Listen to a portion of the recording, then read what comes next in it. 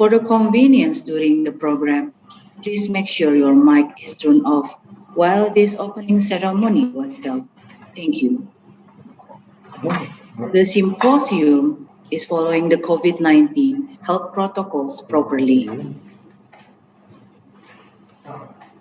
The Honorable Dr. Laksana Trihandoko, Chairman of the National Research and Innovation Agency, BRIN. The Honorable Dr. Engineer Agus Horyono, Head of Research Organizations of Engineering, BRIN. Dr. Yeni Meliana, Head of Research Center for Chemistry, BRIN. Our honorable speakers and moderators, and also all of distinguished participants. Ladies and gentlemen, good morning. Assalamualaikum warahmatullahi wabarakatuh. It's a great pleasure for me to welcome every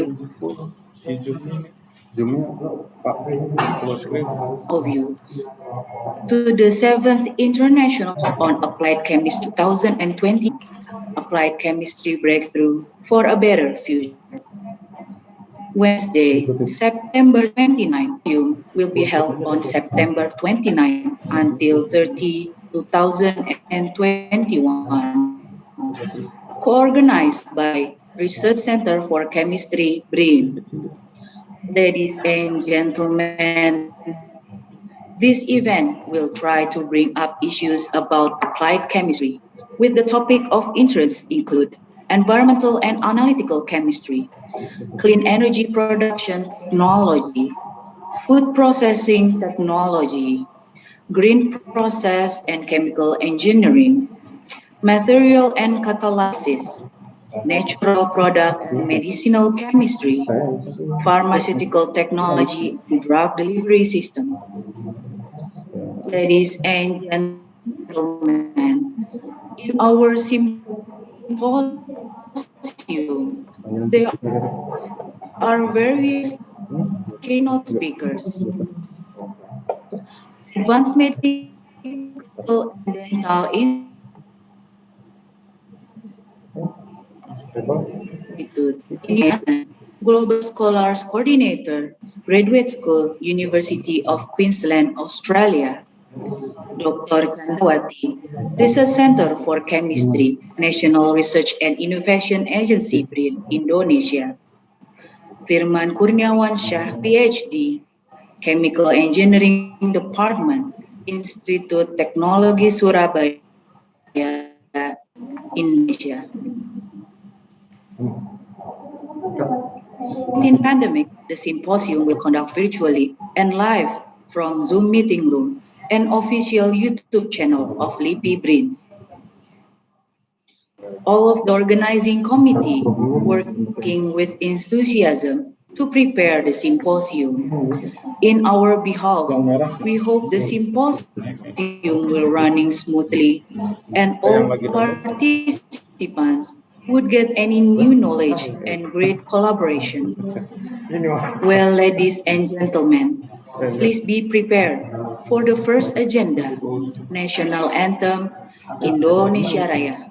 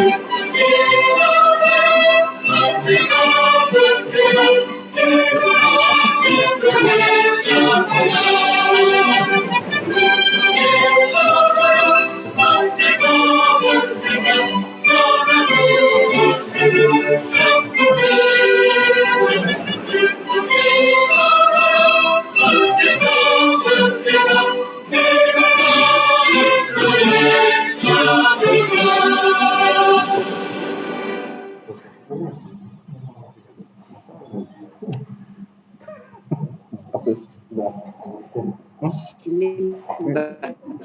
siapa sih ini?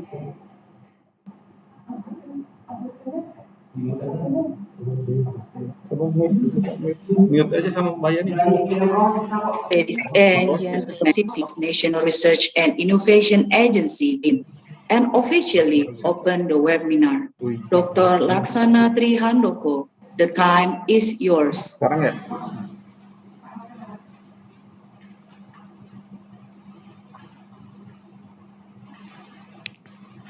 Ladies and gentlemen, it is a great pleasure for me to welcome you all to our ISEC 2021 conference. This is the 7th conference and time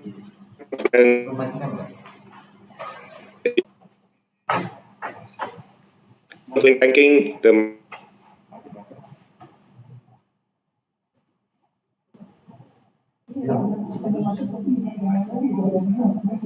chemistry of the pandemic, during which time it has caused enormous loss and damage to people all over the world.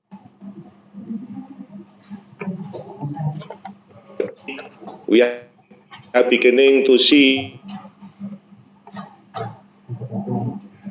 the light at the end as effective vaccines are being launched. A year later, the pandemic has changed the way we as a society have reassessed what is important to us and what we value, how we think about developments in sciences, nature, and the environment. The development of research and innovation ecosystem will be the focus of the National Research and Innovation Agency in 2021 and the years to come. This is an effort by the government paradigm from an economy based on natural resources to an economy based on innovation. As one way for Indonesia to achieve its vision, Indonesia will become a developed country in 2045. Line innovation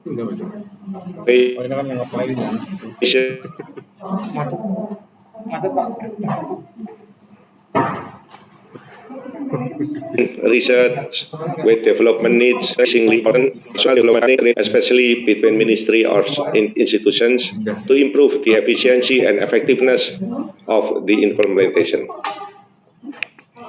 In this occasion, I would like to extend a special welcome to our delegates.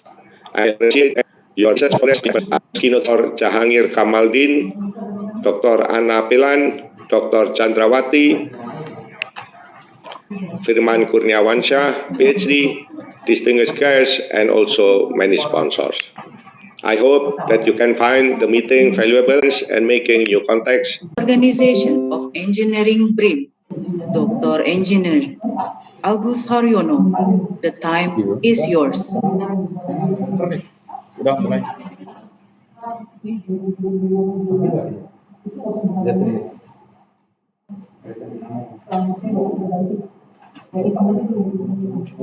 Welcome, ladies and gentlemen. Thank you to Dr. Laksana Trihandoko, Chairman of National Research and Innovation Agency, for your welcome speech. And I also would like to thank each and every one of you for being here virtually today at this important 7th International ISEC 2021 organized by Research Center for Chemistry BRIN. My name is Agus Haryono, Acting Chairman of National Institute of Engineering Sciences, National Research and Innovation Agency BRIN. It is such a great honor for me to speak on behalf of National Institute of Engineering Sciences. Let me begin by giving you a warm welcome to this virtual conference. Before we get started, I would like to express my appreciation to the Honorable Chief Guest, respected directors, speakers, and all our other guests. We would not have done this conference without your participation. I'm also grateful to all the 7 ISEC steering committee members, the members of the organizing committee, and all the volunteers who have arranged such this wonderful program. I welcome all the participants from academia, students, industrial practitioners, and researchers. We are also fortunate enough to get supported by our partners, sponsors, who also organized the scientific conference. This conference is part of BRIN 2021 conference activities aimed to bring together researchers, academia, and industries to share information and their research results. We have also won this conference will reach the objective of this conference on accelerating research and innovation on applied chemistry for inclusive and sustainable industries. As you are all aware, the current situation of COVID-19 pandemic, this event should be conducted virtually.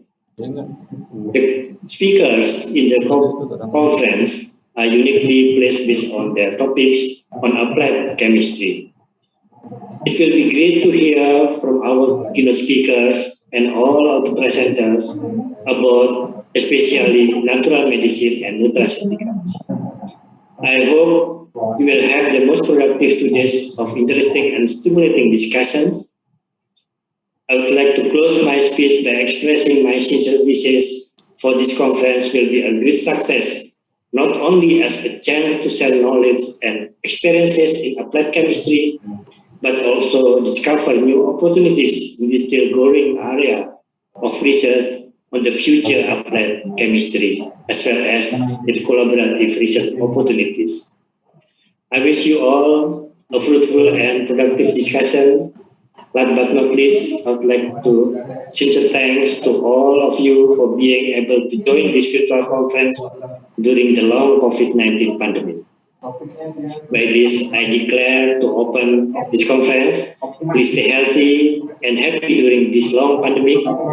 Again, thank you very much and enjoy the conference.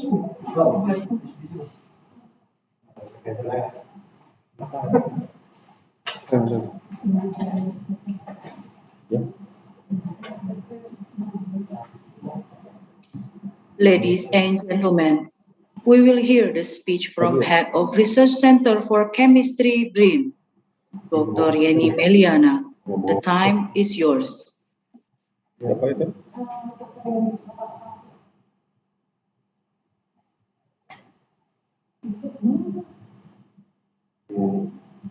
Good morning to one and all present, respected to Dr. Laksana Trihandoko, Head of National Research and Innovation, Dr. Eng Agus Haryono, Presiding Officer of Research Organization Science Engineering, dear colleagues, keynote speakers, organizers, committees, and all participating delegates.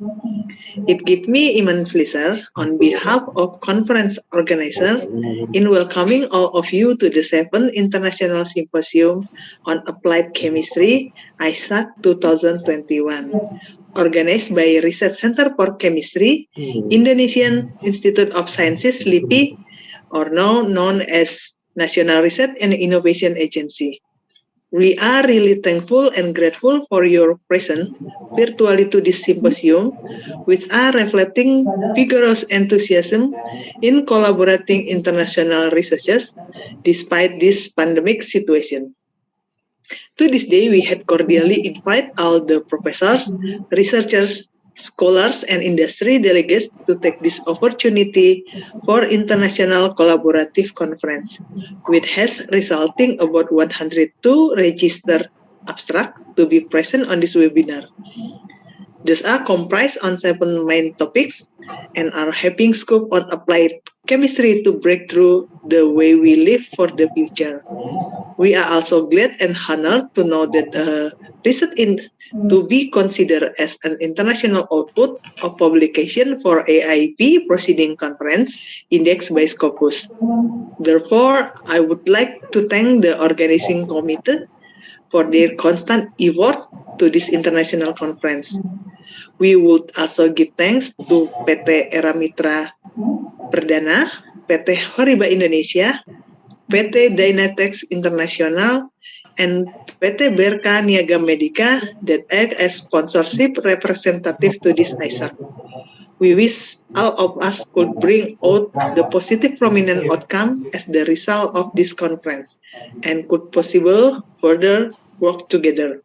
We are very confident that this conference will be very successful like every other years, and we request your cooperation to make it memorable.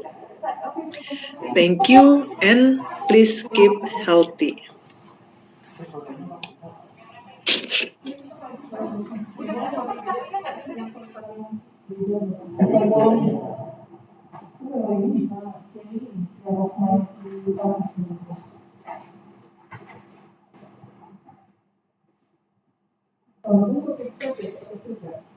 Ladies and gentlemen, we will also hear the speech from the chair of 7th International Symposium on Applied Chemistry 2021, Dr. Muhammad Al-Mutaki.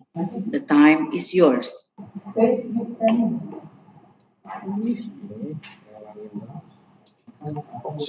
Warahmatullahi wabarakatuh. Distinguished delegates, speaker, ladies and gentlemen, good morning everyone.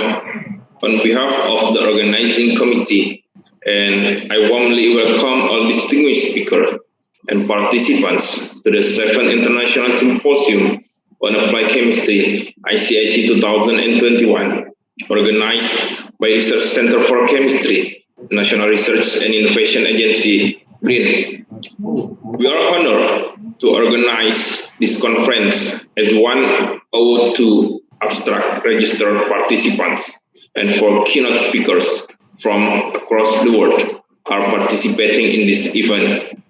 During today's conference, there will be present about 102 abstracts covering all aspects of applied chemistry and the topic of interest of the 7 topics in the ICIC meeting. We are also honored as all accepted peer-reviewed papers will be considered for publication in AIP Conference Proceedings Indexed by Scopus. Here, I'm delighted to acknowledge the incredible support from many research institutes and universities, and also special thanks to PT Ramitra Perdana, PT Horiba Indonesia, PT Dynatex International, and PT Berka Perkasa as sponsor in this event.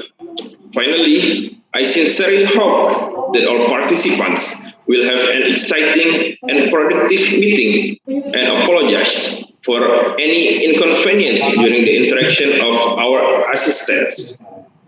I hope all of you will have fruitful and rewarding deliberation at the 7th International Symposium on Applied Chemistry, ICIC 2021.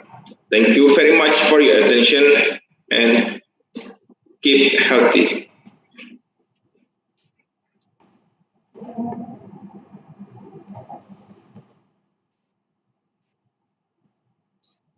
Ladies and gentlemen, we'll move into the next agenda, screen capturing session. To all of guests and all participants, please turn on your camera. We will begin the screen capture. 1, 2, 3, started from page 1. Page 2. Page 3. And page 4. Thank you for all your cooperation.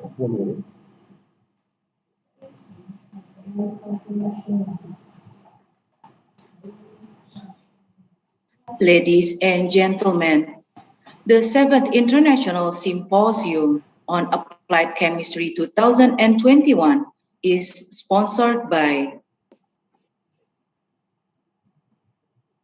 Era Mitra Perdana,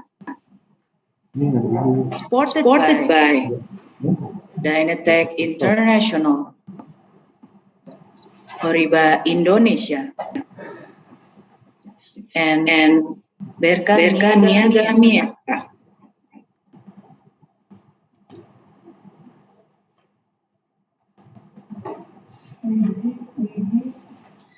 Ladies and gentlemen, I would like to invite our sponsor, Era Mitra Perdana. Era Mitra Perdana, established in 1996, holds the role of sole agent, distributor advanced material research laboratory equipment, be it this phase area, porosity analyzer, analyzer, DTA, thermal conductivity, particle size, potential, other general laboratory equipment. I would like to invite of Era delegation, Mr. Muhammad Rifai, product support of Era Mitra Perdana. Mr. Rifai, the time is yours.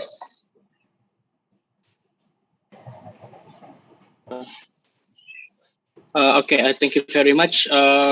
First of all, I'd like to ask permission to share my screen first.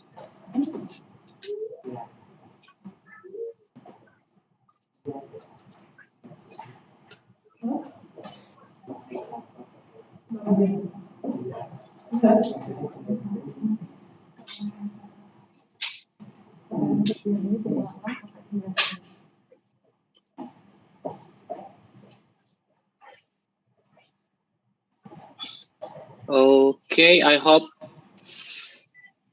my screens are already visible by everyone in here. And okay.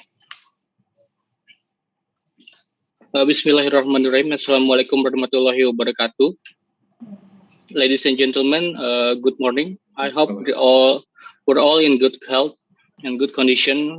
First thing first, I'd like to introduce myself. My name is Rifai, as a product specialist from Era Mitra Indonesia. I'd like to say thank you for the organizer and everyone here to give us PT Era Mitra the opportunity to join this event. On this particular event, we'd like to give a short introduction on our company as a distributor and couples of our flagship products in this presentation. PT Era Mitra started in 1999 as a distributor for laboratory instrument which specialized in material science research. During our journey, we managed to have a very good relation with hundreds of customers all across Indonesia, from government institutions, private manufacturers, universities, and research institutions such as LIPI and many other customers.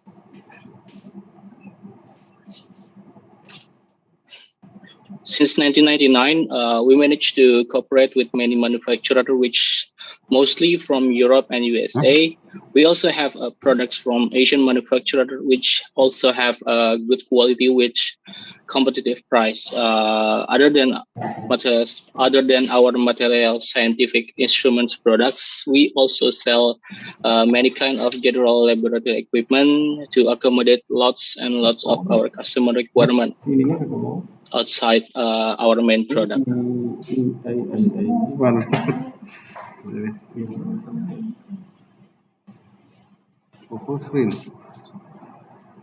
These are our main product, which these are our three main products. The first one is micromeritics, and then also Picaro and Lindsay's.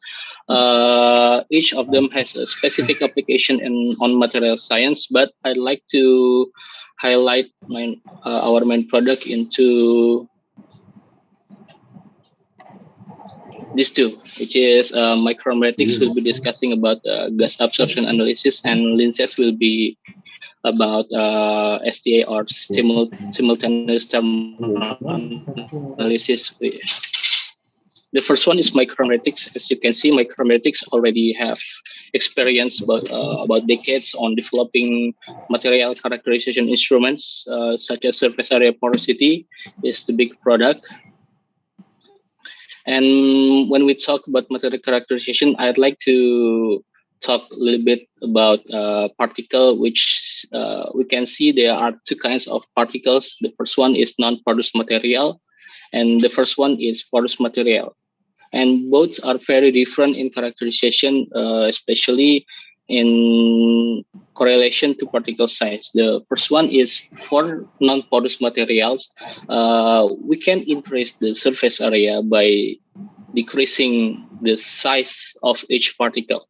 But for non-porous material, decreasing the size of each particle, not always increasing the surface area. Sometimes the bigger particle already has a bigger surface area. This is the method that we can use to characterize porous material, which is gas adsorption method for measurement of porosity and surface area.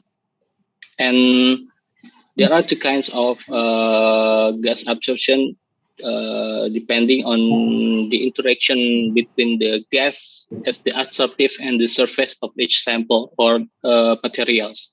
The first one is physisorption, which physisorption is the event when the adsorptive or inert gas reacted or contacted with surface, but there are no reaction at all. There are no bonding or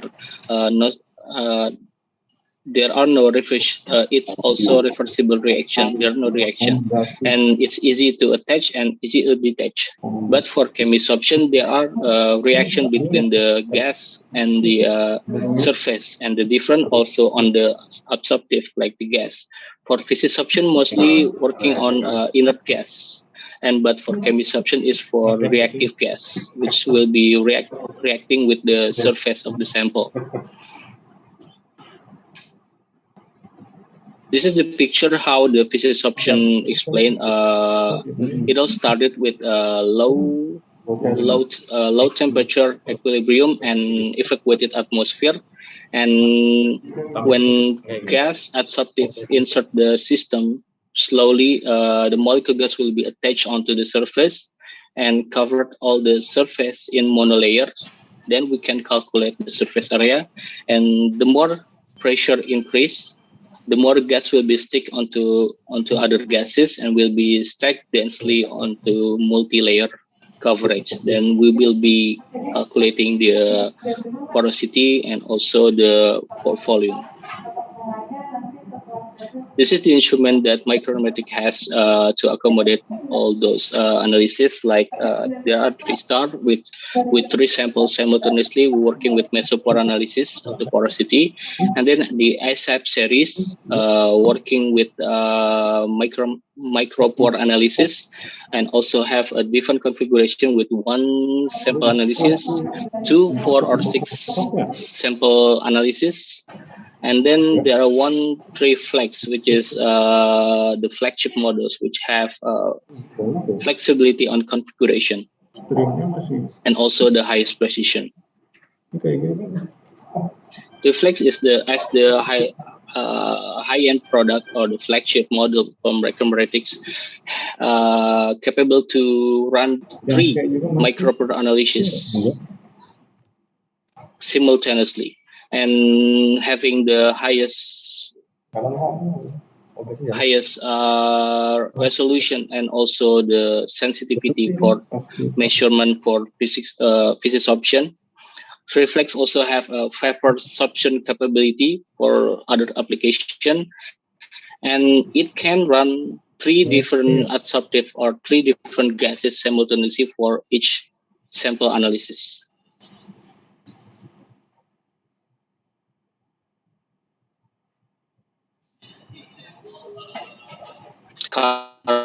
Carbopac F, which run on a 3 flex. As you can see, the reference, the red arrow, the red the red spot or the red isotherm as the reference was done by Crook et al. Langmuir, Fall 15, number 4, 1999. And when Reflex try to rerun the same experiment, it gets the lower relative pressure. I think it's almost 10 to 6 relative pressure. This is also an example data for ZSM5 sample, also run on Reflex. As you can see, the low pressure ZSM5 data, equilibrium data, exceeds the expectation, which relative pressure can go below 1/10 to the 8. To the -8. The next lineup is chem resorption analyzer, which we can run temperature program reaction and also active metal surface or percent dispersion and also acid strength on Catalysis. The lineup is start from Chemisop, which is still a semi-automatic analyzer, and there are also AutoChem, range dynamic chemisorption, and there are also ASET 2020 Chemi and Chemisorp high throughput, which run static chemisorption, and the last one is Reflex Chemi TCD, which also run dynamic chemisorption, the same as AutoChem 2920. This is typically the most high-end on the chemisorption analyzer from Micromeritics, which has capability of dynamic chemisorption for temperature program analysis such as TPR, TPO, and TPD for acid strength. And it also have capability for manual and automatic loop injection for pulse chemi, and also analysis for metal dispersion analysis. It also have a built-in up to 4 built-in mass flow control for more precise gas flow.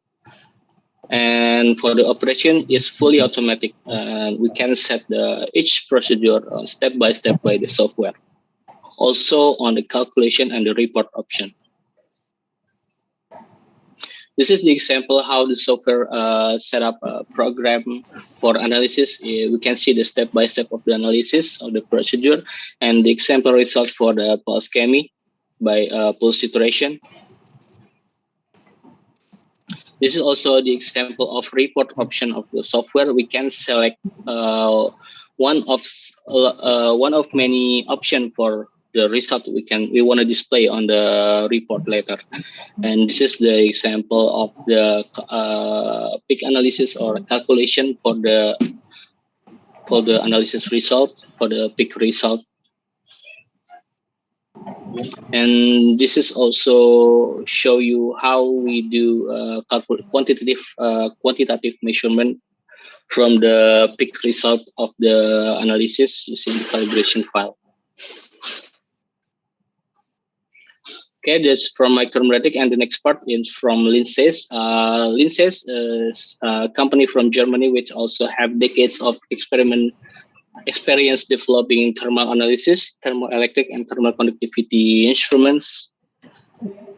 And we like to highlight the presentation on the STA or simultaneous thermal analysis, which it can run simultaneously measure thermogrammetry or TGA and heat flow measurement or DSC in one analysis with one sample. There are 3 different configurations depending on the resolution of the instrument, which is for the TGA.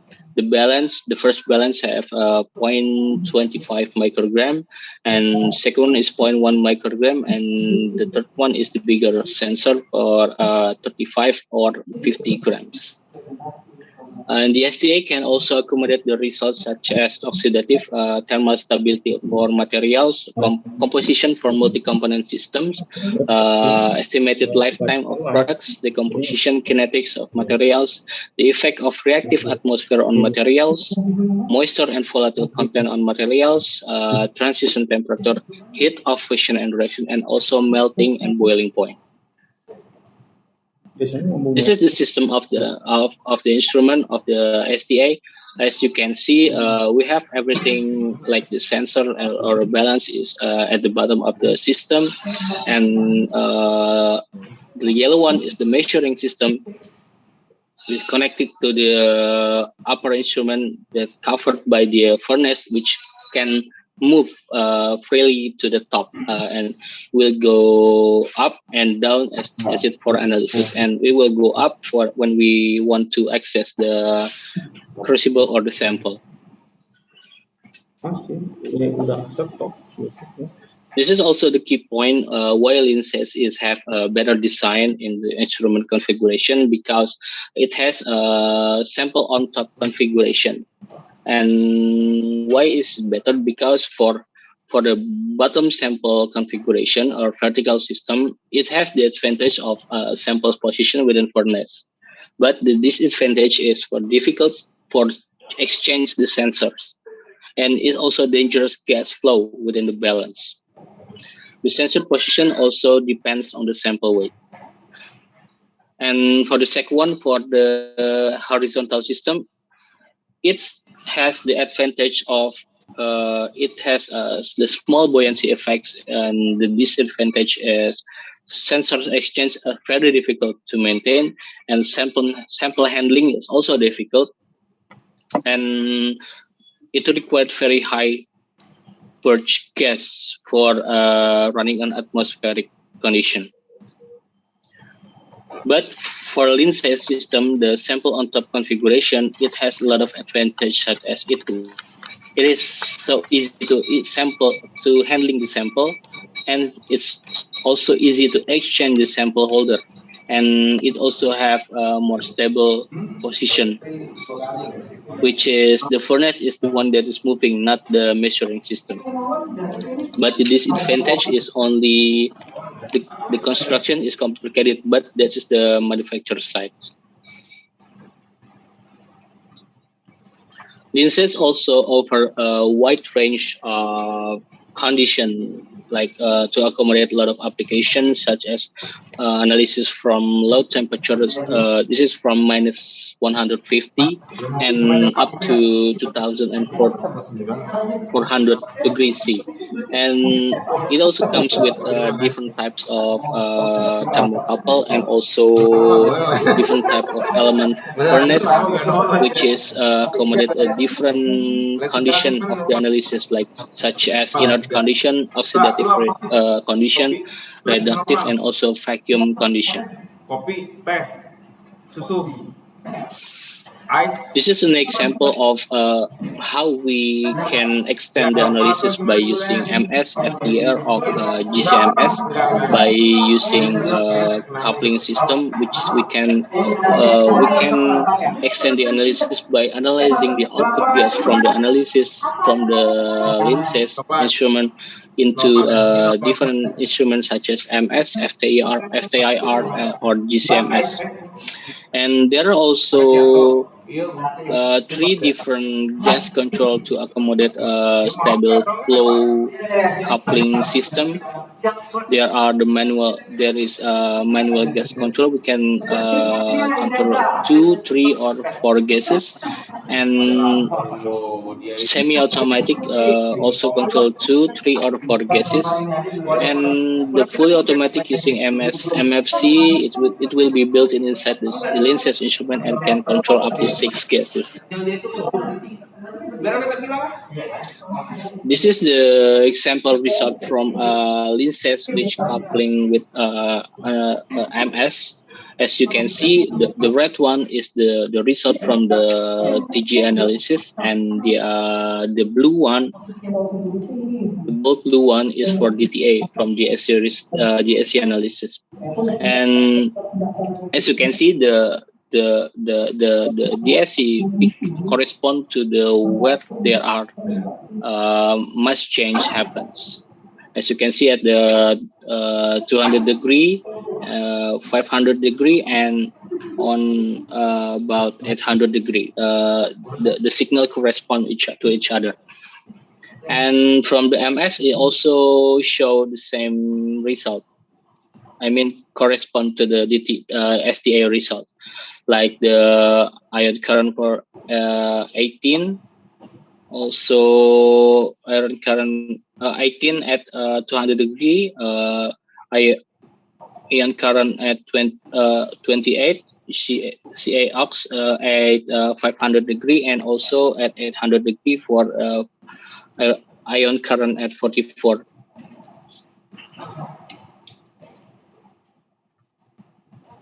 The next example is also from the decomposition of rubber running on STA. As you can see, the TGA result shows in blue graph, and the AC result is in purple. And you can see each peak is correspond to each other. That's why one advantage that we can run TGA and DSC at the same time simultaneously, and with one sample we can get two analysis more precise because it was run in the same condition and the same time. This is another example how SDA can also accommodate fast analysis. It was run about 10 minutes. As you can see, the heating rate and the cooling rate is quite fast, and also can see the result of the TGA quite precise. Okay, in summary, that was our flagship models, and as a distributor, we hope we can get the customer the product which has good quality and the competitive price, and not only selling the instrument, with also doing the installation and training for the end user, so the end user can run the system or the product we sell well running. And we also sell the accessory and also the spare parts for each instrument we sell. And for highly sensitive instrument, we also offering the contract service to do regular or annual preventive maintenance.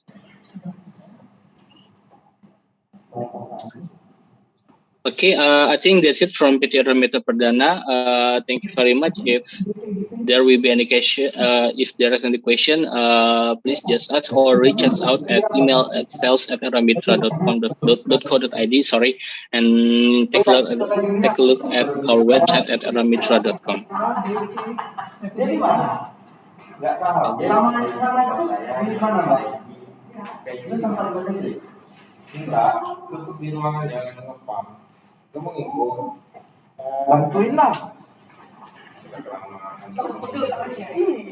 Ladies and gentlemen, this is the end of opening ceremony. We will have break time from 9:20. I will repeat, from 9:16 until 9:35. The plenary session 1 will be begin at 9:35. Please ensure you log in into the main room. Thank you very much. To all participants, the committee already renamed the Zoom ID according to the participants' category. Please ensure the Zoom ID is correctly written within the format after you are logged in into the Zoom meeting room. Thank you.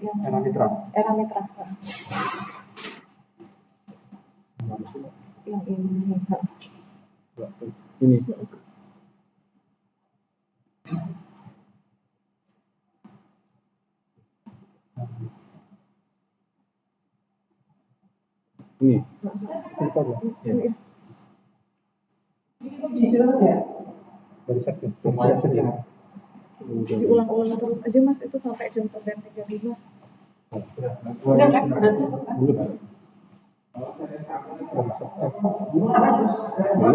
Bisa ya? Udah belum?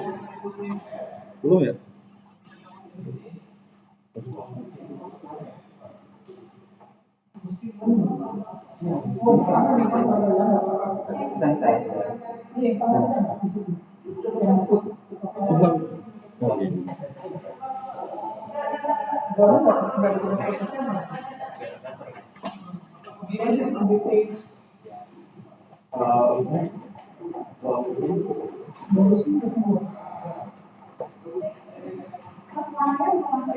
Belum mau, tapi belum diklik ya.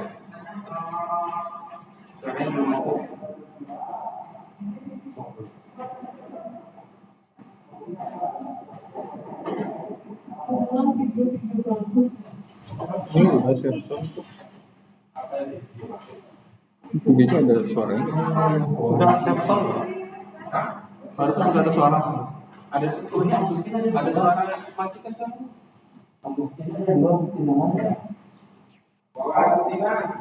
Kalau Agustina itu sus. Kalau Agustina sus Andreani itu. Kalau Agustina itu enggak Agustina sus Andreani. Agustin aja Agustin.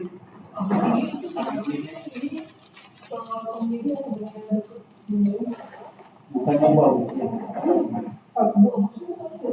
Agustin Sosialawati. Tapi dia double. Videonya ada suaranya nggak? Ada suaranya kok, sudah di set. Itu ada suaranya di situ. Nggak ada suaranya, nggak keluar ya?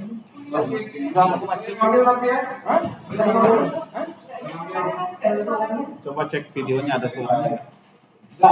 Maksudnya di play videonya.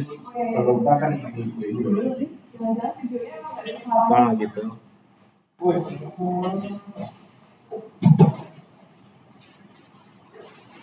Terus barusan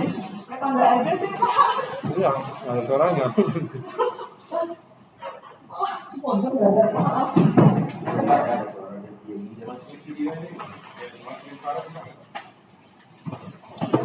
Kasih apa? Kalau masih jadi itu apa betul? Ki-nya ganti ki. Erik ganti ki.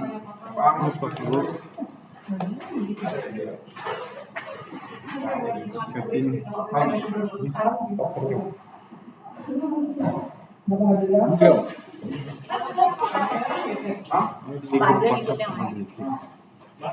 Enggak.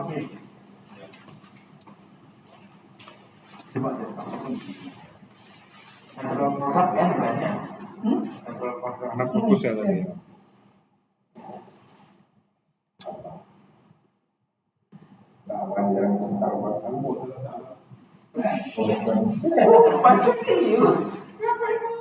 Ini 5 cm. Oh, tulis. Apa?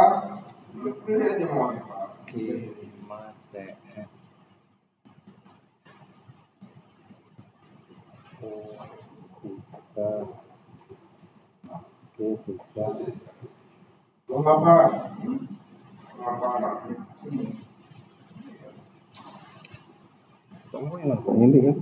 Saya yang 4. Yang bawah.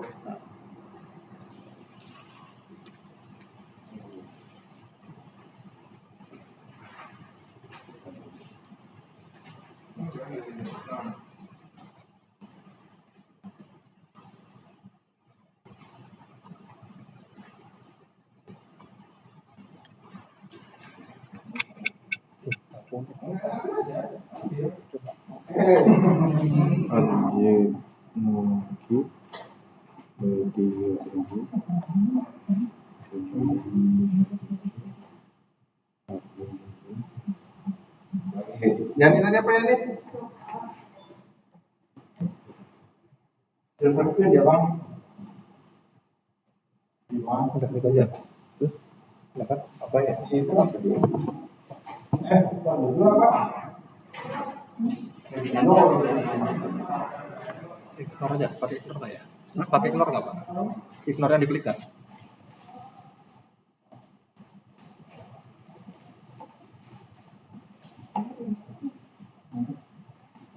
Oh saya.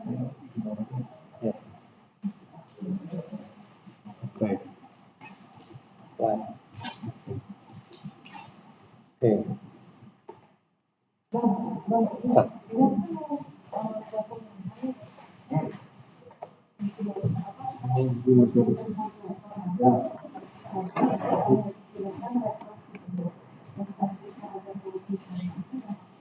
Ya, tolong dipercepat ya.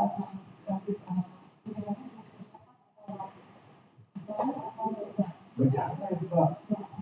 Lihat aja, ya itu pasti dia menyampaikan, nanti dikasih uang ya.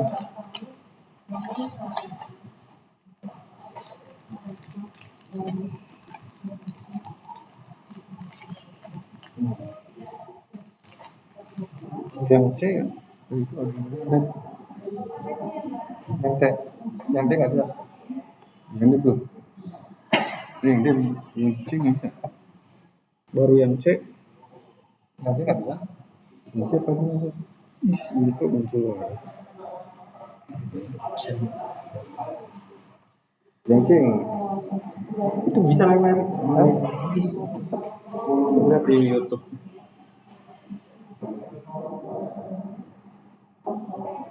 Ini yang tiga nih, yang C.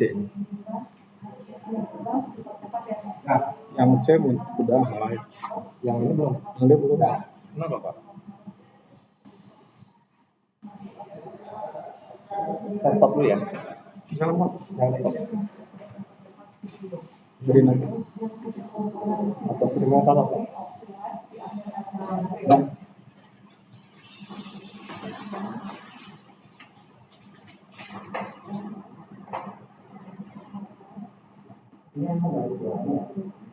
Tuh yang C.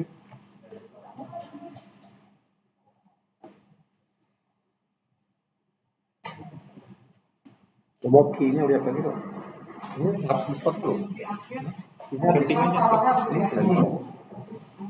Nggak bisa di-solve ya? Udah stop aja. Stop dulu. 935 ya, benar ya? Ini sampai Keempat.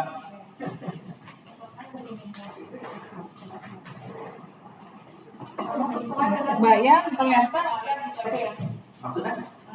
Sesuai? I5.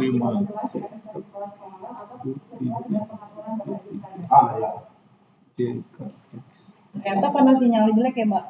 Tadi saya salah confirm ke Mbak. Saya pikir karena laptop orang yang salahnya kan. Nggak tahu, mau coba? Jadi bagus, itu hasilnya tuh. Sulit video.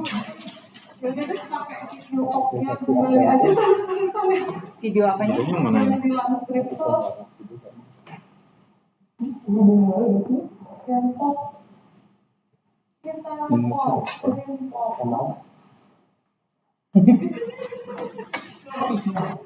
Sorry Mbak, saya nggak tahu. Awas sih.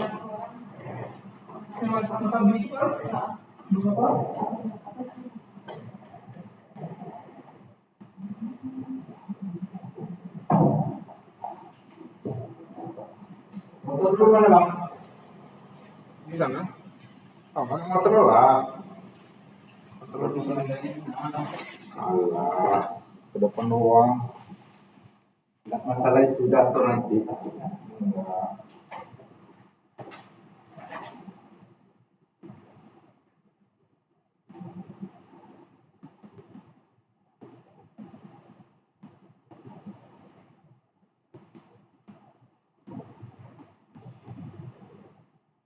Paling dulu.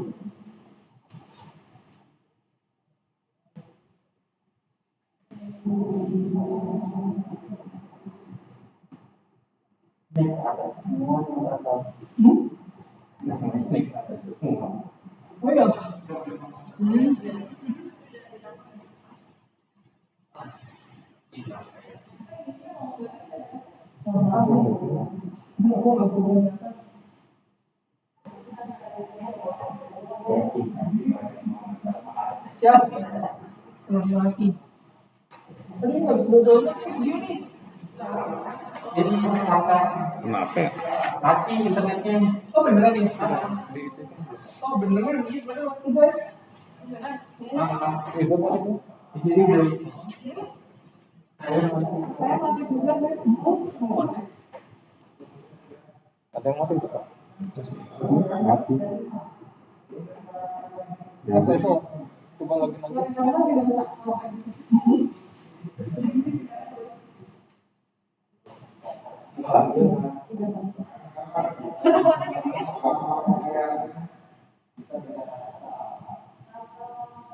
Ingat aja kali ya.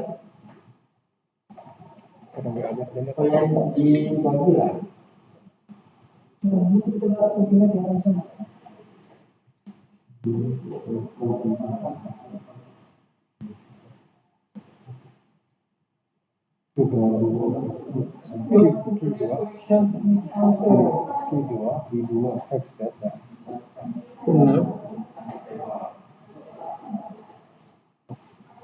Ininya apa?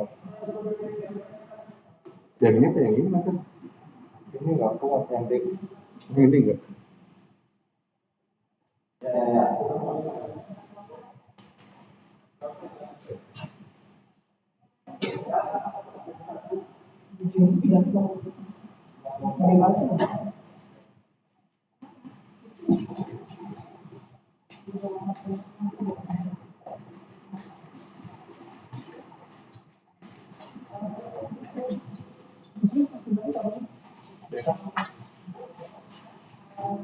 Tapi curang deh. Yang namanya des satu. Ini deh. Hebat ya. Lobbynya bagus. Itu Bu Ani yang minta terima. Bu Ani kan udah 3 ya. Maksudnya 1. Itu di Kompas dia 1. Korea ya. Nama dia berarti. Di Mas Hendrik itu pakai nama Bani. Namanya kerjanya Bani. Pakai nama dia. 11.50 di mana ya, Mas? Terserah Ibu, kita ngikutin. Kalau menurut Ibu baiknya di mana, Bu? Yang cerah aja. Di depan gedung 452 atau SPSN. Atau depan SPSN?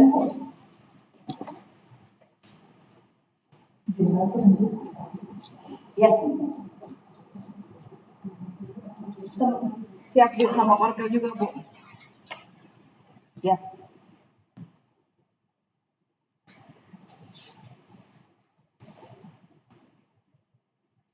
Siap Bu. Terima kasih banyak Bu.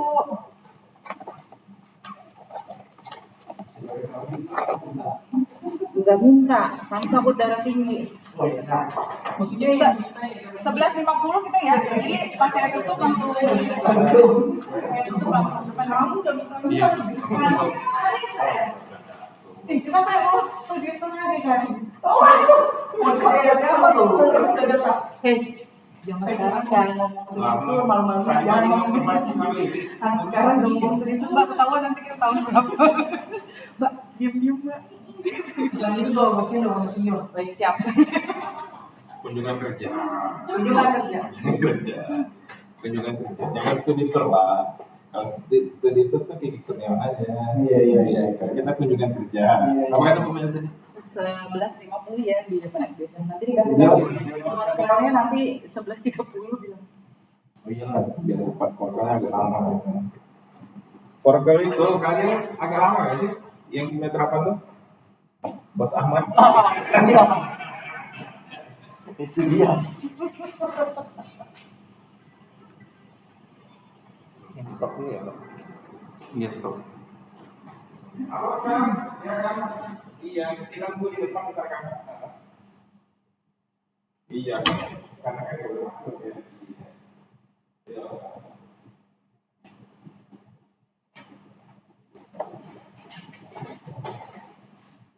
Waduh, buka. Wah. Ini yang ini. Apa? Bos, lu urus nih bos. Apa ya? Dikunci itu kan. Ya. Ada laptop gua lagi belum buat PPT ya. Astagfirullah emang battery ini kelakuan. Nggak usah aja dikasih. Nanti lihat uang minum. Bukan masalah itu aku mau buat PPT. Itu laptop banyak. Lu tinggal pilih. Bahan ke laptop gua. Ini kan hijau. Iya. Ini mana yang kuncinya ini? Itu lah lo kan. Pak ini kuncinya mana ya Pak?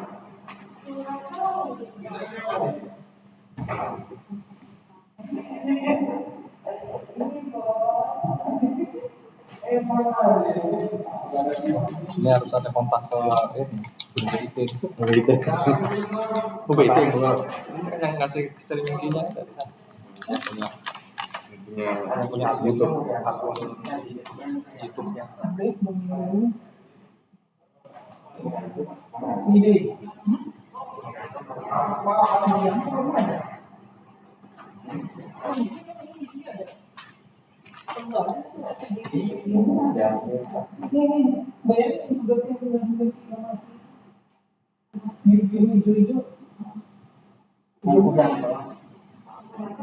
Oh, ini ada dua ini, sorry. Yang sebelumnya. Yang sebelumnya. Jadi, enggak hilang ya. Ini baru lagi. Ini.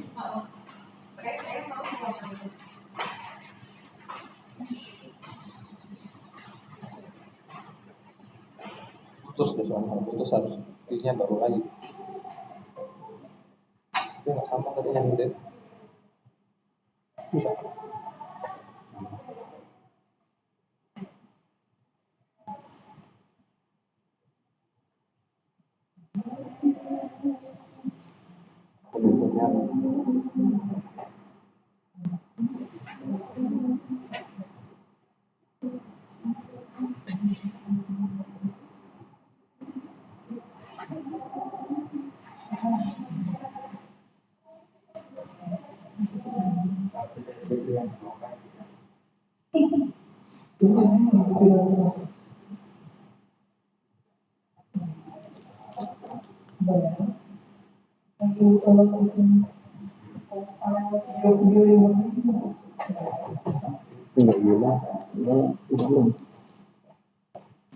Nggak sama. Udah. Oh, belum di auto sama siapa?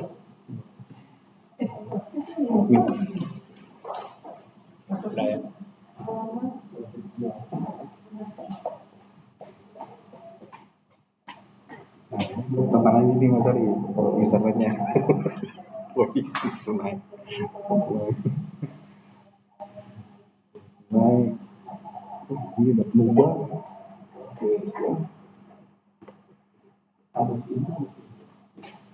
Obatnya sudah jalan. Yang ini kopi.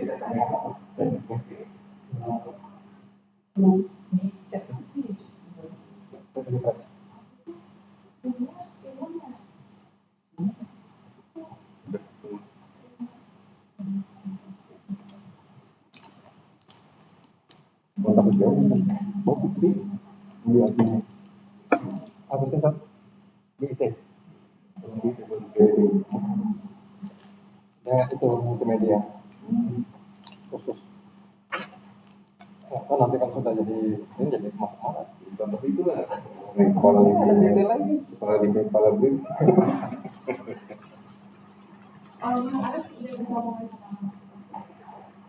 Kayak ini.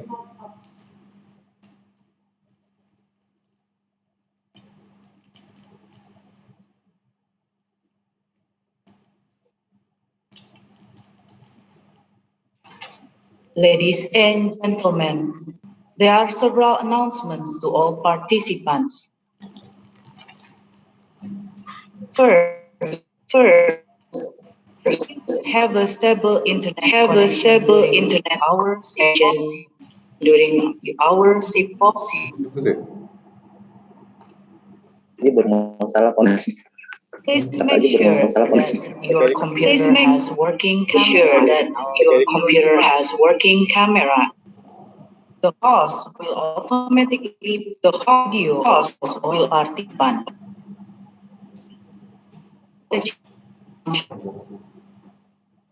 Questions to the ongoing discussion in the session. Questions to be forwarded to the other room in the session. Change to the other room not in the particular session in committee. Dear keynote speakers, moderators, and all participants, please don't forget to moderators and all participants. mau bisa habis connect tuh. Itu ada live di YouTube-nya, jarang kan? Masih nggak mau. Satu, 4. Is rename Zoom ID according to your category up into the correct in the parallel session. To all participants who would like to ask questions, please state your name, institution, and also the panelist name that you want to deliver the question. Ladies and gentlemen, we will begin the plenary session 1. We will have the first session of presentation with the topic of the thalidomide tragedy, importance of applied chemistry, advance in medicine development, Dr. Jahangir Kamaldin.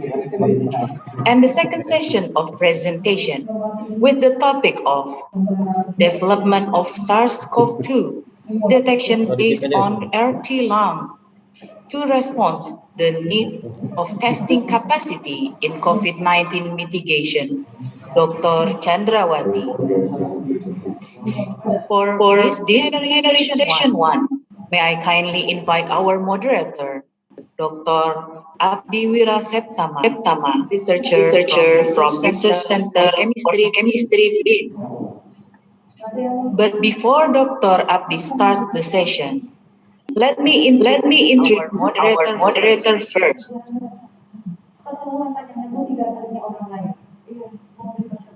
Harus siapin. Kalau nggak ngedit, nggak ketanyain. Itu sangat nggak adil bagi peserta lain. Ya maksimal 12 menit.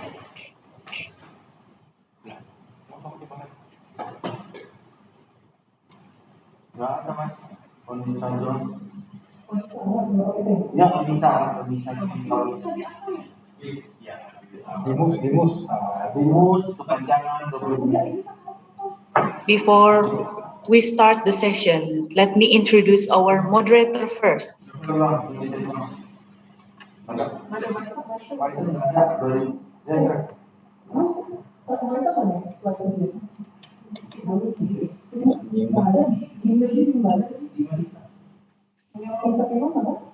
Dr. Abdi got his PhD in pharmaceutical sciences of Songkla University, Thailand. Master Science in Pharmacy, University Kebangsaan Malaysia. And undergraduate from Universitas Sumatera Utara, Indonesia. Currently, Dr. Abdi is one of the researchers from Research Center for Chemistry. Previously, Dr. Abdi is senior lecturer. In Faculty of Medicine, and he got his postdoc fellow. Finally, for University of Thailand, the time is yours. Finally, Dr. Abdi, the time is yours.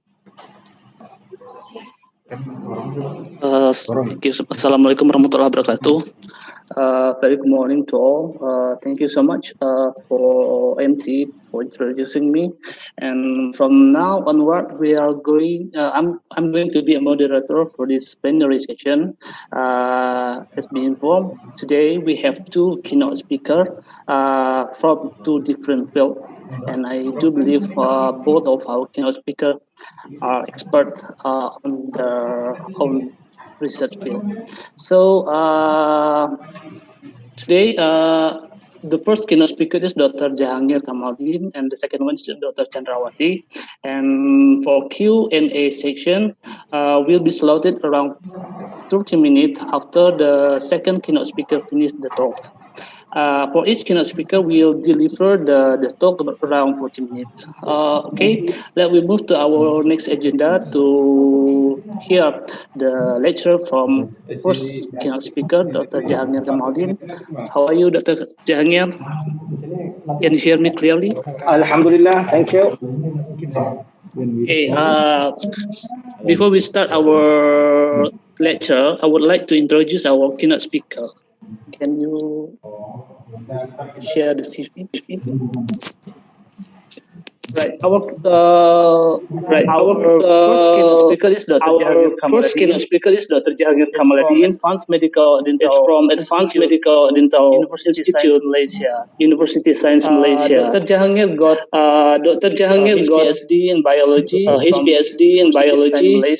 University Science Malaysia, and got her MSc in biology at the same university, as well as her undergraduate at the same university, as well as the undergraduate from a senior lecturer in Malaysia. University Science Dr. Jahangir also he is OECD a senior lecturer at University Science Malaysia. He is OECD GLP registered lead inspector. ISO 1700125 registered lead assessor. ISO 9001 certified leader auditor. 485 GMP internal auditor. ISO 13485 GMP internal auditor. And the last NPRGCP certified OSH stationary.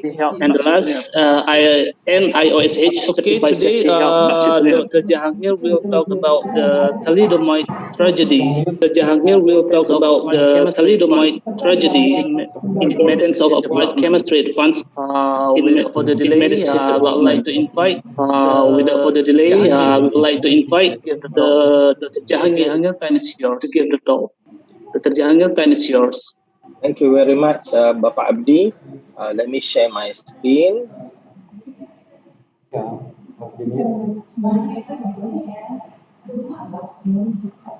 Pak, kalau suara saya hanya di YouTube aja ya Pak yang gemar ya Pak?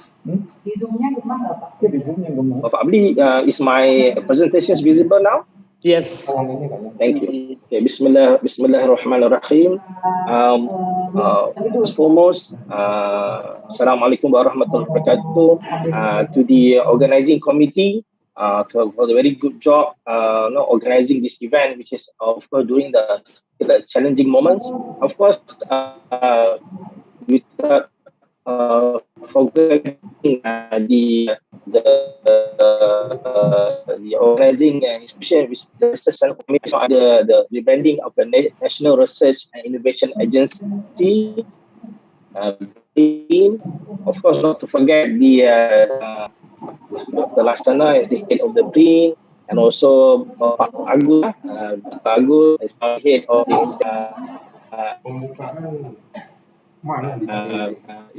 Ibu the RCC, and of course Dr. Muhammad, the chair for the symposium, and of course not to forget Dr. Tini, our connector, our collaborator. Siapa Kak? Saya tuh bingung tadi Mak, kok nggak ada yang ngeluarin CV-nya ya? Kok nggak ada yang recording in progress. CV-nya masih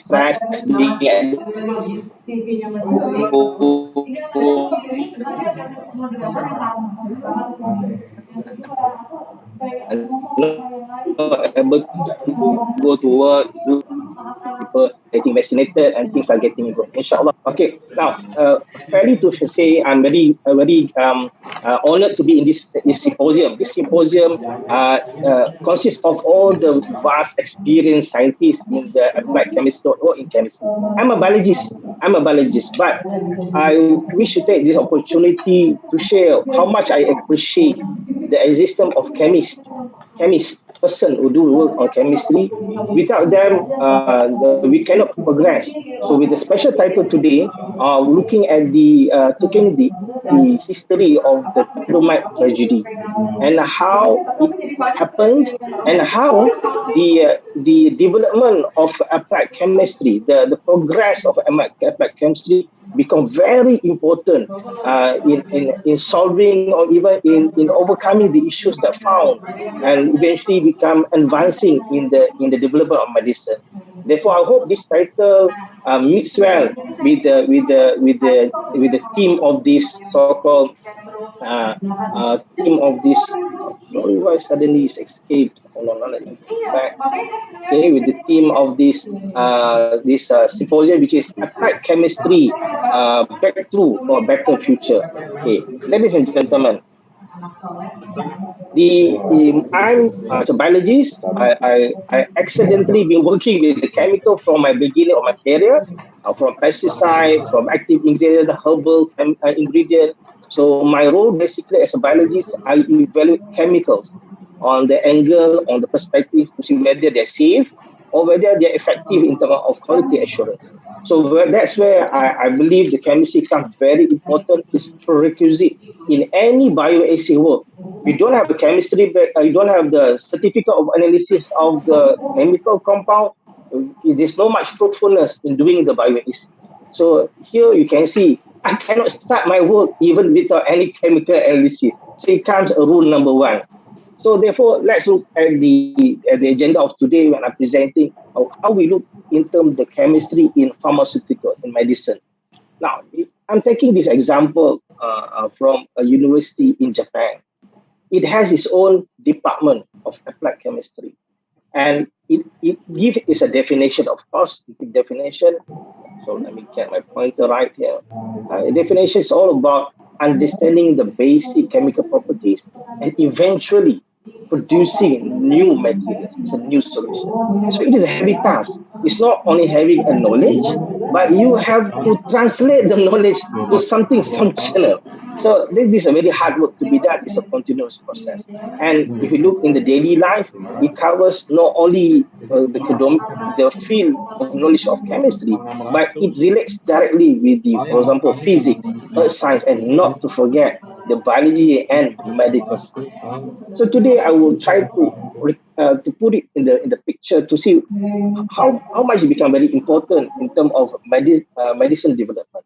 So ladies and gentlemen, if you put applied chemistry, it's very wide, but I want to put in these two very important perspectives, whereby one on, I put it my abbreviation, CC means chemical characterization.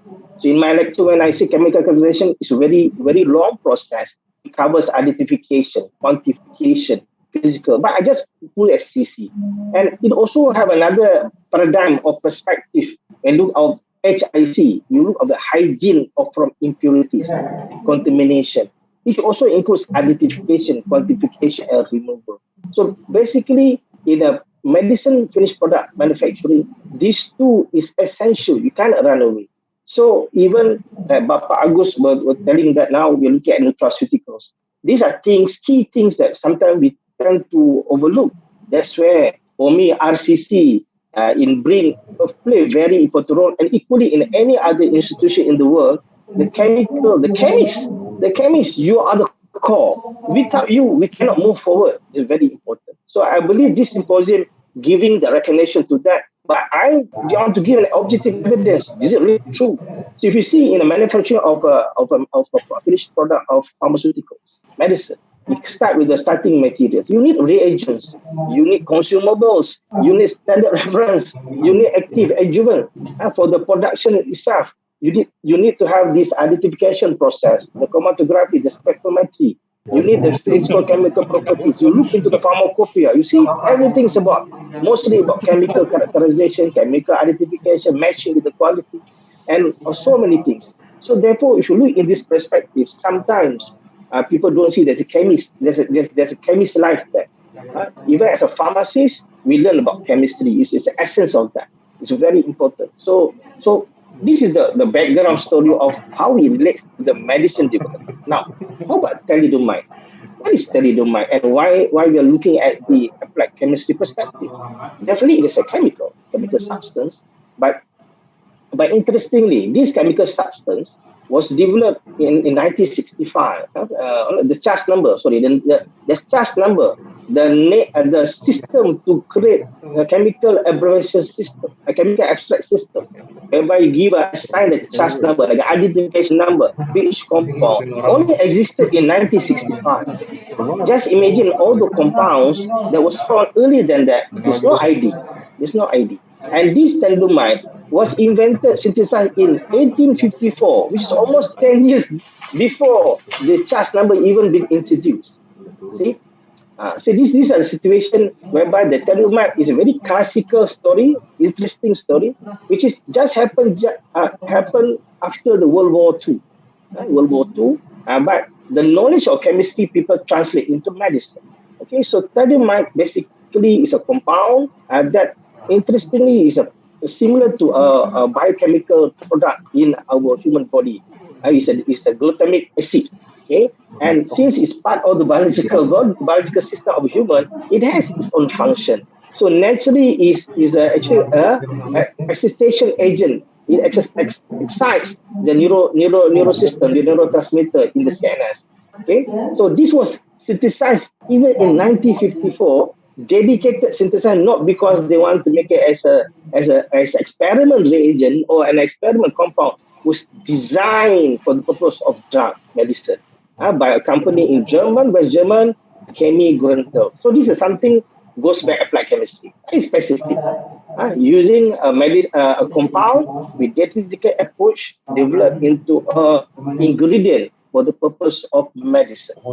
Now, looking at the so-called the development of the applied chemistry, if you see that, as earlier mentioned, thalidomide was developed between in 1954. The development synthesis started in 1950s, around that. Now, then you compare with the advancement of the isomer chromatography. Earlier, I was in my earlier slides. This is an isomer. It's an isomer. It has its own the isometric component, and therefore at that time you can see how it developed. You see, 1970s. Only then the HPLC existed. Before that, there was no HPLC. So just imagine drug being developed without all these technologies. You don't have the chromatography system in place. All these are not here. These are all critical elements or technology needed for chiral chemistry, but it was not there at that time. Okay, so these are the enablers that will allow, without this work, these are very hard work done by chemists worldwide, by applied chemists worldwide, that enable new technology which allows better understanding of the active ingredient for the medicine use. Now, looking at thalidomide, the character, right, is a compound that is called racemic. I think you know better than me, but this information was not available at that time. You can imagine, with all those apparatus or the technology, they know they have the compound, which is thalidomide. They know is a derivative of the glutamic acid, but they might even know the character, might never known the character of the racemic properties of this compound. Looking at, they don't even have the technology at that time. Okay, now why it's become a tragedy? Why thalidomide is tragedy? It's a compound. Now, this the development happened around 1950s, whereby they developed mimics. This compound mimics. Remember, this thalidomide is synthetic, but it mimics glutamic acid derivatives. Okay, and it is specially designed as a sedative drug. After the post-World War II, people have a lot of stress, people have the anxiety, depression, so they need drugs to make them sleep. So this sedative drug become very important, essentially a good marketing. At that time, it's a very big demand of business. So therefore, there was a push. Why sedative drug had a push? The question, why so many drugs? Why suddenly you look at sedative drugs? That's one of the reasons. Because of the post-war scenario, there was a big business opportunity. Again, you can't run away. The basic life of system, there's always a push for demand and also supply. So looking at the demand, so it definitely pushed to the development of a drug for sedative drug. So it was originally meant to give sedation, to enable people to sleep, okay, from the to recover from the depression and so forth. Okay, now in 1950s, it is not common. In 1950s, it's not common for any medicine ingredient, active ingredient, it's not common to test for fetus safety. Nobody do that actually. People don't think about that. So therefore, the thalidomide was never tested on pregnant animals. It was tested in animals for safety, but only on healthy animals. And this is another issue that I want to mirror the current development of nutraceuticals. We rarely see people do investigation. What's the impact of nutraceutical, the natural products on the pregnant model? We never do that. We only do mostly we do on the healthy rats, healthy rabbit, and we declare the product safe. But see, looks what happened. This is the things happened in 1950s, many years back. Of course, that time to blame them, partially is not because there's no technology available and it's not common practice to do testing on pregnant or on fetus of animals. Okay? So it didn't happen that time, but they did animal tests on healthy adult, rats, mice, they did that and showed this compound there's no LD50, it doesn't kill. You cannot get LD50 more because this compound is part of the body. It can be metabolized, but again, it have functional, but it's okay for adult non-pregnant animal, no issue. So therefore, it was approved in 1956, okay, to be marketed in Germany at that time, and because the product was so good that it gave a relaxant to people's sleep. It was intended for adults, but nobody considered thinking about issue of what happens if pregnant ladies took this medicine. Nobody really put in the picture that. But not only became a popular sleeping aid, but suddenly in 1961, after only a few years, you see, it was marketed in 1957. Within 5 years, it has to be withdrawn from the market. 5 years. So it went into the market and people found something and eventually has to be withdrawn. Why? What was the issue? Let's look at that. What happened was, it was a good sedative, made people sleep, but not only that, indirectly, when pregnant women took this, it also resolved their morning sickness. Anak mengandung, enggak ada lagi. Morning sickness. Jadi, bisanya, menarik we will take more. So therefore, indirectly, because of this benefit, which is not the original indication, the pregnant ladies took this because it provides them relaxation to sleep. Not only that, relief from the morning sickness, which is for pregnant ladies very important. But at that time when they took, nobody realized, but eventually there was cases happening between October 1957 to 1961, people noticed these babies are healthy physiologically, but anatomically having problem. They have problem with the upper limbs and the lower limbs being deformed, but they're healthy. They can really do their normal life as a children, but they have a problem with this deformed upper limbs and lower limbs. And only within 5 years, they produce about 300 million tablets and it's affected 10,000 babies. Those survive pregnancy.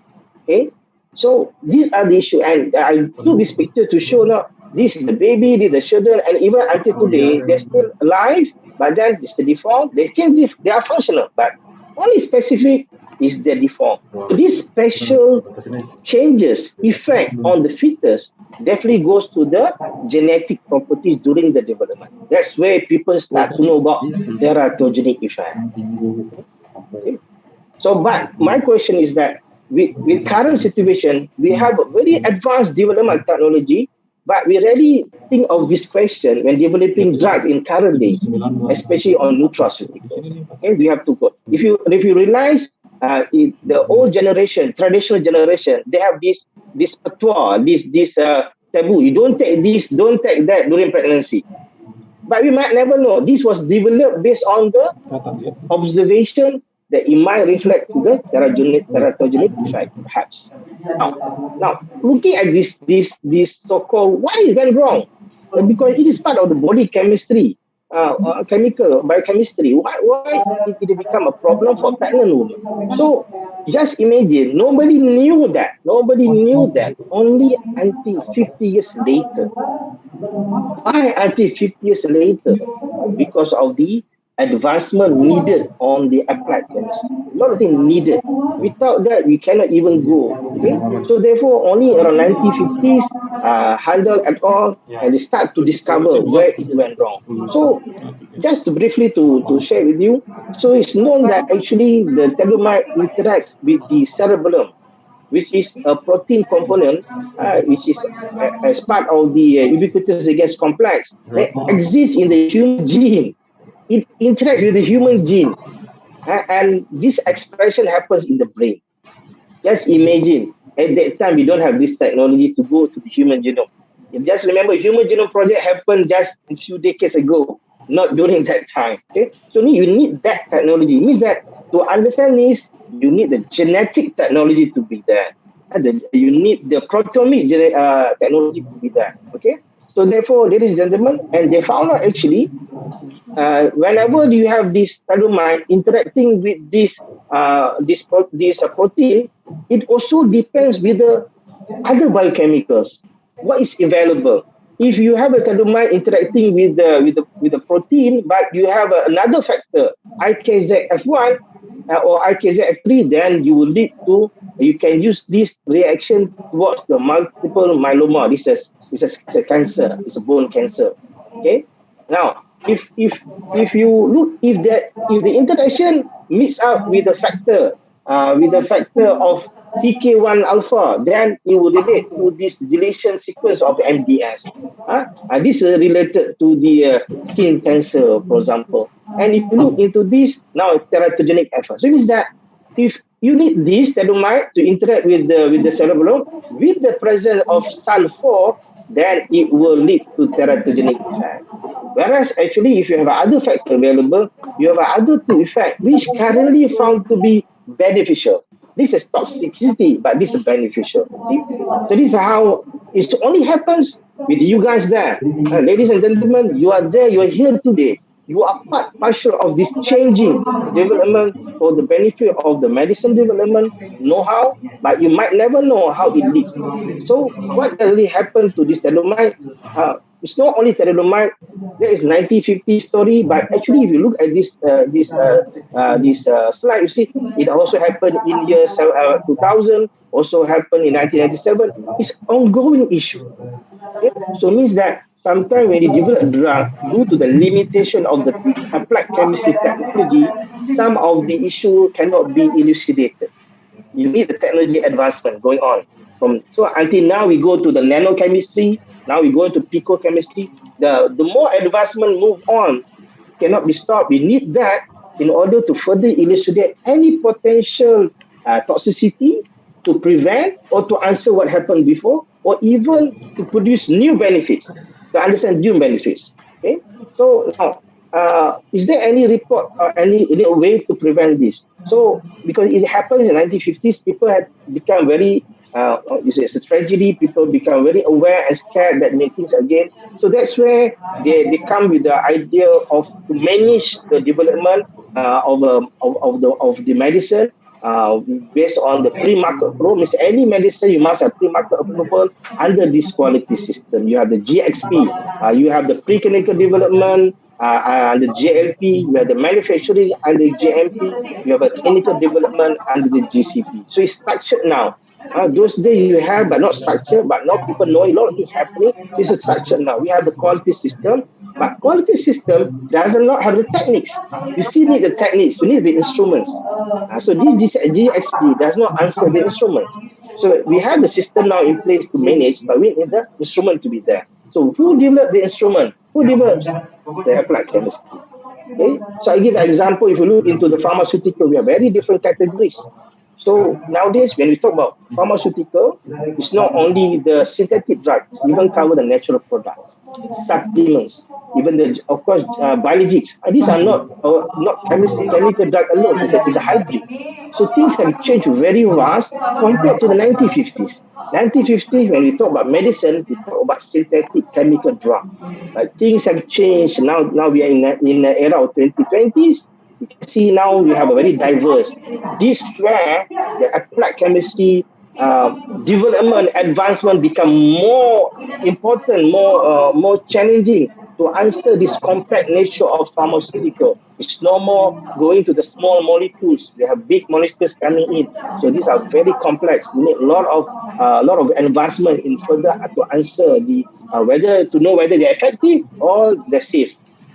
Now, I give an example. This is like GMP, GLP, GCP, which I mentioned just now, the GCP, GXP, but realize that this step, you need the chemical characterization, cannot stop. You need, for example, when you develop vaccine prototype, you need to confirm the identity, the biochemistry of it, before you can go to the preclinical. When it comes to preclinical, you still need the biochemistry of the what do you call it, analysis of urine, analysis of the blood chemistry. You need to check whether there's a toxic material there. You need chemical characterization. Then you go to clinical trials, same thing. You need. So all the way until the product safety, until the product be marketed, you cannot run away from the applied chemistry being used technology in terms of chemical characterization. It's a very key tool. And this is where all of you play a very big important role towards doing this. Without this, we cannot affirm what we are dealing with. We need to know the identity when we deal with something. So there is a crucial to any process of pharmaceutical or medicine development.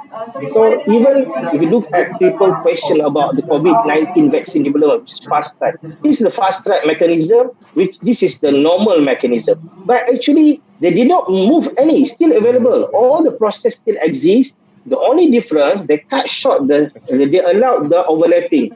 Previously, you need to resolve one by one, you go step by step. The whole thing takes about 5 to 7 years. But due to urgency, still all still needed chemical characterization. However, they allow the overlapping to happen concurrently to fast track, to answer the issue of pandemic. So, ladies and gentlemen, even though under emergency, pandemic, chemical characterization, we cannot run away. We need it because without that, we might never know what we are dealing with. So the identity becomes very important. But in order to characterize, it's not straightforward. You need the technology. As I say, you need the HPLC, then you have DC, you have the mass spectral coming in. You need all those things in order to. So now we're going more and more high advanced. We're going to nano, we need more and more advanced instrumentation relates to the applied chemistry. This is where things happen ongoing, become very important. So ladies and gentlemen, you are the key players in this survival of human to in this example of COVID-19. Now, looking at this, the COVID-19, for example, the development, you see, it's the same way. You need to have the quality, safety, efficacy. There's no shortcuts. And as I told you, quality, safety, efficacy, all these stages require chemical characterization using various technologies, instrumentation, which call on applied chemistry. Okay? And again, if you look into the documentation for registration of product, once you complete, this is on the GMP, you complete GMP, you keep the documentation, you complete the preclinical and the GLP, you keep the documentation, you complete the clinical and so all this you put together, you have to submit for the registration. And all these require documentation on the record, QA, on the chemical characterization, and also the hygiene impact assessment on the evaluation to actually is safe for impurities and also safe from any contamination. Okay, now so looking at this is the documentation provided by the international body EMEA. I can just take for example. Okay, these are the various documentation of test method. each test method, if open up, they will definitely state regarding the chemical characterization, the hygiene, the impurities, and the contaminant issue. All the way, each one, any method you see. So this way, and more importantly, for the purpose of today speech on the lecture on thalidomide, now we have specific investigation of chiral active substance for human. So this is the answer to the thalidomide after more than 50 years. So this is why we have to be cautious, and we need the advancement of technology to move forward. So as I say, I'm a biologist, but I can show the evidence and develop. We need to know the safety, but to know safety, we need to know what we're dealing with, what substance within. So that's where chemistry becomes important, but not only the compound, but the process of knowing that we need to apply chemistry advancement in terms of instrumentation, technology, and so forth in order to enable the characterization. So this is the answer after 50 years. Just imagine that. So we might never know what we're doing now may come an issue later, what we still in future technology in order to answer whatever happens nowadays. And again, you see the example for the quality, safety, efficacy in the medicine, they need the pharmacology results, they need pharmacokinetic toxicology. And all this, you cannot run away from the for confirming the test item or the chemical, the active ingredient characterization, the CC, and also the HIC. So you cannot run away with that. Okay, and of course, this is not only issue of one country. We also have this harmonization in ASEAN. We also apply the same. So all the ASEAN countries have accepted this concept, whereby all this documentation of the chemical characterization is mandatory for any registration of new medicine. Whether it's a vaccine, whether it is a new chemical drug, or is it national products. Okay, and just to give a quickly, even going details on the pharmacology, these are the data, and then you need to submit again. You cannot run away with the chemical characterization. These are data on pharmacokinetics. These are the data on toxicity, toxicology, and each toxicology needs toxicokinetic. Toxicokinetic, you need the identification, quantification of the compound. Okay? So, ladies and gentlemen, see, all these people don't. Day to day, general public doesn't know this. They do not know how important chemists play the role for the survival of a human in their living, especially in the drug development. And of course, knowing what happened in 1980s, they don't trust scientists anymore, knowing that there are falsification. In US, they found that a huge issue of falsification happening and causing the labs. And this is just one newspaper cutting, whereby almost 4,000 studies were falsified by scientists. So therefore, this is another challenge we have in the development of applied chemistry, the issue of quality assurance. So that's why we cannot run away from that angle. So therefore, in any applied chemistry works related on the drug development, usually they will require for the implementation of the GLP because of the issue to safeguard any possible possible activities of those that misuse this expertise just to gain the profit. Okay? And even the US law put the requirement on the GLP. So basically, even though you do chemical testing, you do characterization, when you want to ensure the safety, you must ensure it's also produced. Means the work of the characterization done under the GLP quality system. Okay? And of course, another example from UK also. So I just want to give examples, but to show how it relates, to show how important is the applied chemistry until they have very strong law to regulate, to ensure correct true data are provided for the purpose of the registration of the pharmaceutical or in this case medicine. Okay, so even in Malaysia we have the same law. So if you have any drug, any chemical compound that you want to declare as a new active pharmaceutical ingredient or adjuvant or even new biologics vaccine, you still require this requirement of chemical data in order to prove that it is identical to what you're going to deliver to the people when they take up the product or the medicine. And so the question is now, would the applied chemistry as investment that enable the thalidomide to be reassessed or to authorize for treatments? How we want to apply this? Okay. So quickly, just to recap again, you look into it happened in 1950s. Those days, we only look at the behavioral experiments. those things.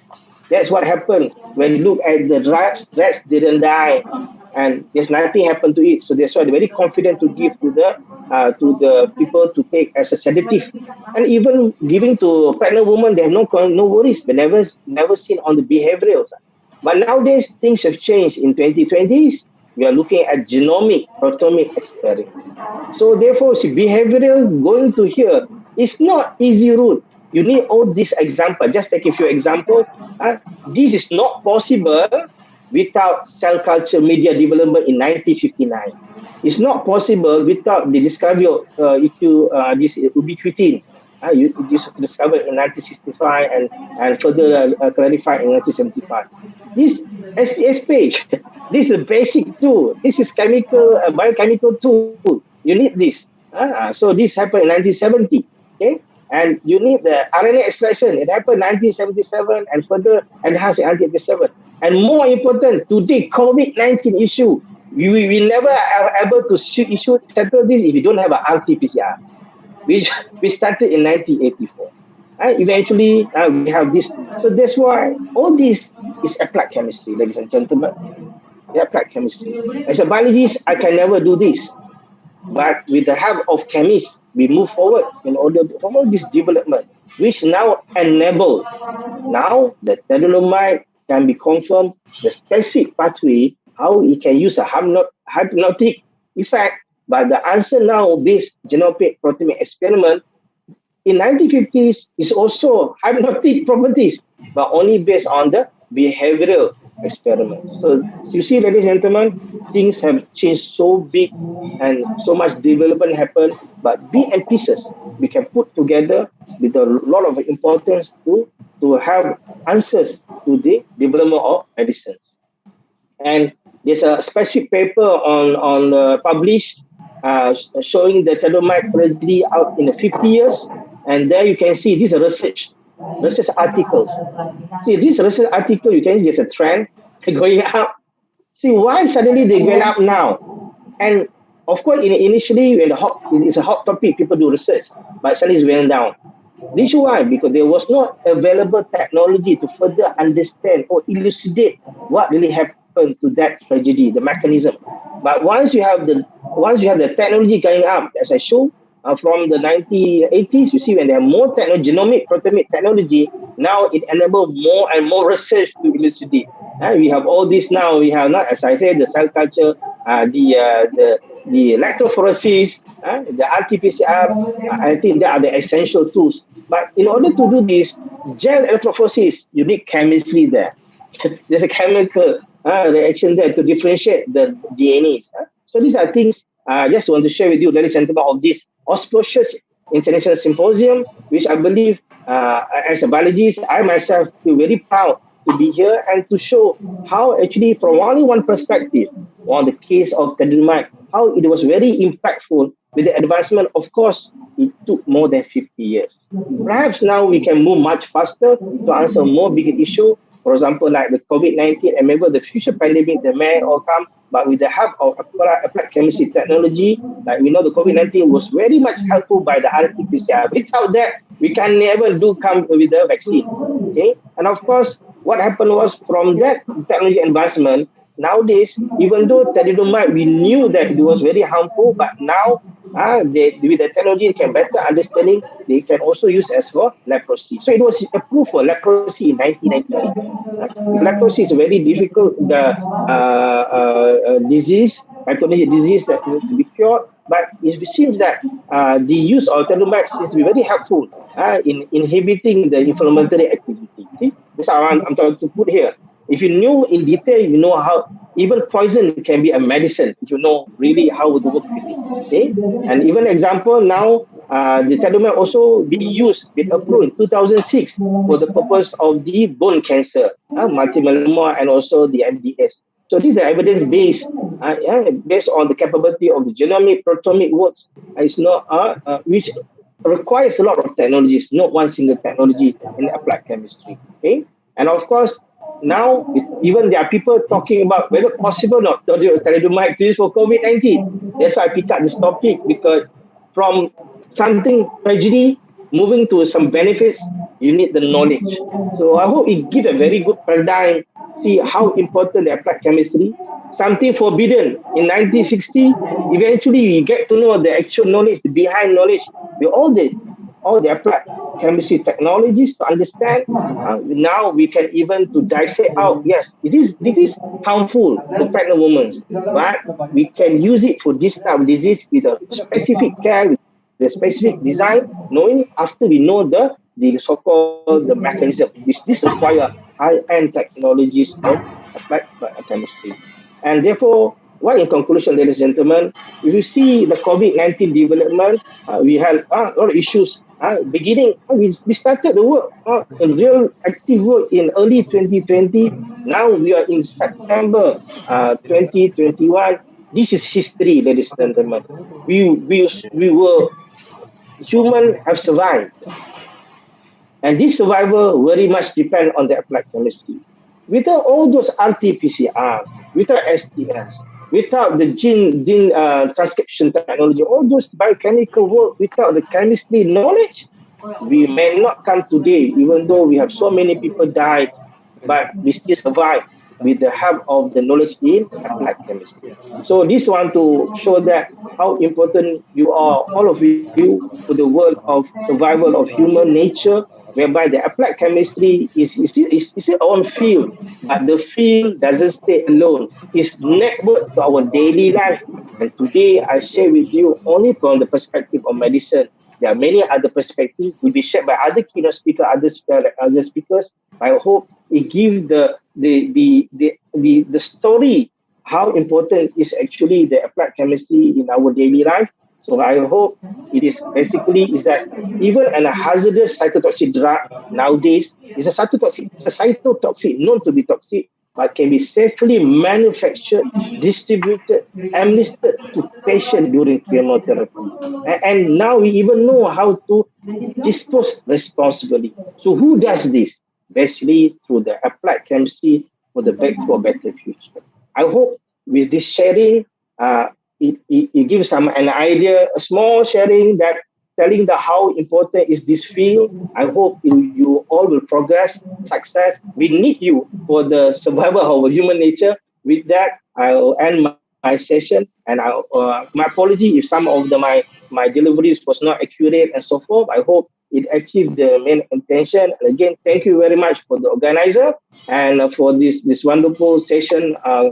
Bringing together all the expertise in applied chemistry and chemistry, perhaps also from other field, pharmaceutical, pharmacology, and also biochemistry. So with this, I pass over the session to Pak Abdi. Silakan, Pak. Okay, thank you so much, Dr. Jahangir, for your nice presentation, your valuable information. What I can say that from tragedy we can find a new insight, and by combining not only one discipline knowledge, but we have to combine all multidiscipline knowledge, just like biology, chemistry, pharmacy, and many knowledge. I think all the participants must have the question. So you just drop your question on the chat room, and we will discuss after the second keynote speaker presentation. So let me move to our second keynote speaker. For the next speaker, we have Dr. Chandrawati. Could you please to share the CV? Well, before we proceed to our second lecture, I would like to introduce our second speaker. It's Dr. Chandrawati. Our senior researcher and research center for chemistry, BRIN. Dr. Chandra got doctoral degree from School of Pharmacy, ITB, in field of pharmacology, master degree in biochemistry from the University of Nancy, France, and undergraduate in biochemistry as well from the University of Nancy, France, and general university degree in science of nature and life from the University of Nancy, France.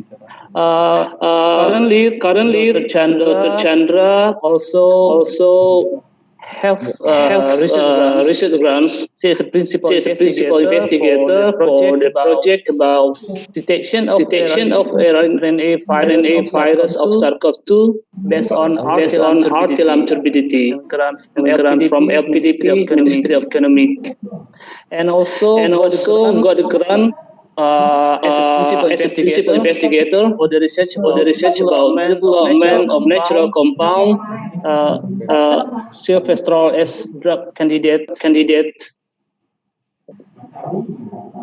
for hepatitis virus and emerging virus, RNA virus. A research collaboration between LIPI, Rural University Bochum, Department of Molecular Medical Virology, Institute of Organic Chemistry, University Hanover, and grant from BMB Germany. And last,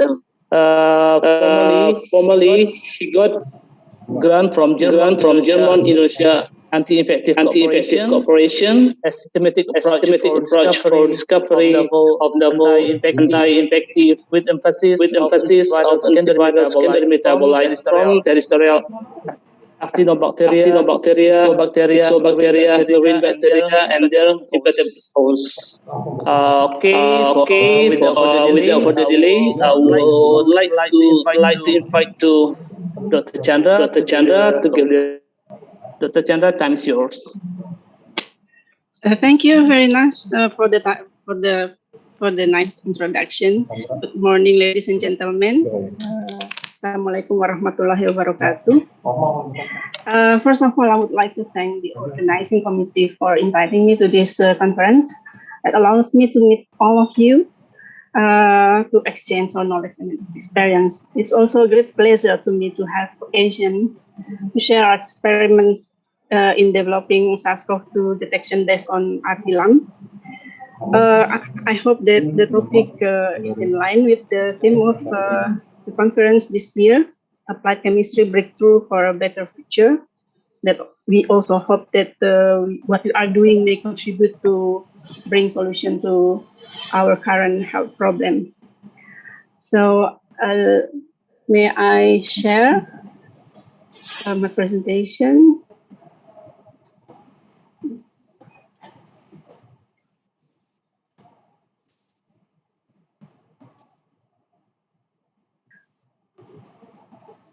Okay.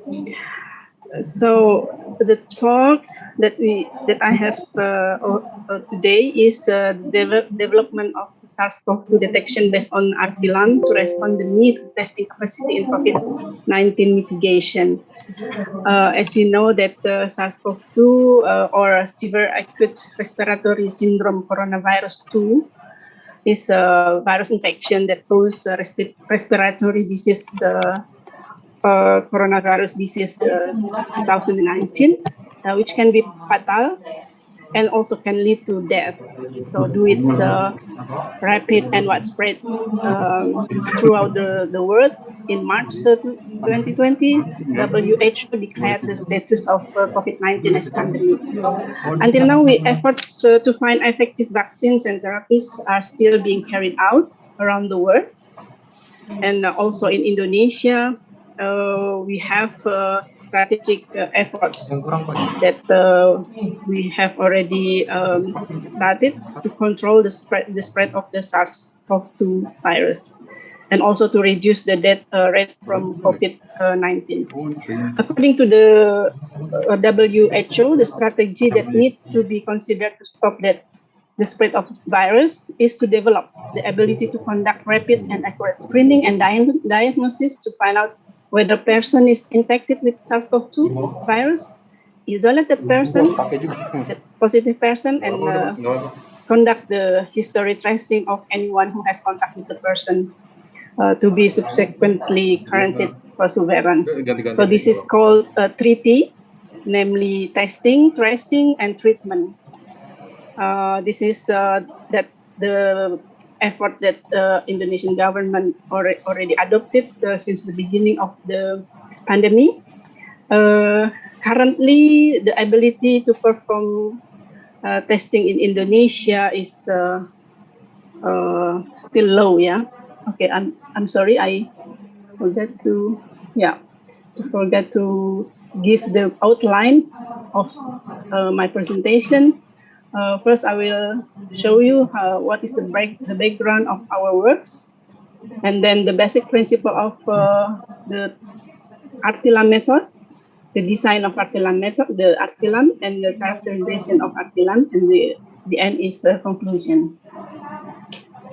So the first background, those are factors that motivated us to conduct the research to develop the detection system of SARS-CoV-2 virus. Of course, because of the pandemic, that until now we are still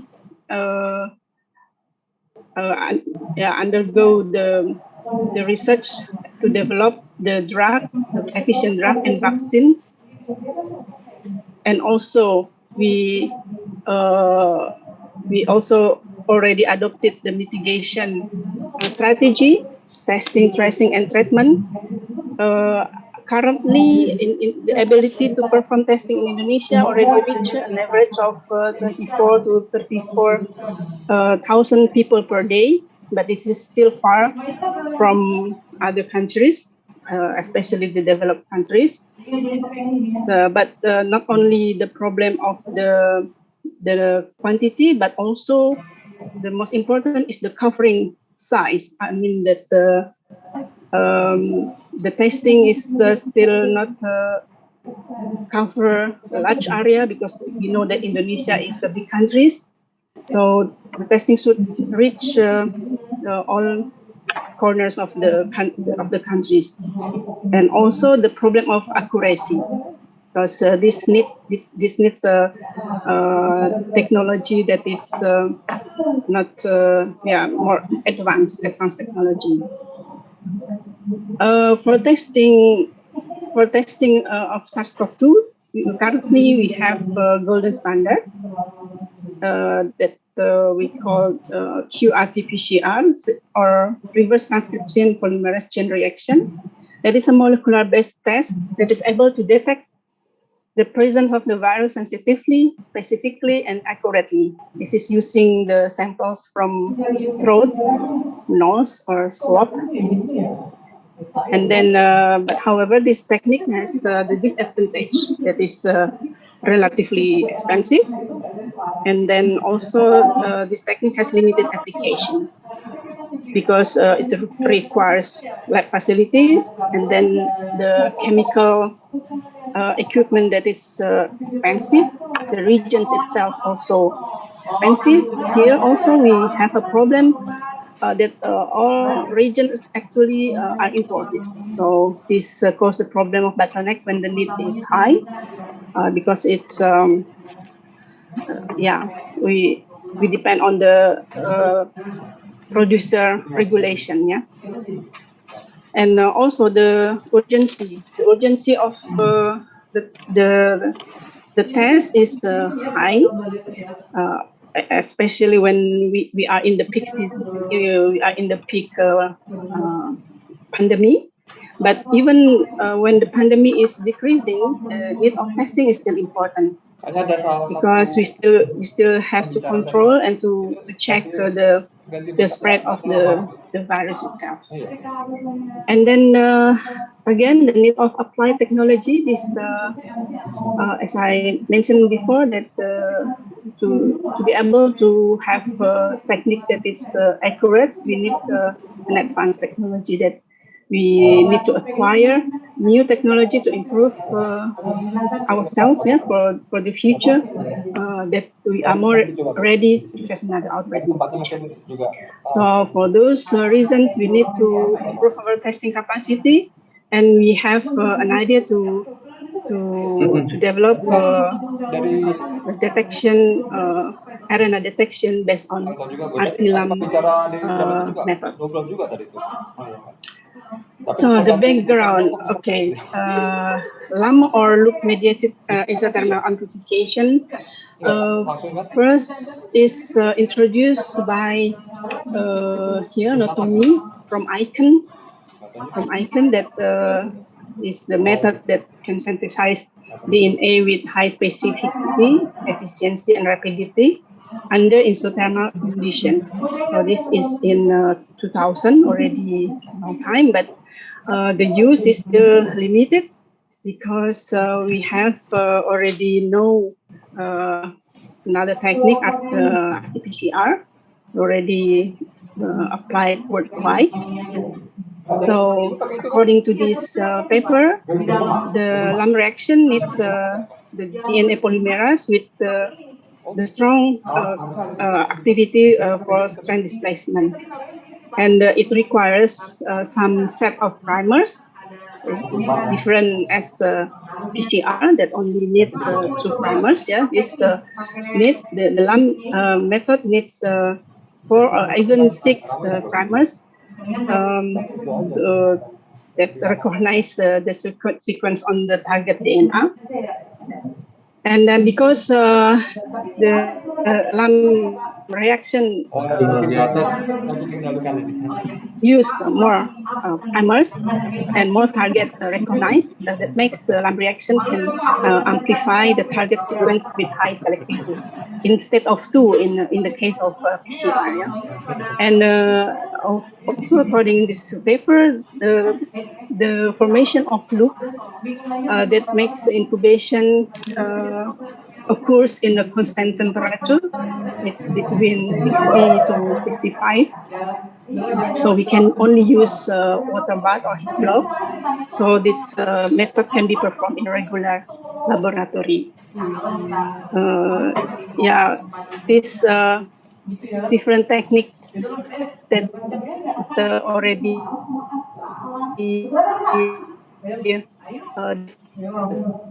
most of those is different from the detection system.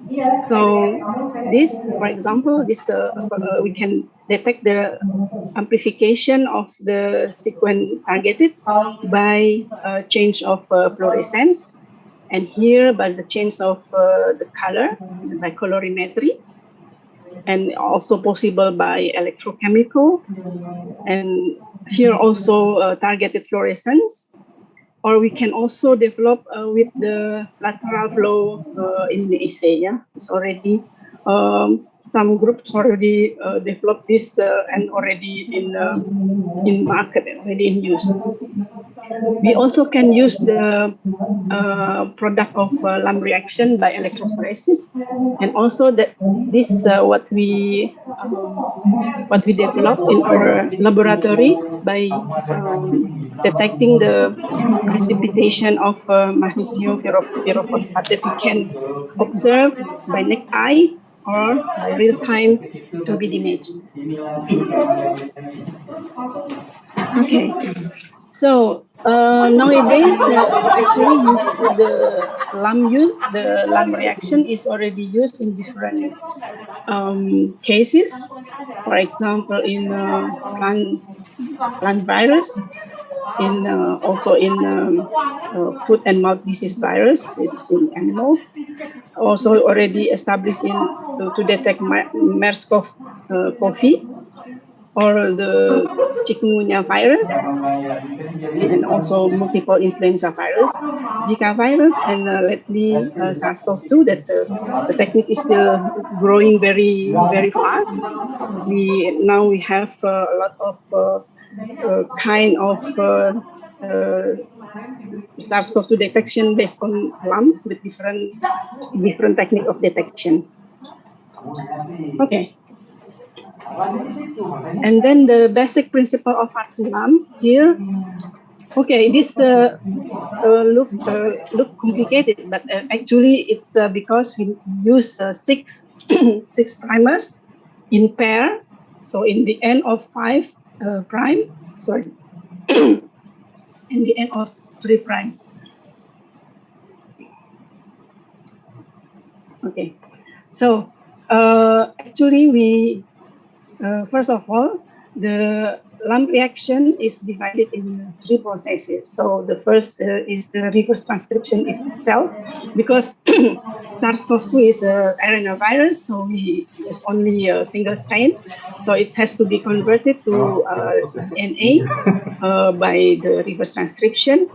And then the second one is the basic structure formation, that this as template the structure template to do amplification. So this structure will be amplified several times, several cycles, to have amplifying the targeted sequences. So actually we have here, yeah, the couple of primers, but I only call this inner primer, external primer, and loop primer. So BIP is internal primer. So first of all, the internal primer will go to the target sequence to do a reverse transcription and to do the second strand, and then the other side there is another internal primer with that will synthesize from the other side, and then that can make the loop for the next polymerization. And then here we have the single-stranded cDNA synthesized from the inner primer, that we have now 2 strands of DNA. So we call that cDNA. And then here from the cDNA we continue to the polymerization by the second primer, the external primer F3 and B3.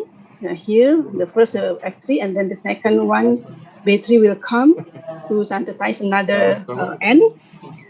So this the most important of the lump reaction is once one strand is synthesized, the former strand is displaced.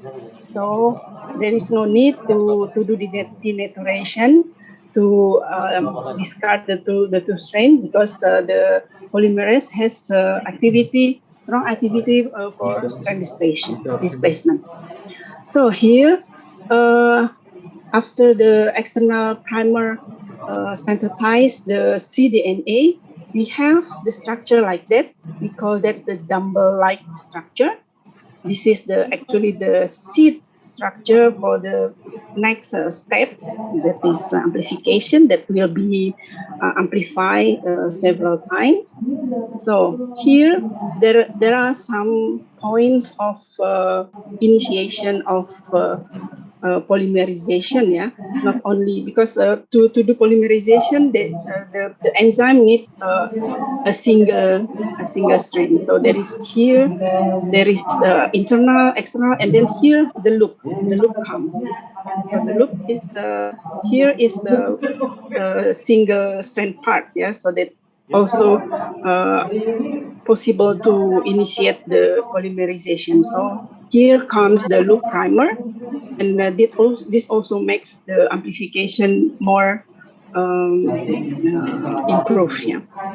So after that, this a cycle. So this the 3 primers come one after another, and at the end of the reaction, we have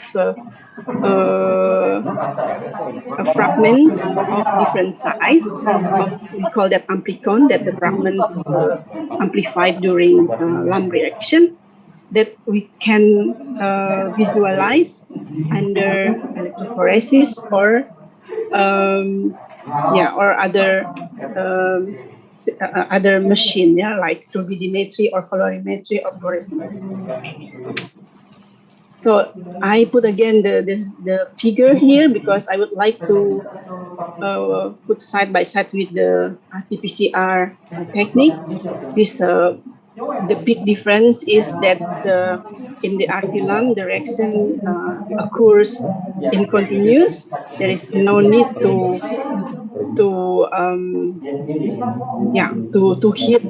hit the reaction to discard to separate the double strand. But here in RT-PCR, we need some temperature cycles. For example, here for the denaturation, we need to increase the temperature to 96 in order to separate the double strand, and then decrease the temperature to 50 to do annealing of primers. There are only 2 primers here instead of 6 primers in RT-LAM.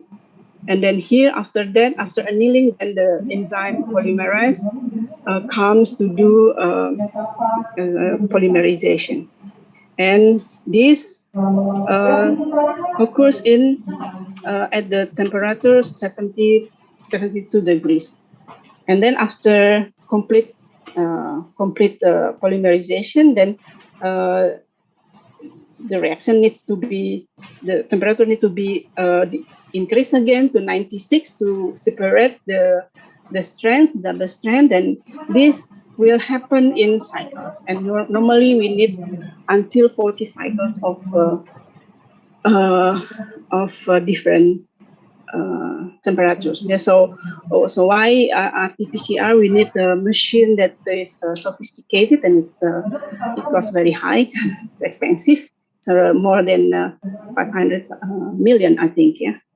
So this different. So here RT-LAM only occurs in constant temperature for polymerization, and for RT-PCR we need the cycling different steps of different temperatures. So we at the beginning in our group we choose to develop RT-LAM with turbidity detection, because we think that this system needs to be used in regions that are very limited in facilities, laboratories facilities, and we hope that we can develop a system as simple as possible to be able to be used for a lot of people. So turbidity is our choice. The best method of turbidity is because during polymerization of the targeted sequence, the enzyme add the DNTP to the targeted, and here by inserting one nucleotide, and it releases this pyrophosphate ions. And in the solution, we add magnesium sulfate. So the reaction between magnesium sulfate and pyrophosphate give the precipitate magnesium pyrophosphate. That is the white precipitate that we can see here very clearly after the end of reaction. So this, for example, when we have samples, then we only need a water bath that is set for 60 to 65 degrees Celsius constant, and to allow reverse transcription and amplification of the products. And here, as the sequence targeted is amplified, the magnesium pyrophosphate is accumulated and give the peak. The peak here after some times, usually after 30 to 50 minutes. Yeah, here is 20 minutes, depending on the quantity of the DNA used, and also the city values of the virus load. Yeah, and here is the picture of the gel electrophoresis that we can visualize the product of the amplification of lump. Here we can see that the bands, the fragments here,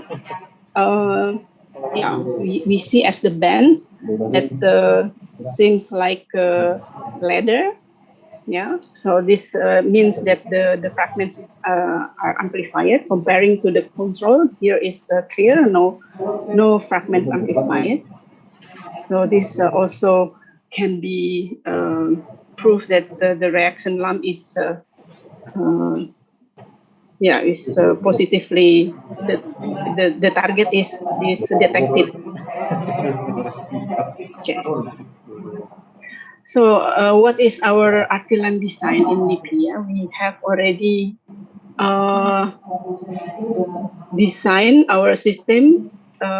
First of all, we have to choose what gene are our targets.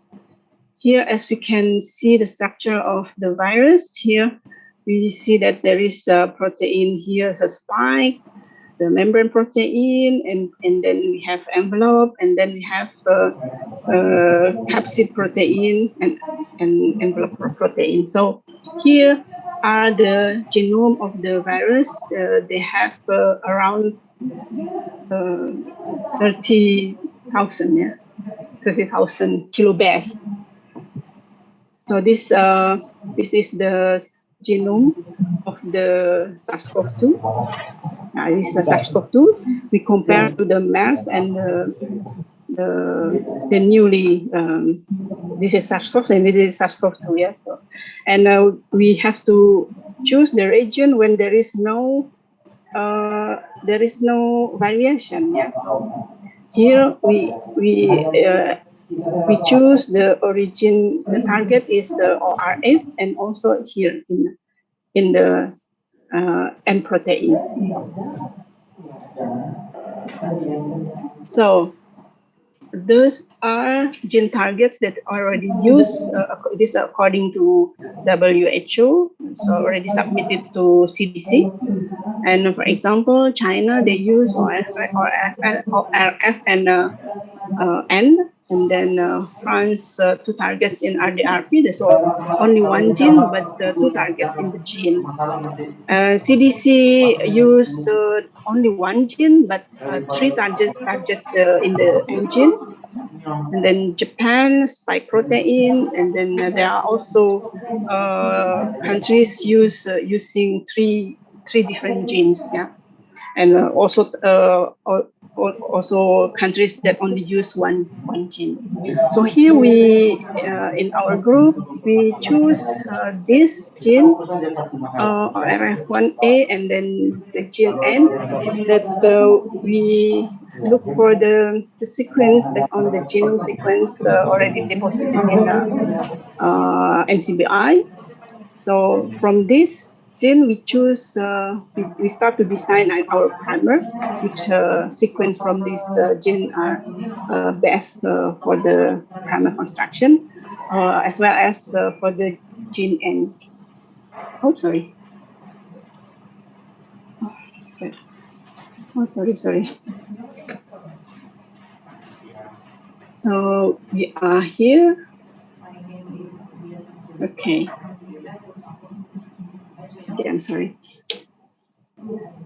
So then we start to design our primers. We have to consider some points. For example, when we need to design primers, we have to look for the distance between primers. That, for example, for the internal primer, the distance, here yeah, we need to make sure that the F2 region and the same sequence as the F1C region at the 5N. There is a distance, a specific distance that it's allowed here. For example, the distance is between 120 to 180. The F3 primer is the external. I call this external primer. This is internal primer, and this is more outer region than internal primer. Also in the other side, and then F3 is coupled with battery, yeah. And then this is external, and then FIP, internal primer, is coupled with the BIP, see the other end. And in our group, we also add loop primers. This is actually additional, but we think that by adding loop primers that we add one more region targeted that contains single-stranded, that could increase the number of traffic starting points for amplification. So here we also design the loop primer here and here. So this is the main points of primer designs, as I already mentioned before, that for example, the distance between F2, this is F2 and B2 is internal primers is between 120 and 180, and then this is the external primer is not more than 20 bus pair, and the loop forming region is between 40 and 60 bus pair. We have also considered the melting point value for primer regions, that in case of GC rich, the TM should be between 60 to 65, and for the sequence with 80 rich, the melting temperature should be between 55 to 60. We also have to consider the stability of primer. We have to calculate the degree of free energy, DG. This not more than 4 kilocalorie per mole. So for each couple, and also we have to consider the GC contents. We need the GC content not more than between 50 to 60 for the GC rich and normal, and GC content is about 40 to 50 for the 80 rich. And we have also considered the secondary structure, because this has to be stable, because otherwise the primer will be very easily broken, denaturated. So, I'm sorry. There is a software to design primers. This primer explorer. So sometimes we have to try and errors, and then check, and then also check in the laboratory whether it's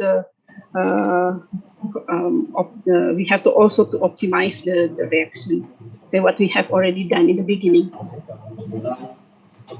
So we use two enzymes, the polymerase with high strand displacement activity, that is BST polymerase. This is from Bacillus thermophilus, and this enzyme contains the 5' to 3' polymerase activity, but lacks 5' to 3' exonuclease activity. So we use this, and then we use reverse transcriptase, this from avian myeloblastoid virus, and this to synthesize cDNA from the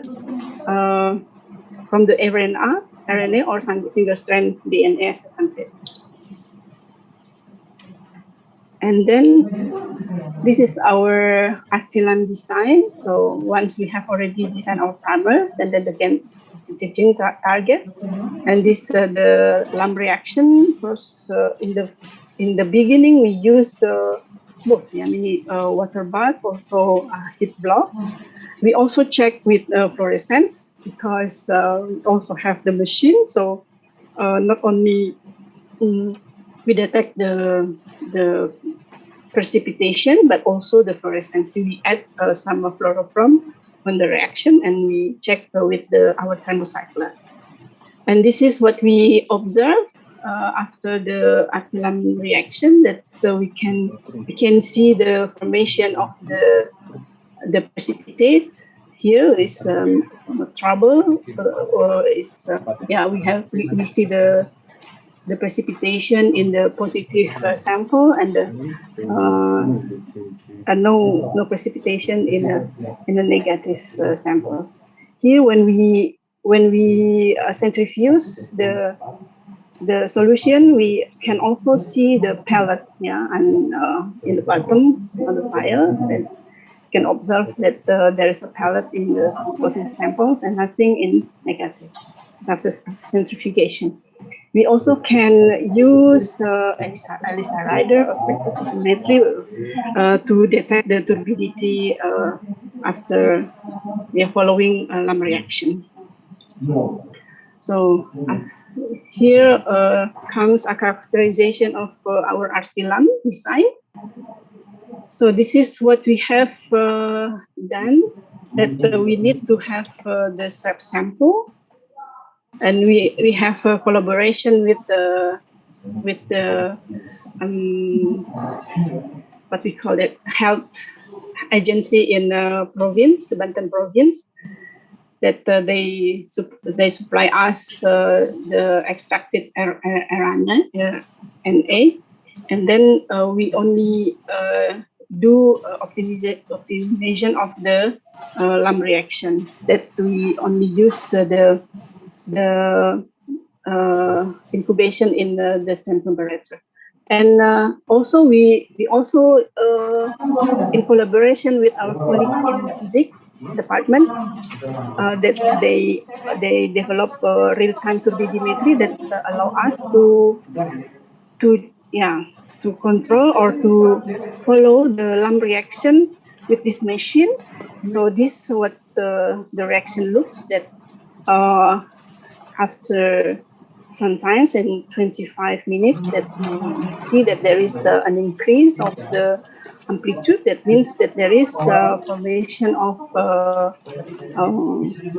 turbidity, that the salt, magnesium pyrophosphate.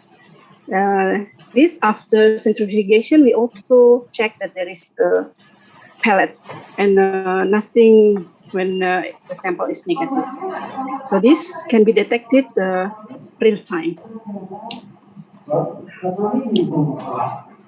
Okay, so first of all, before using the machine from our colleagues from the physics department, we check the machine comparing to the our thermocyclers, our fluorescence machine. So this gives the results approximately the same at the time around 30 minutes. You can see the amplification of the samples, the positive samples, and nothing with the negative samples. It's in line with what we observe in fluorescence. So this means that we can use the machine, the real-time turbidimetry for our experiments.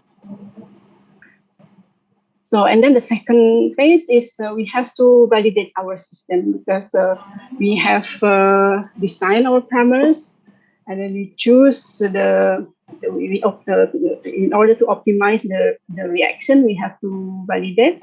We use the synthetic DNA.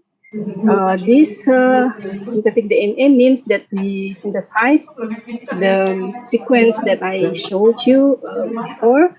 The gene, the N gene and the RF gene. We use the plasmid PUC57 here, and then insert our genes, ORF and N here, so that the total length of the plasmid is around 3 1216, and by electrophoresing, we can see that we have the plasmid containing our gene that we use as the sample for our RT-LAM, for our LAM reaction.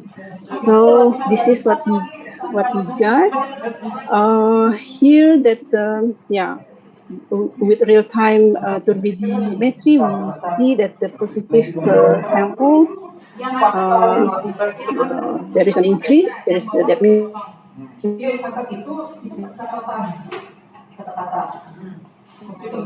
there is as well. We observe there is this becomes turbid when the sample is positive, and nothing when the sample is negative. Also, we observe the pellet, and the electrophoresis picture of our product, of our LAM product, that there is you can see there is a ladder for the positive samples and nothing for the negative samples. That means that we have already validated our system, our RT-LAM system, that we can move to do some tests with the sample from the health department from the Banten province. We use arana extract from swab nasofaring, and we also compare to the golden standard PCR. We target they use helicase.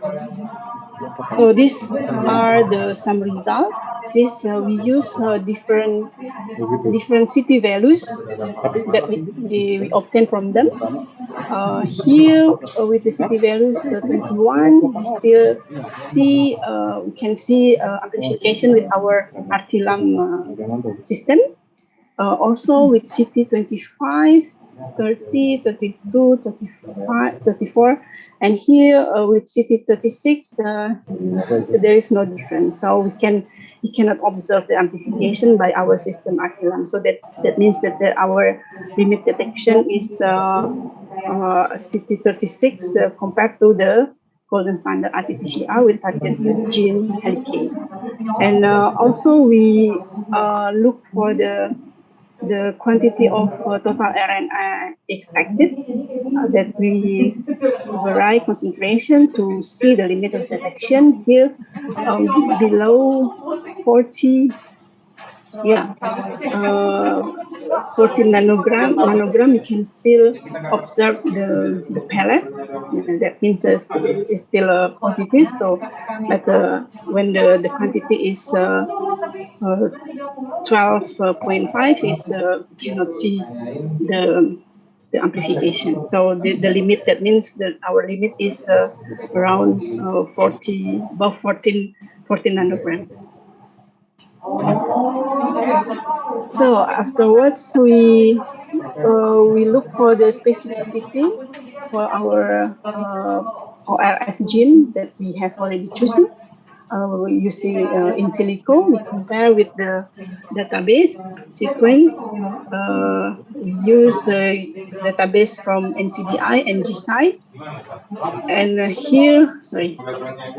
here we can see that this is the representative of the different regions in Indonesia, also in Asia, in Japan, in Australia, Europe, America. So it's only representative that we found that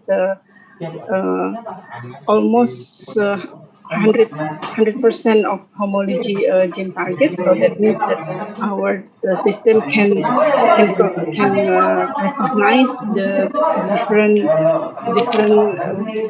variant of virus from these different countries. So that means that there's no problem where the virus comes from Indonesia or other countries, that our system still recognize them. The target.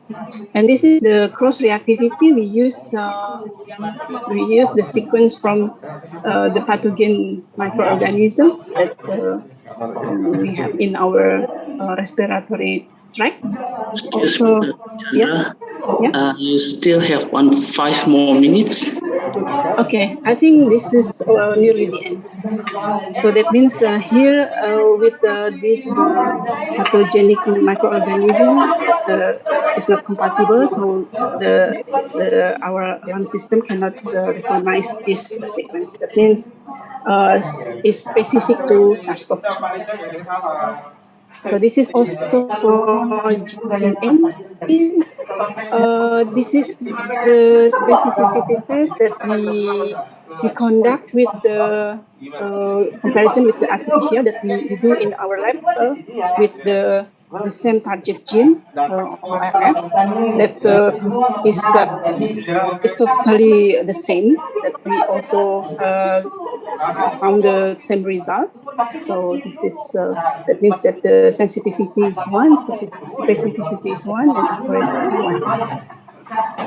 So this is the conclusion. This is actually our system with the reaction condition, the sensitivity, comparing to the CT of RT-PCR, and then comparing to the amount of RNA, specificity, and cross reaction. That means that our RT-LAMP system can be used as an alternative method of RT-PCR for detection of SARS-CoV-2, which provides a rapid, sensitive, specific, and simpler and less expensive procedure. Thank you so much for your attention. If you have any question, I will be very happy to discuss with you. Thank you. I'm pass over the mic to the moderator. Thank you for the time. Thank you so much, Dr. Chandra, for the nice presentation. I think now we have the alternative tools, that we can use to detect SARS-CoV-2. So we don't have to depend on the RT-PCR or something. We can use any tools that already developed by our researcher in LIPI, BRIN, Dr. Chandra. Okay, let me move to the Q&A session. So here we have one question from Dr. Yeni Meliana.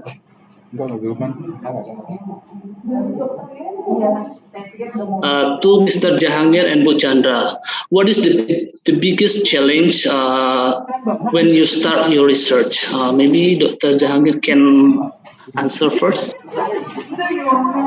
Thank you very much, Ibu Melena. Okay, good. I think this question is relevant to any researcher. Of course, for me at this age, after doing many years of research, that challenge maybe less. But I think always the current challenge. What is the current challenge nowadays? That previously, when we embark with any research, people will ask question: what is your publication? How many papers you will publish? There was those days when I was a young researcher. Unfortunately, I believe with the new generation, they have a bigger challenge. Now the question is how much money you can make from research. That is, I think, the current shift of paradigm. Those days more about how many papers, what is the impact factor of those days, and now, but now the question comes is that when we even start to propose, people ask, what is the outcome in terms of the money? So I think this is where this generation, you can be not necessarily should be young, but in this generation of research, this is a challenge.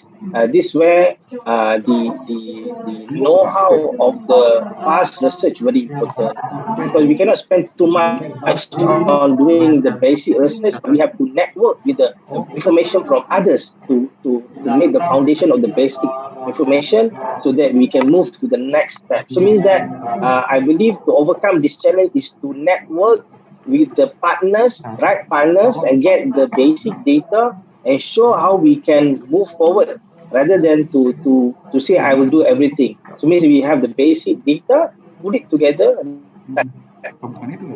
Now I think Dr. Chandra, for example, how you move forward. You have the background information, background technology, you move forward, and perhaps from there we can show how we can produce the money, even though we are not a salesman.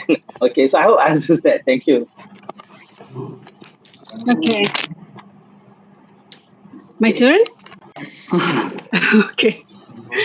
Yeah, thank you, Bu Meli. I think it's a good question, yeah, because it's our concern as a researcher. I think it's always our problem when we start any research, yeah. So for the research of COVID-19 at the beginning, it was very hard because it was the peak pandemic that everybody has working from has to be working from home. I think that the beginning is only the teamwork. Yeah, first of all, it's teamwork that we found colleagues that have some the same vision, same ideas, and knowledge. So we start to design the research only small people. Yeah, so but afterwards the teams are growing, so we can also include the partners, other partners. This is at the beginning. So first of all, teamwork, and then the second, I think this is very important because this can overcome other problems. This management support, because this is very important. I'm very happy that I have the head of our office is very supportive since the beginning. So with her help, that we could get the finance, we could get the lab facilities, and also everything that we need to perform our research, because of there is management support that becomes there's always solution. So this is what we have experienced from the beginning. Yeah, so teamwork, management, facilities, and finance. Thank you.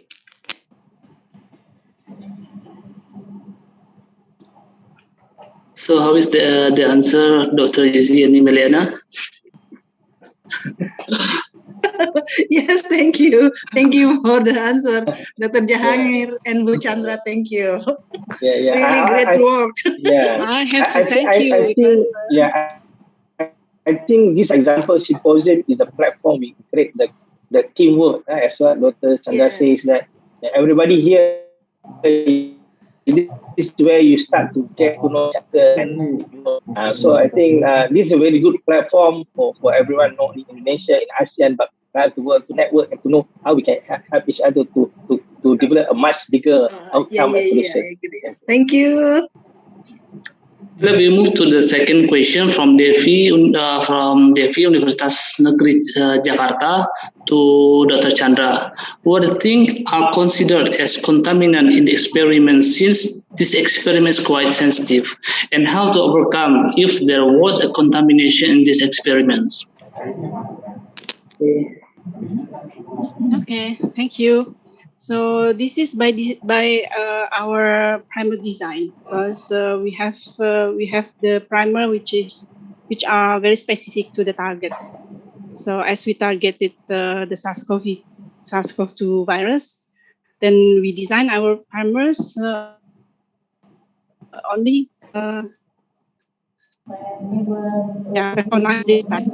So we have already checked with the in silico, and also comparing to the other methods, that there is nearly 100% of good recognition. So not another virus, because we have also checked with the cross reaction with other microorganism in our respiratory tract. So there's no match. They don't match. Our primer don't match to them. They only match to SARS-CoV-2 virus. Okay, how is Devi? Is the answer? Okay, maybe I will ask Dr. Chandra, still related with this question. In your slide, you stated about among there are four, if I'm not mistaken, 4 systems that can be used to to how to say to be used in alternative detection, Sarkov detection. First, colorimetry, fluorescence, turbidimetry, and the last one, lateral flow, something like that. I forgot. Among this detection system, which one is more, how to say, is more powerful? And you can explain a little bit information about this. Why you choose colorimetry and then? Yeah, thank you for the question. So actually, there are some advantages and disadvantages for each method. Yeah.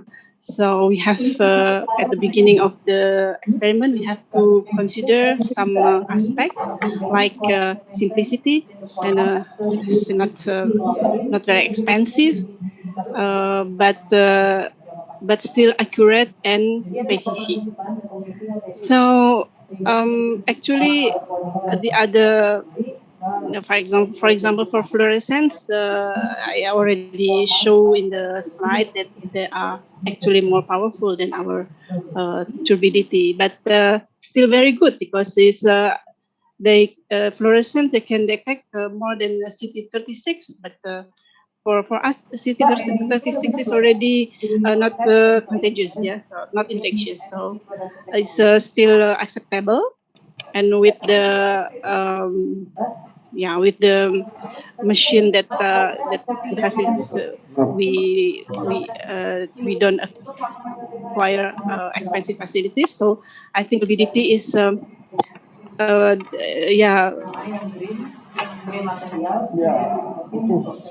more economic, yes, and can do some quantitative detection, because we also develop a machine, but the machine itself is actually very simple because they don't need filters, no need, only a lit LED, that's all. So, and with this machine, we can already follow the lump reaction in real time.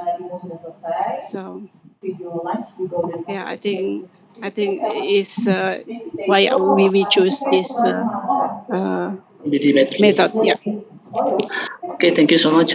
Any question for participant? You may ask our keynote speaker straight away. No.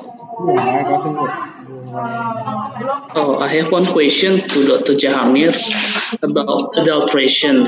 As we know, that we don't have a, how to say, universal guideline that can be used to standardize, how to say, if we let's say in China, maybe in China they don't care about any adulteration on their natural product or drugs, material or something, but in Europe they are very strict about the contamination, adulteration, and something like that. Is there any, how to say, universal guideline, harmonized guideline that can be adopted all the country all around the world, part by part, something like that? Oh, thank you very much. I think that there's a very relevant question about adaptation. If to test a product for the entire possible adulterants will be almost impossible or not cost effective.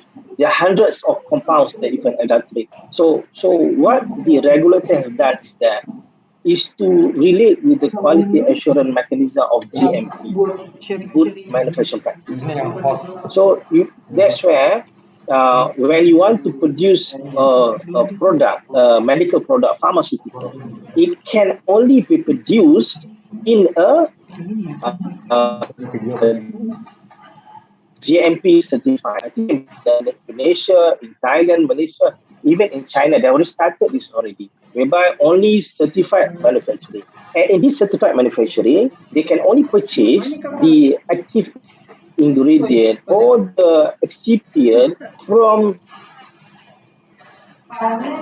certified manufacturer. So therefore, the manufacturer also have to produce under GMP. So the manufacturer of the active all our so-called the ingredient, the excipient, also have to comply to the pharmacopoeia, either US pharmacopoeia or European pharmacopoeia. So this cascading effect, in a way, helps to prevent. May not be 100%, but helps to prevent. So therefore, the control from contaminant and also from because sometimes the adulterant could be from contaminant. You don't realize it.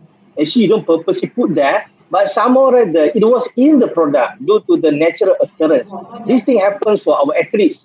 When they go for the testing, urine test, they fail because they take herbs. But they didn't know the herb also have the steroids, accidentally, not purposely perhaps. So therefore, the way of doing that means resourcing the ingredients specifically from the reputable or certified manufacturers.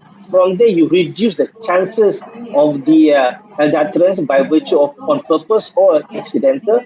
Then goes to the manufacturing of the finished product, also by virtue of control. And each time we have the COA, we have so that COA will tell you the impurities. When you saw the impurities, it gives some idea how much the adulterant will be there. So of course, in a specific manufacturing finished product, they have a target possible adulterants. So this depends on the country. We cannot put universal. For example, in Malaysia, there could be list regulated. You see, these are the list of adulterants. In Indonesia, list by means of the priority and also by list of the geographical situation. So therefore, there are total list of adulterants that commonly found that been published by WHO and ICH. There are, however, for economic purpose, we bring in together with the GMP mechanism, together with the chemical analysis to reduce the risk of adulterant. So, but I think, so for my experience, we have seen this happening under the Pharmaceutical International Convention, PIC, already done. So all the countries there. So actually, ladies and gentlemen, maybe not directly from analyzing, we don't do the mass spec for the entire adulterant, but we do the combination between the administrative control by certification and also using the chemical analysis to targeted. I hope it answers. Thank you. Okay, thank you so much, Dr. Jahangir, for your explanations. Yeah, clear already. Okay, is there any question for participant? We still have 10 minutes for discussion.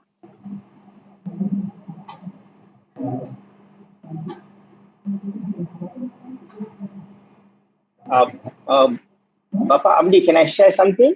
Yeah, sure. Okay, ladies and gentlemen, when we develop new findings, new product, new solution, definitely there will be some form of uncertainty. We try our best to be confident, but we know there will be some portion of uncertainty there. So what happens is that we shall develop what we call it quality assurance or quality control.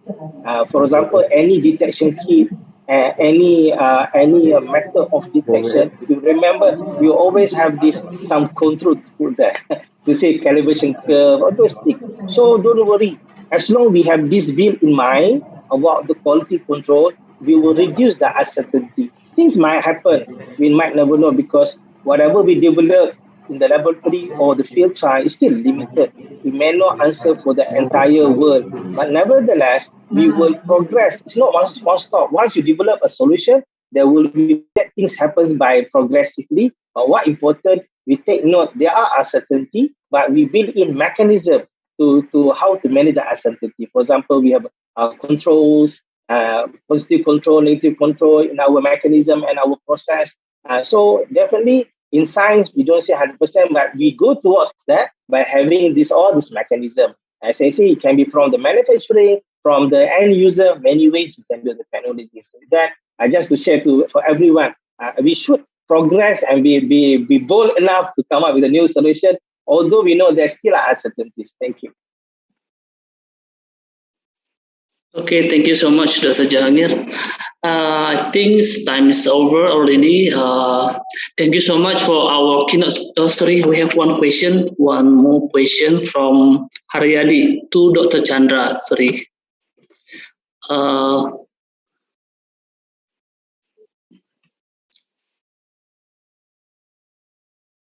In terms of selectivity and or sensitivity, the turbidity may not be compared with fluorescent bulb.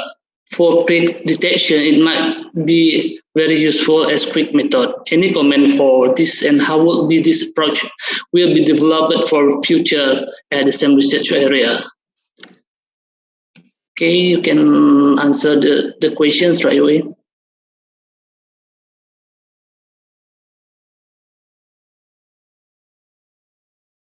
You still unmute Dr. Chandra?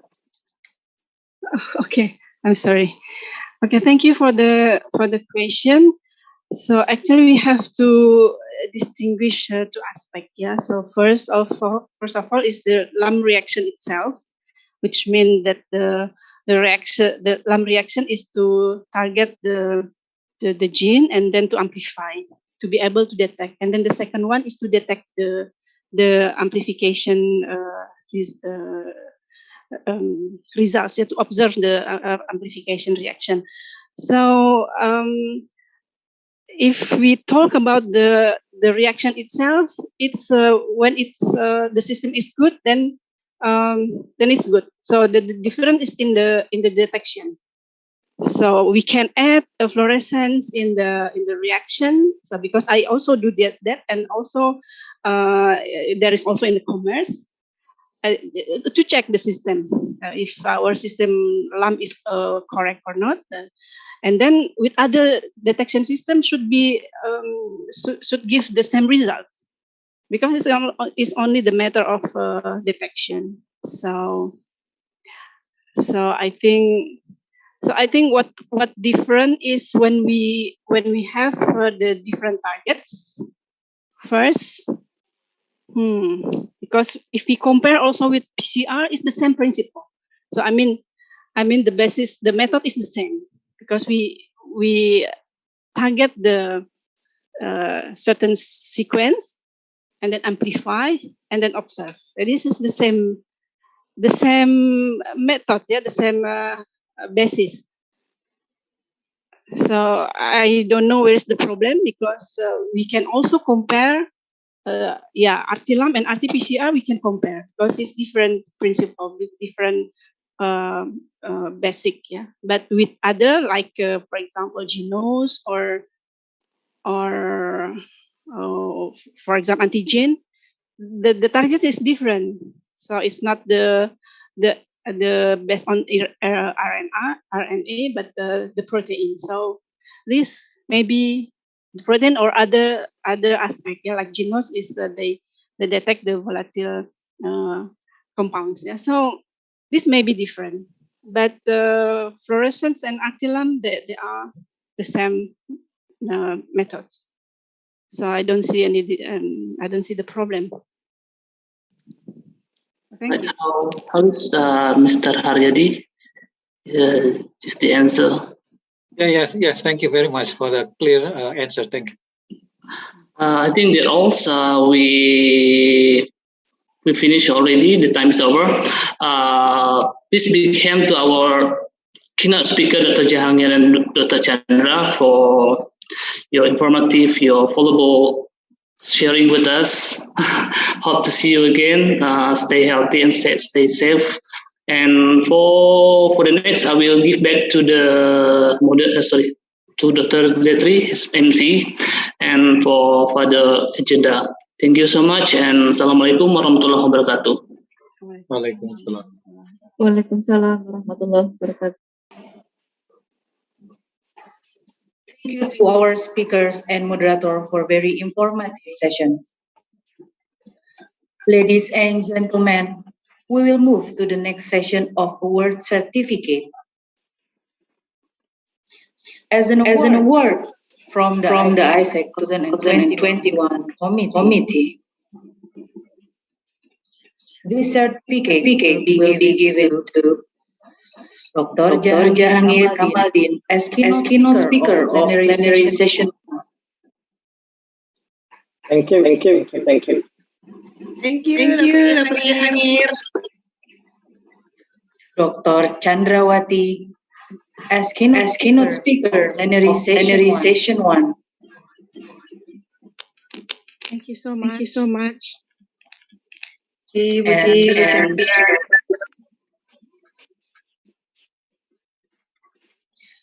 To Dr. Abdi Wira as moderator for plenary session 1.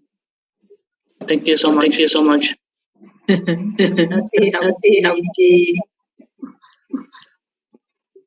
Ladies and this is the end of plenary session 1.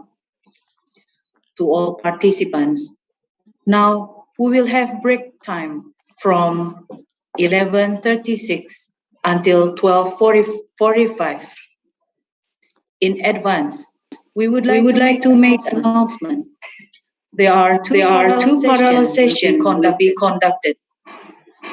Parallel 1, Wednesday, September 29, 2021 will be started on 1 until 3 p.m.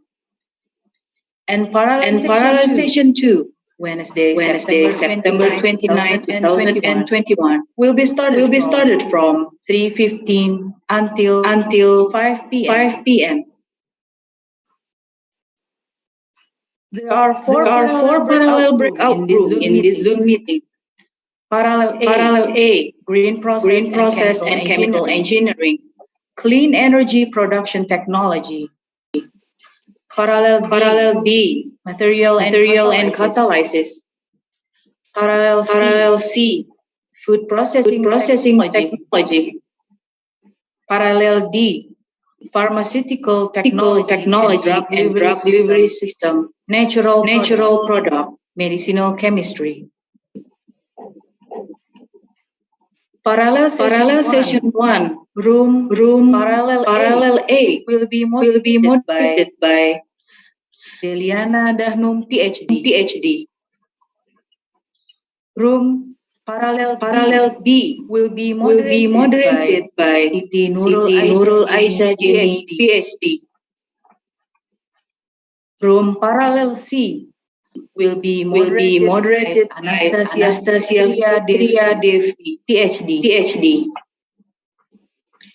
Room parallel D will be moderated by Faiza Mariani MSc. Day 1, parallel session 2, room parallel A will be moderated by Roni Mariana PhD. Room parallel B will be moderated by Saiful Rahman PhD.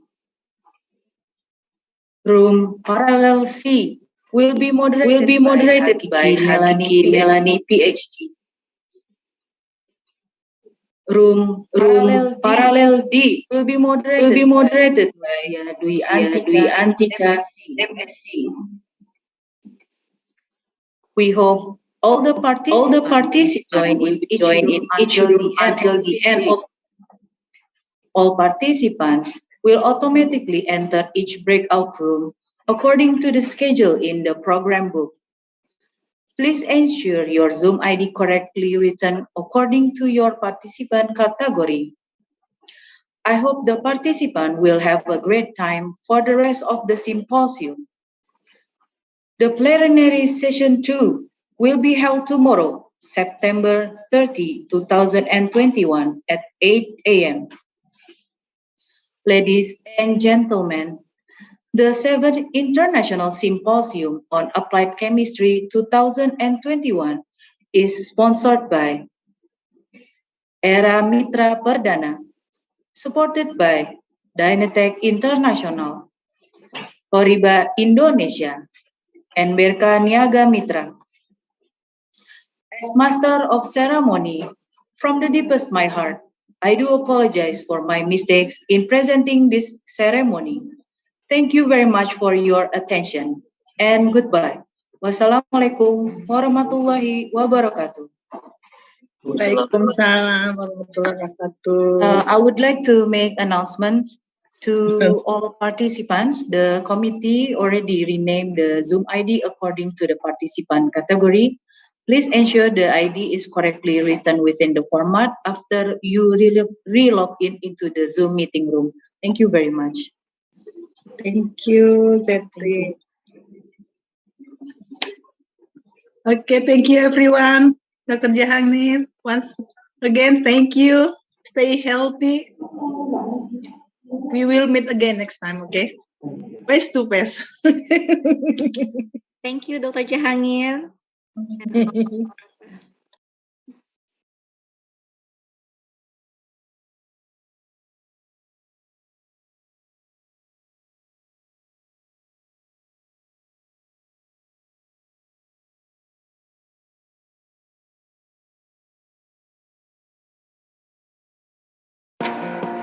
Mobilitas tinggi, kebutuhan yang meningkat, lahirkan percepatan teknologi untuk manusia.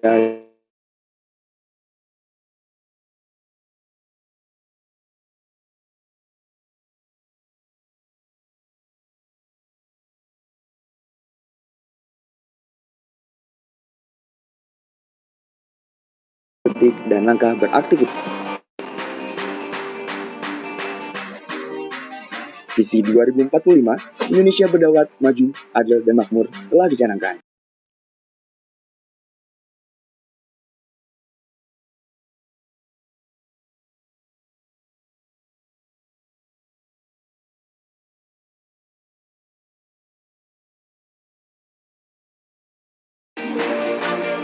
Investasi dan ekosistem yang mendukung dalam riset dan inovasi adalah kunci untuk mencapai visi tersebut.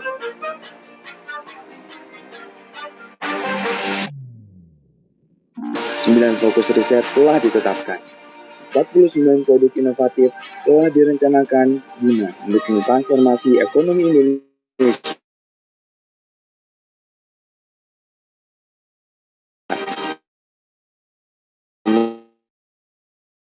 Based economy to innovation based economy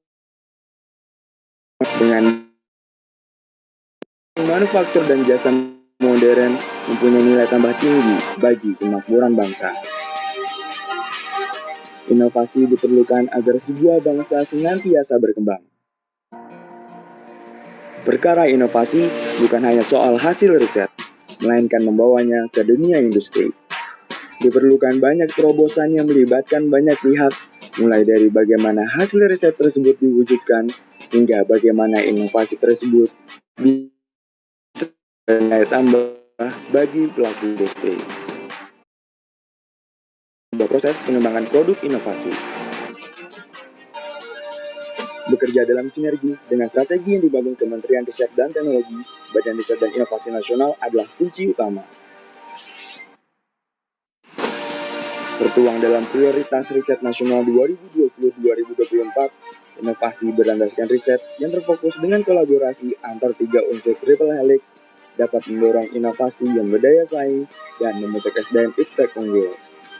Karena integrasi riset dan inovasi untuk Indonesia Maju.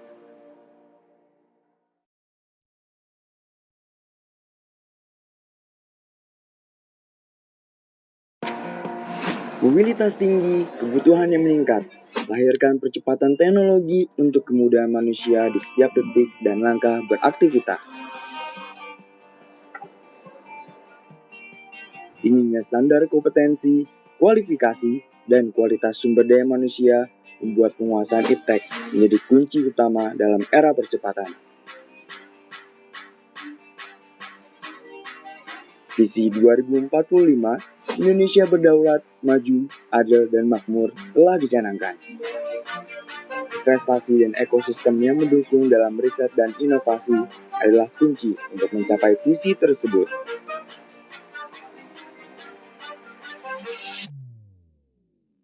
Sembilan fokus riset telah ditetapkan. 49 produk inovatif telah direncanakan guna mendukung transformasi ekonomi Indonesia from resource-based economy to innovation-based economy. Dengan daya saing manufaktur dan jasa modern mempunyai nilai tambah tinggi bagi kemakmuran bangsa. Inovasi diperlukan agar sebuah bangsa senantiasa berkembang. Perkara inovasi bukan hanya soal hasil riset, melainkan membawanya ke dunia industri. Diperlukan banyak terobosan yang melibatkan banyak pihak, mulai dari bagaimana hasil riset tersebut diwujudkan, hingga bagaimana inovasi tersebut bisa memberi nilai tambah bagi pelaku industri. Itulah sebabnya, kemampuan menguasai pasar dan jaringan distribusi merupakan bagian yang sangat penting dalam sebuah proses pengembangan produk inovasi. Sinergi antara akademisi, pebisnis, pemerintah merupakan bagian penting sebuah strategi hilirisasi inovasi pembangun ekonomi bangsa. Bekerja dalam sinergi dengan strategi yang dibangun Kementerian Riset dan Teknologi, Badan Riset dan Inovasi Nasional adalah kunci utama.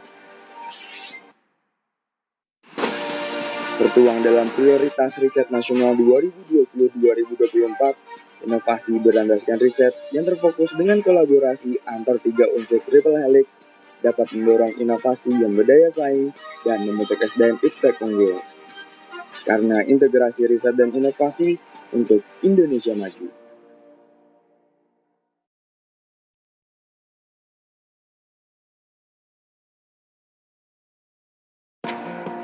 Mobilitas tinggi, kebutuhan yang meningkat, lahirkan percepatan teknologi untuk kemudahan manusia di setiap detik dan langkah beraktivitas. Tingginya standar kompetensi, kualifikasi, dan kualitas sumber daya manusia membuat penguasaan iptek menjadi kunci utama dalam era percepatan. Visi 2045, Indonesia Berdaulat, Maju, Adil, dan Makmur telah dicanangkan. Investasi dan ekosistem yang mendukung dalam riset dan inovasi adalah kunci untuk mencapai visi tersebut.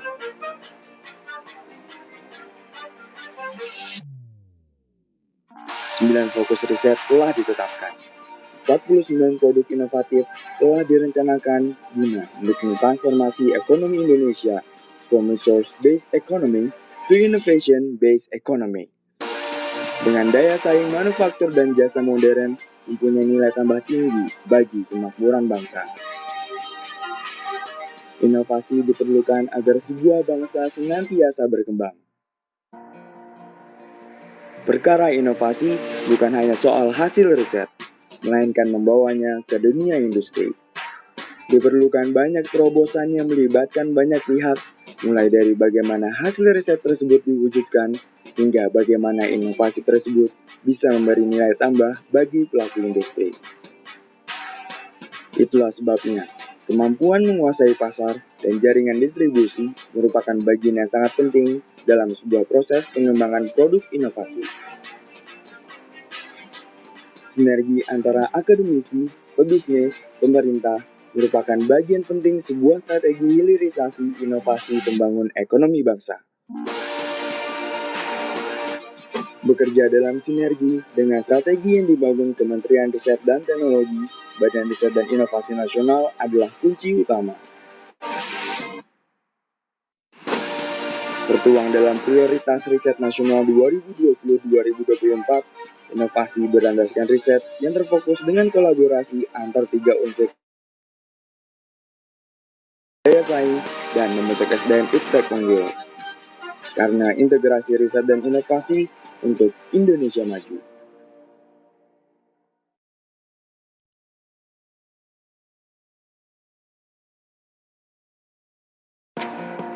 Mobilitas tinggi, kebutuhan yang meningkat, lahirkan percepatan.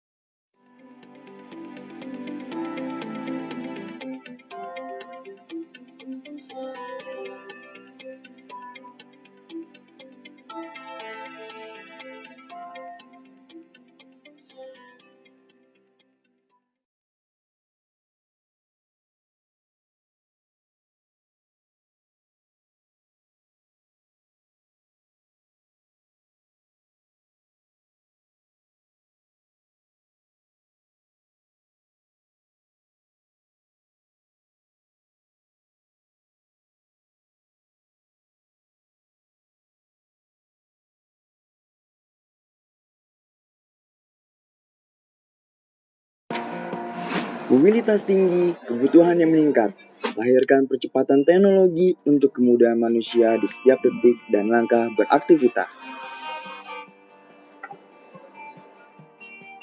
Tingginya standar kompetensi, kualifikasi, dan kualitas sumber daya manusia membuat penguasaan iptek menjadi kunci utama dalam era percepatan. Visi 2045, Indonesia Berdaulat, Maju, Adil, dan Makmur telah dicanangkan. Investasi dan ekosistem yang mendukung dalam riset dan inovasi adalah kunci untuk mencapai visi tersebut.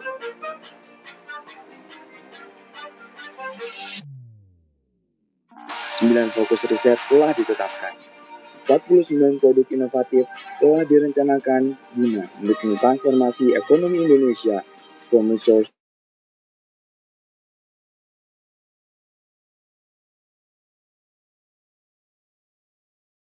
tinggi bagi kemakmuran bangsa.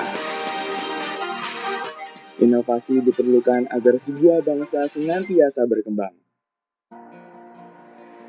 Perkara inovasi bukan hanya soal hasil riset, melainkan membawanya ke dunia industri. Diperlukan banyak terobosan yang melibatkan banyak pihak, mulai dari bagaimana hasil riset tersebut diwujudkan, hingga bagaimana inovasi tersebut bisa memberi nilai tambah bagi pelaku industri.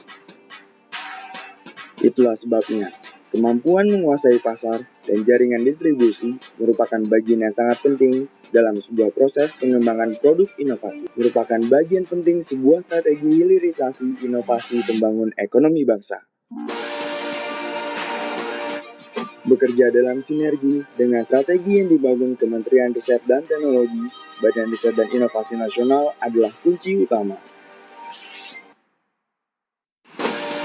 Tertuang dalam prioritas riset nasional 2020-2024, inovasi berlandaskan riset yang terfokus dengan kolaborasi antar tiga unsur triple helix dapat mendorong inovasi yang berdaya saing dan membentuk SDM iptek unggul. Karena integrasi riset dan inovasi untuk Indonesia Maju.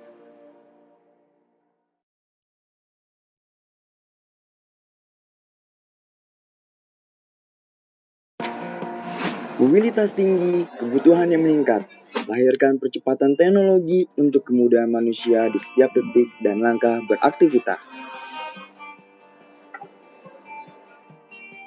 Tingginya standar kompetensi, kualifikasi, dan kualitas sumber daya manusia membuat penguasaan iptek menjadi kunci utama dalam era percepatan.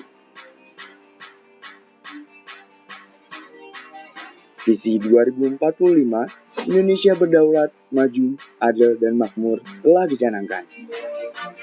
Investasi dan ekosistem yang mendukung dalam riset dan inovasi adalah kunci untuk mencapai visi tersebut.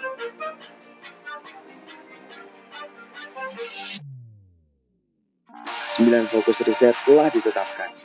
49 produk inovatif telah direncanakan guna mendukung transformasi ekonomi Indonesia from resource-based economy to innovation-based economy.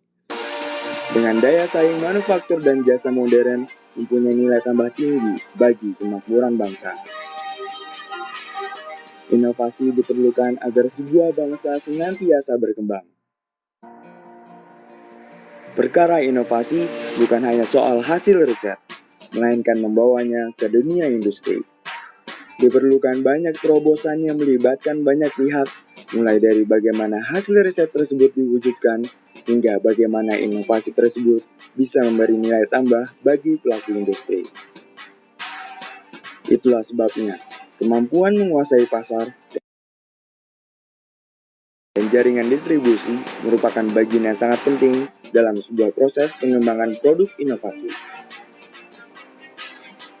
Sinergi antara akademisi, pebisnis, pemerintah merupakan bagian penting sebuah strategi hilirisasi inovasi pembangun ekonomi bangsa. Bekerja dalam sinergi dengan strategi yang dibangun Kementerian Riset dan Teknologi, Badan Riset dan Inovasi Nasional adalah kunci utama.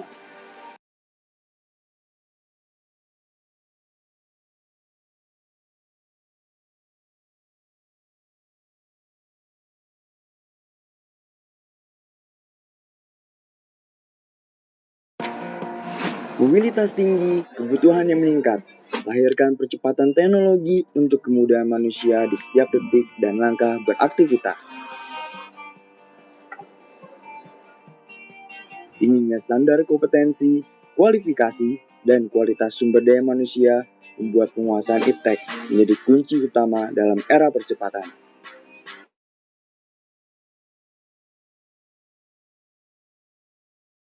Indonesia berdaulat, maju, adil, dan makmur telah dicanangkan.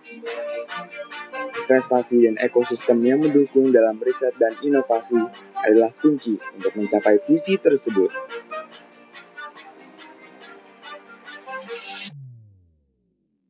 Sembilan fokus riset telah ditetapkan. 49 produk inovatif telah direncanakan guna mendukung transformasi ekonomi Indonesia from resource-based economy to innovation-based economy. Dengan daya saing manufaktur dan jasa modern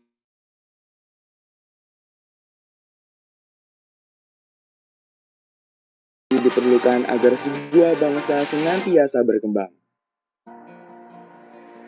Perkara inovasi bukan hanya soal hasil riset, melainkan membawanya ke dunia industri.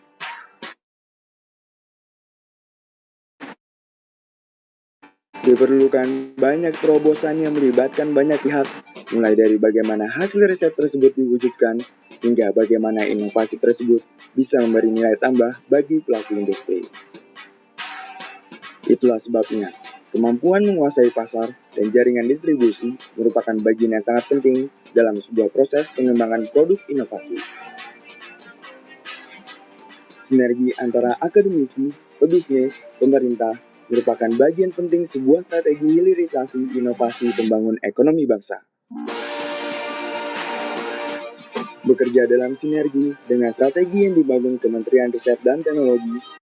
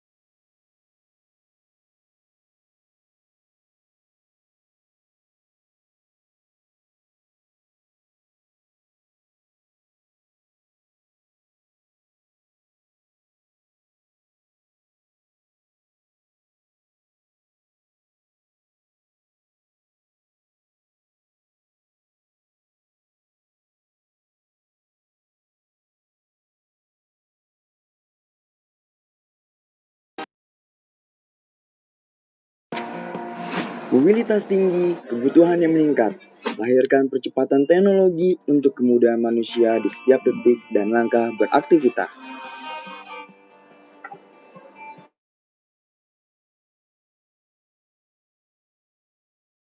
Sumber daya manusia membuat penguasaan iptek menjadi kunci utama dalam era percepatan.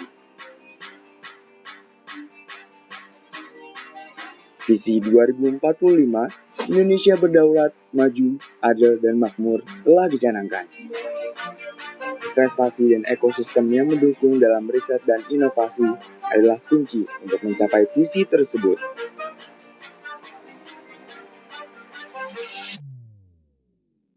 Sembilan fokus riset telah ditetapkan. 49 produk inovatif telah direncanakan guna mendukung transformasi ekonomi Indonesia from resource-based economy to innovation-based economy. Dengan daya saing manufaktur dan jasa modern mempunyai nilai tambah tinggi bagi kemakmuran bangsa. Inovasi diperlukan agar sebuah bangsa senantiasa berkembang. Perkara inovasi bukan hanya soal hasil riset, melainkan membawanya ke dunia industri. Diperlukan banyak terobosan yang melibatkan banyak pihak, mulai dari bagaimana hasil riset tersebut diwujudkan, hingga bagaimana inovasi tersebut bisa memberi nilai tambah bagi pelaku industri. Itulah sebabnya, kemampuan menguasai pasar dan jaringan distribusi merupakan bagian yang sangat penting dalam sebuah proses pengembangan produk inovasi. Sinergi antara akademisi, pebisnis, pemerintah merupakan bagian penting sebuah strategi hilirisasi inovasi pembangun ekonomi bangsa.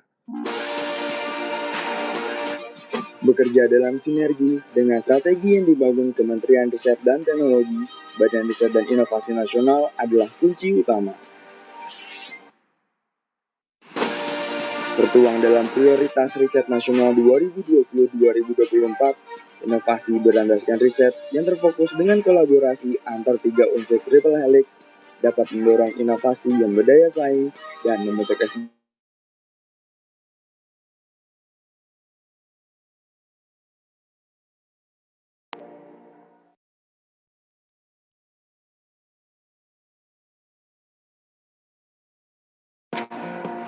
mobilitas tinggi, kebutuhan yang meningkat, lahirkan percepatan teknologi untuk kemudahan manusia di setiap detik dan langkah beraktivitas.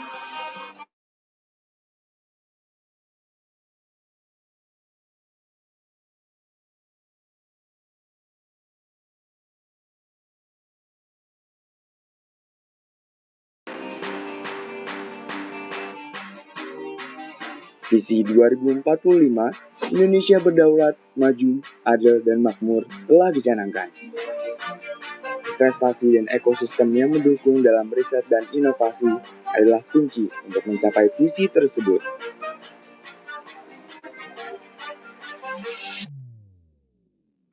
Sembilan fokus riset telah ditetapkan. 49 produk inovatif telah direncanakan guna mendukung transformasi ekonomi Indonesia from resource-based economy to innovation-based economy. Dengan daya saing manufaktur dan jasa modern mempunyai nilai tambah tinggi bagi kemakmuran bangsa. Inovasi diperlukan agar sebuah bangsa senantiasa berkembang. Perkara inovasi bukan hanya soal hasil riset, melainkan membawanya ke dunia industri. Diperlukan banyak terobosan yang melibatkan banyak pihak, mulai dari bagaimana hasil riset tersebut diwujudkan, hingga bagaimana inovasi tersebut bisa memberi nilai tambah bagi pelaku industri. Itulah sebabnya, kemampuan menguasai pasar dan jaringan distribusi merupakan bagian yang sangat penting dalam sebuah proses pengembangan produk inovasi. Sinergi antara akademisi, pebisnis, pemerintah merupakan bagian penting sebuah strategi hilirisasi inovasi pembangun ekonomi bangsa. Bekerja dalam sinergi dengan strategi yang dibangun Kementerian Riset dan Teknologi, Badan Riset dan Inovasi Nasional adalah kunci utama. Tertuang dalam prioritas riset nasional 2020-2024, inovasi berlandaskan riset yang terfokus dengan kolaborasi antar 3 unsur triple helix dapat mendorong inovasi yang berdaya saing dan membentuk SDM iptek unggul.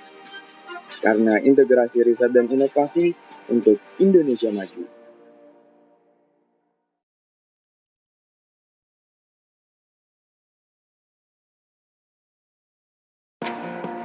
Mobilitas tinggi, kebutuhan yang meningkat, lahirkan percepatan teknologi untuk kemudahan manusia di setiap detik dan langkah beraktivitas. Tingginya standar kompetensi, kualifikasi, dan kualitas sumber daya manusia membuat penguasaan iptek menjadi kunci utama dalam era percepatan. Visi 2045, Indonesia Berdaulat, Maju, Adil, dan Makmur telah dicanangkan. Investasi dan ekosistem yang mendukung dalam riset dan inovasi adalah kunci untuk mencapai visi tersebut.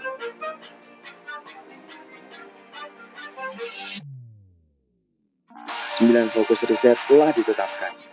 49 produk inovatif telah direncanakan guna mendukung transformasi ekonomi Indonesia from resource-based economy to innovation-based economy. Dengan daya saing manufaktur dan jasa modern mempunyai nilai tambah tinggi bagi kemakmuran bangsa. Inovasi diperlukan agar sebuah bangsa senantiasa berkembang. Perkara inovasi bukan hanya soal hasil riset, melainkan membawanya ke dunia industri. Diperlukan banyak terobosan yang melibatkan banyak pihak, mulai dari bagaimana hasil riset tersebut diwujudkan, hingga bagaimana inovasi tersebut bisa memberi nilai tambah bagi pelaku industri. Itulah sebabnya, kemampuan menguasai pasar dan jaringan distribusi merupakan bagian yang sangat penting dalam sebuah proses pengembangan produk inovasi. Sinergi antara akademisi, pebisnis, pemerintah merupakan bagian penting sebuah strategi hilirisasi inovasi pembangun ekonomi bangsa. Bekerja dalam sinergi dengan strategi yang dibangun Kementerian Riset dan Teknologi, Badan Riset dan Inovasi Nasional adalah kunci utama. Tertuang dalam prioritas riset nasional 2020-2024, inovasi berlandaskan riset yang terfokus dengan kolaborasi antar 3 unsur triple helix dapat mendorong inovasi yang berdaya saing dan membentuk SDM iptek unggul. Karena integrasi riset dan inovasi untuk Indonesia Maju.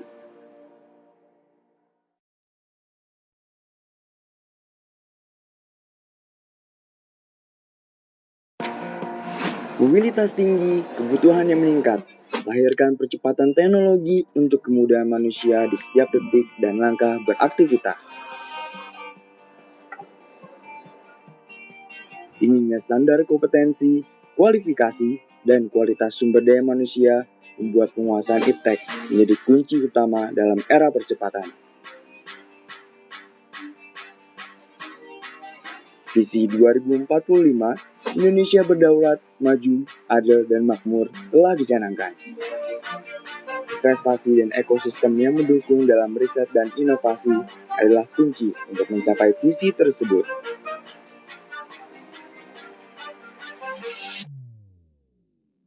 Sembilan fokus riset telah ditetapkan.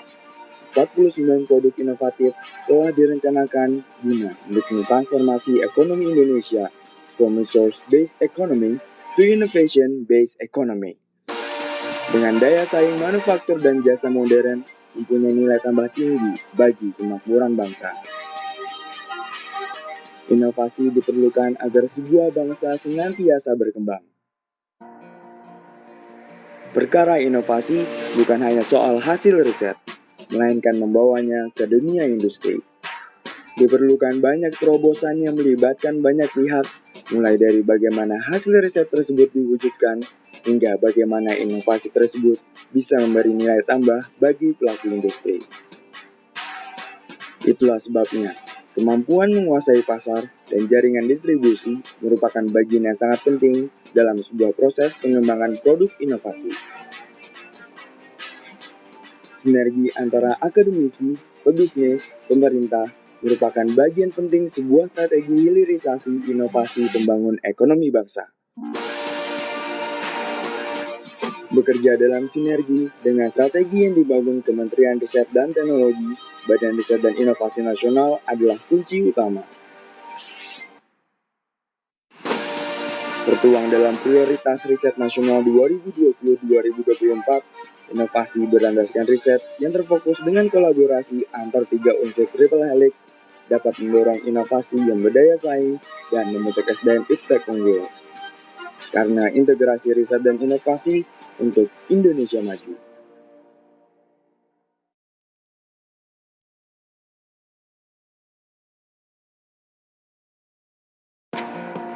Mobilitas tinggi, kebutuhan yang meningkat, lahirkan percepatan teknologi untuk kemudahan manusia di setiap detik dan langkah beraktivitas.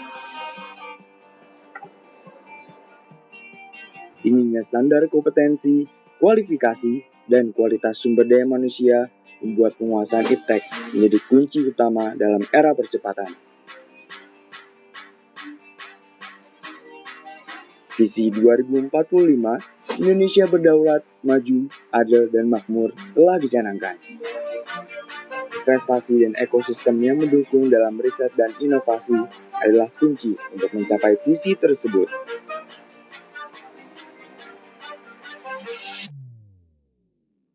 Sembilan fokus riset telah ditetapkan. 49 produk inovatif telah direncanakan guna mendukung transformasi ekonomi Indonesia from resource-based economy to innovation-based economy. Dengan daya saing manufaktur dan jasa modern mempunyai nilai tambah tinggi bagi kemakmuran bangsa. Inovasi diperlukan agar sebuah bangsa senantiasa berkembang.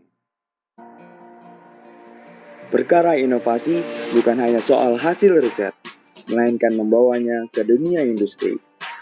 Diperlukan banyak terobosan yang melibatkan banyak pihak, mulai dari bagaimana hasil riset tersebut diwujudkan, hingga bagaimana inovasi tersebut bisa memberi nilai tambah bagi pelaku industri. Itulah sebabnya, kemampuan menguasai pasar dan jaringan distribusi merupakan bagian yang sangat penting dalam sebuah proses pengembangan produk inovasi. Sinergi antara akademisi, pebisnis, pemerintah merupakan bagian penting sebuah strategi hilirisasi inovasi pembangun ekonomi bangsa. Bekerja dalam sinergi dengan strategi yang dibangun Kementerian Riset dan Teknologi, Badan Riset dan Inovasi Nasional adalah kunci utama. Tertuang dalam prioritas riset nasional 2020-2024, inovasi berlandaskan riset yang terfokus dengan kolaborasi antar 3 unsur triple helix dapat mendorong inovasi yang berdaya saing dan membentuk SDM iptek unggul. Karena integrasi riset dan inovasi untuk Indonesia Maju.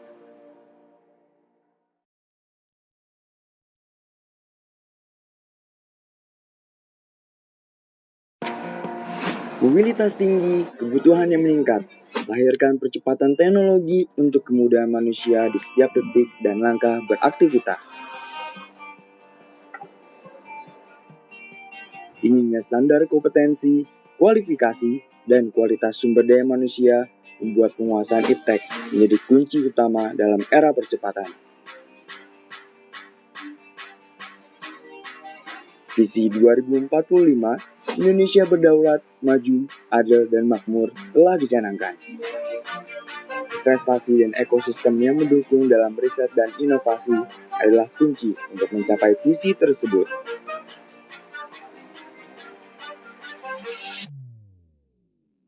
Sembilan fokus riset telah ditetapkan.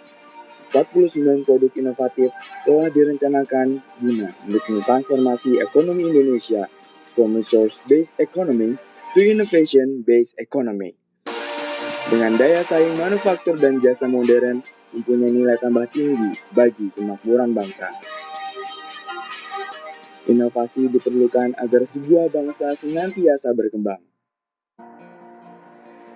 Perkara inovasi bukan hanya soal hasil riset, melainkan membawanya ke dunia industri. Diperlukan banyak terobosan yang melibatkan banyak pihak, mulai dari bagaimana hasil riset tersebut diwujudkan, hingga bagaimana inovasi tersebut bisa memberi nilai tambah bagi pelaku industri. Itulah sebabnya, kemampuan menguasai pasar dan jaringan distribusi merupakan bagian yang sangat penting dalam sebuah proses pengembangan produk inovasi.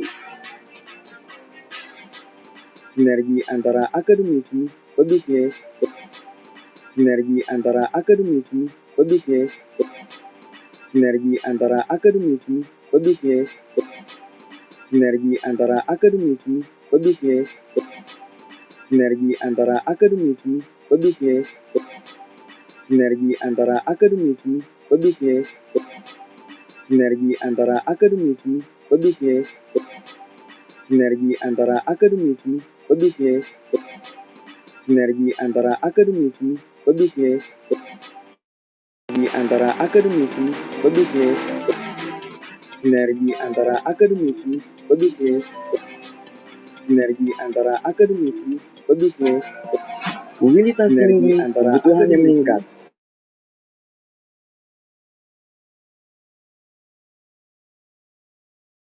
Antara akademisi, pebisnis, sinergi standar kompetensi, kualifikasi, dan kualitas sumber daya manusia membuat penguasaan iptek menjadi kunci utama dalam era percepatan. Akademisi, pebisnis, sinergi antara akademisi, visi 2045, Indonesia Berdaulat, Maju, Adil, dan Makmur telah dicanangkan. Sinergi antara akademisi, investasi, dan ekosistem yang mendukung dalam riset dan inovasi adalah kunci untuk mencapai visi tersebut. Sinergi antara akademisi, pebisnis, sinergi antara akademisi, 9 fokus riset telah ditetapkan. Sinergi antara 49 produk inovatif telah direncanakan guna mendukung transformasi ekonomi Indonesia from resource-based economy to innovation-based economy.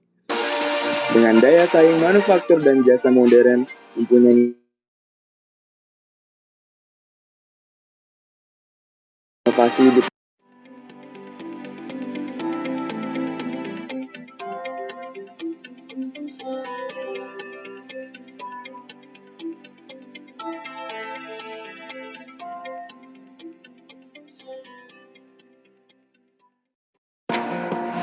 mobilitas tinggi, kebutuhan yang meningkat, lahirkan percepatan teknologi untuk kemudahan manusia di setiap detik dan langkah beraktivitas. Tingginya standar kompetensi, kualifikasi, dan kualitas sumber daya manusia membuat penguasaan iptek menjadi kunci utama dalam era percepatan. Visi 2045, Indonesia Berdaulat, Maju, Adil, dan Makmur telah dicanangkan. Investasi dan ekosistem yang mendukung dalam riset dan inovasi adalah kunci untuk mencapai visi tersebut.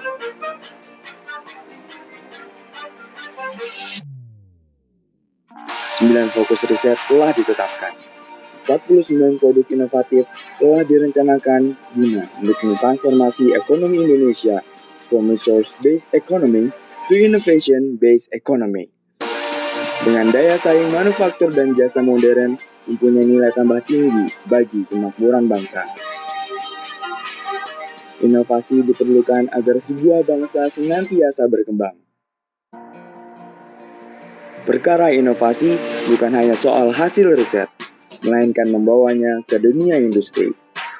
Diperlukan banyak terobosan yang melibatkan banyak pihak, mulai dari bagaimana hasil riset tersebut diwujudkan, hingga bagaimana inovasi tersebut bisa memberi nilai tambah bagi pelaku industri. Itulah sebabnya, kemampuan menguasai pasar dan jaringan distribusi merupakan bagian yang sangat penting dalam sebuah proses pengembangan produk inovasi. Sinergi antara akademisi, pebisnis, pemerintah merupakan bagian penting sebuah strategi hilirisasi inovasi pembangun ekonomi bangsa. Bekerja dalam sinergi dengan strategi yang dibangun Kementerian Riset dan Teknologi, Badan Riset dan Inovasi Nasional adalah kunci utama.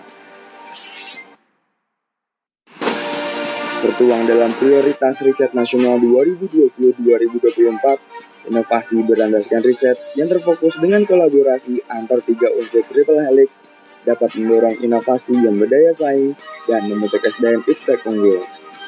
Karena integrasi riset dan inovasi untuk Indonesia Maju.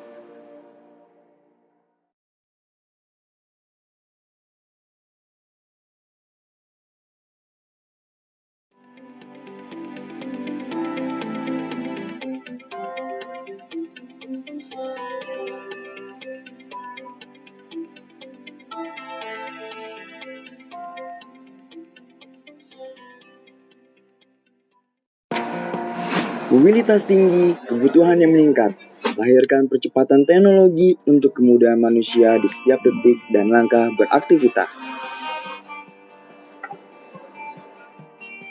Tingginya standar kompetensi, kualifikasi, dan kualitas sumber daya manusia membuat penguasaan iptek menjadi kunci utama dalam era percepatan. Visi 2045, Indonesia Berdaulat, Maju, Adil, dan Makmur telah dicanangkan. Investasi dan ekosistem yang mendukung dalam riset dan inovasi adalah kunci untuk mencapai visi tersebut.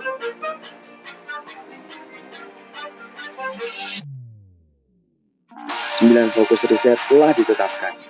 49 produk inovatif telah direncanakan guna mendukung transformasi ekonomi Indonesia from resource-based economy to innovation-based economy. Dengan daya saing manufaktur dan jasa modern mempunyai nilai tambah tinggi bagi kemakmuran bangsa. Inovasi diperlukan agar sebuah bangsa senantiasa berkembang. Perkara inovasi bukan hanya soal hasil riset, melainkan membawanya ke dunia industri. Diperlukan banyak terobosan yang melibatkan banyak pihak, mulai dari bagaimana hasil riset tersebut diwujudkan, hingga bagaimana inovasi tersebut bisa memberi nilai tambah bagi pelaku industri. Itulah sebabnya, kemampuan menguasai pasar dan jaringan distribusi merupakan bagian yang sangat penting dalam sebuah proses pengembangan produk inovasi. Sinergi antara akademisi, pebisnis, pemerintah merupakan bagian penting sebuah strategi hilirisasi inovasi pembangun ekonomi bangsa. Bekerja dalam sinergi dengan strategi yang dibangun Kementerian Riset dan Teknologi, Badan Riset dan Inovasi Nasional adalah kunci utama. Tertuang dalam prioritas riset nasional 2020-2024, inovasi berlandaskan riset yang terfokus dengan kolaborasi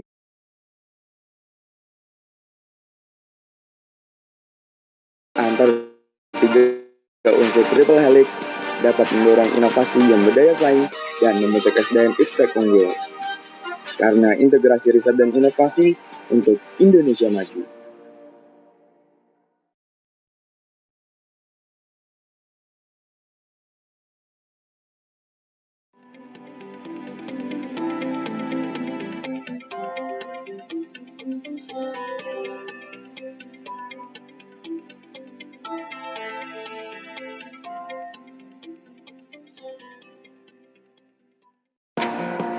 Mobilitas tinggi, kebutuhan yang meningkat, lahirkan percepatan teknologi untuk kemudahan manusia di setiap detik dan langkah beraktivitas. Tingginya standar kompetensi, kualifikasi, dan kualitas sumber daya manusia membuat penguasaan iptek menjadi kunci utama dalam era percepatan. Visi 2045, Indonesia Berdaulat, Maju, Adil, dan Makmur telah dicanangkan. Investasi dan ekosistem yang mendukung dalam riset dan inovasi adalah kunci untuk mencapai visi tersebut.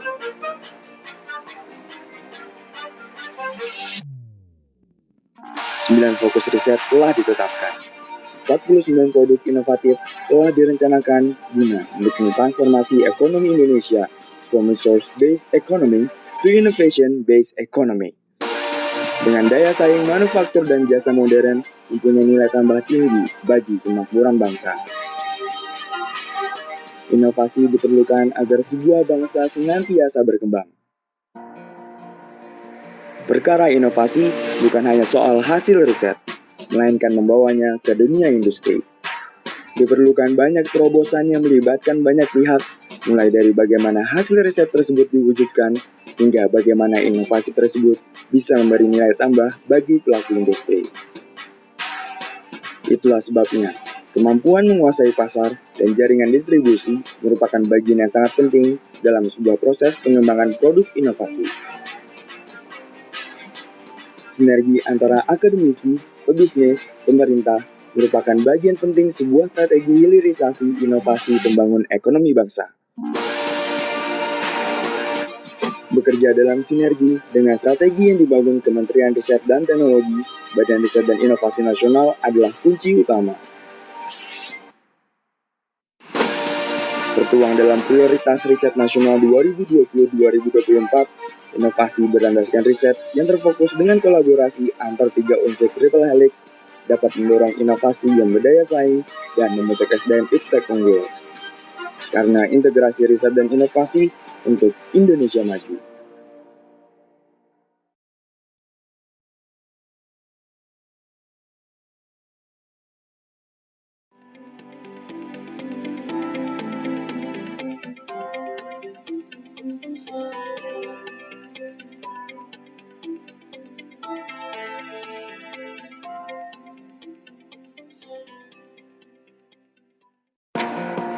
Mobilitas tinggi, kebutuhan yang meningkat, lahirkan percepatan teknologi untuk kemudahan manusia di setiap detik dan langkah beraktivitas. Tingginya standar kompetensi, kualifikasi, dan kualitas sumber daya manusia membuat penguasaan iptek menjadi kunci utama dalam era percepatan. Visi 2045, Indonesia Berdaulat, Maju, Adil, dan Makmur telah dicanangkan. Investasi dan ekosistem yang mendukung dalam riset dan inovasi adalah kunci untuk mencapai visi tersebut.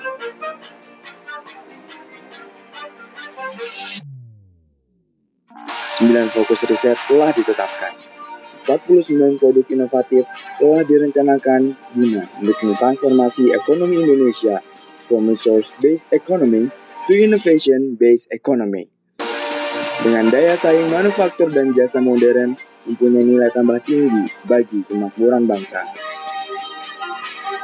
Inovasi diperlukan agar sebuah bangsa senantiasa berkembang. Perkara inovasi bukan hanya soal hasil riset, melainkan membawanya ke dunia industri. Diperlukan banyak terobosan yang melibatkan banyak pihak, mulai dari bagaimana hasil riset tersebut diwujudkan, hingga bagaimana inovasi tersebut bisa memberi nilai tambah bagi pelaku industri. Itulah sebabnya, kemampuan menguasai pasar dan jaringan distribusi merupakan bagian yang sangat penting dalam sebuah proses pengembangan produk inovasi.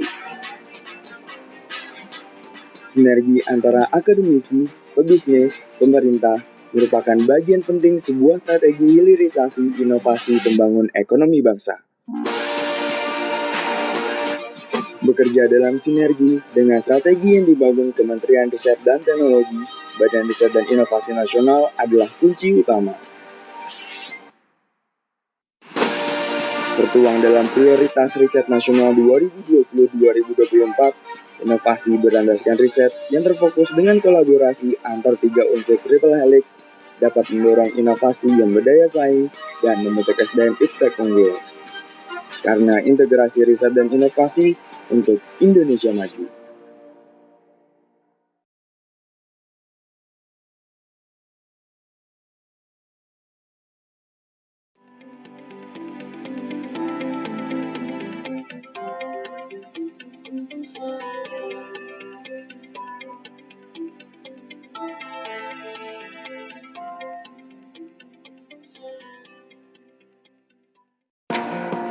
Mobilitas tinggi, kebutuhan yang meningkat, lahirkan percepatan teknologi untuk kemudahan manusia di setiap detik dan langkah beraktivitas.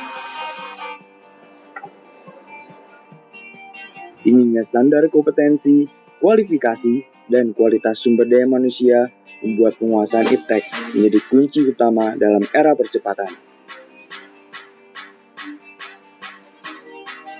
Visi 2045 Indonesia Berdaulat, Maju, Adil, dan Makmur telah dicanangkan. Investasi dan ekosistem yang mendukung dalam riset dan inovasi adalah kunci untuk mencapai visi tersebut.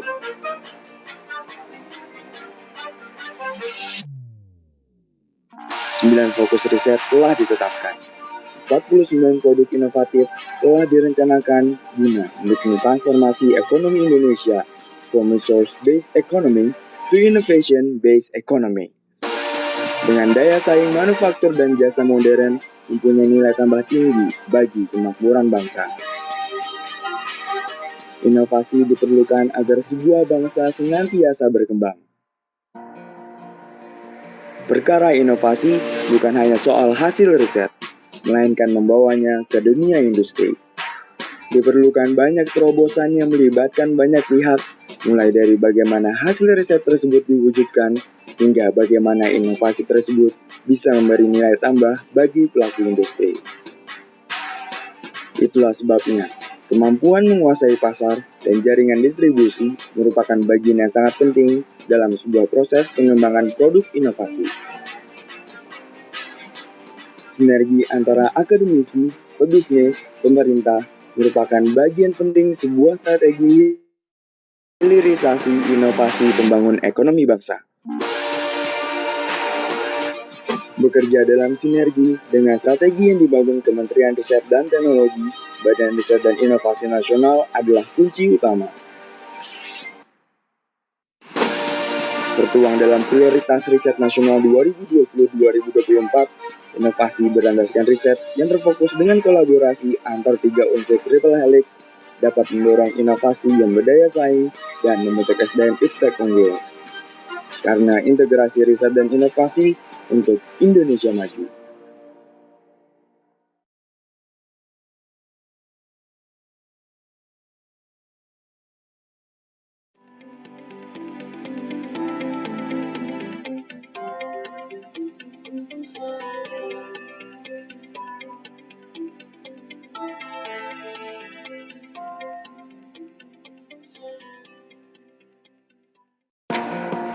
Mobilitas tinggi, kebutuhan yang meningkat, lahirkan percepatan teknologi untuk kemudahan manusia di setiap detik dan langkah beraktivitas. Tingginya standar kompetensi, kualifikasi, dan kualitas sumber daya manusia membuat penguasaan iptek menjadi kunci utama dalam era percepatan. Visi 2045 Indonesia Berdaulat, Maju, Adil, dan Makmur telah dicanangkan. Investasi dan ekosistem yang mendukung dalam riset dan inovasi adalah kunci untuk mencapai visi tersebut.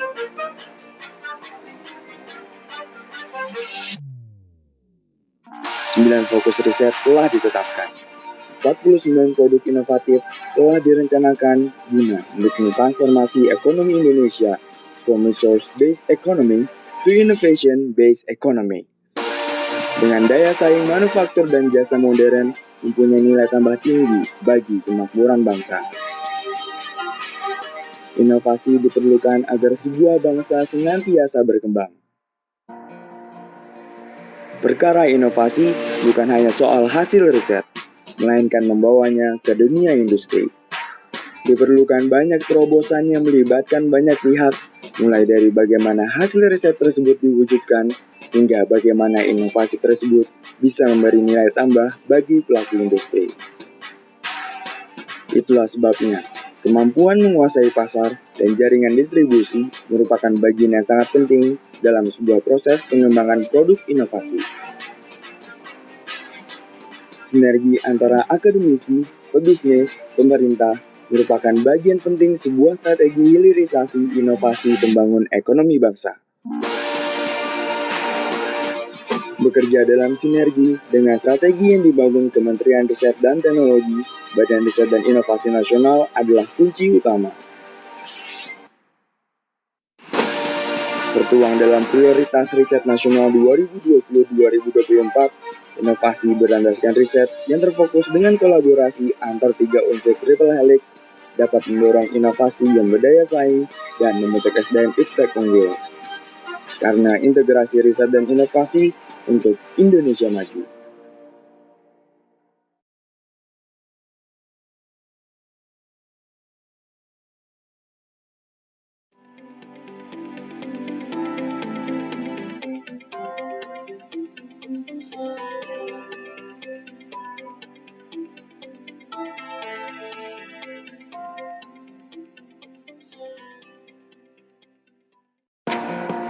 Mobilitas tinggi, kebutuhan yang meningkat, lahirkan percepatan teknologi untuk kemudahan manusia di setiap detik dan langkah beraktivitas.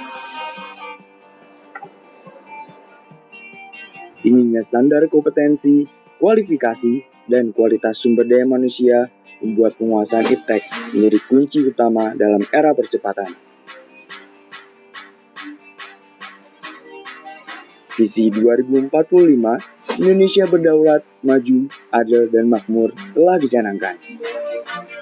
Investasi dan ekosistem yang mendukung dalam riset dan inovasi adalah kunci untuk mencapai visi tersebut.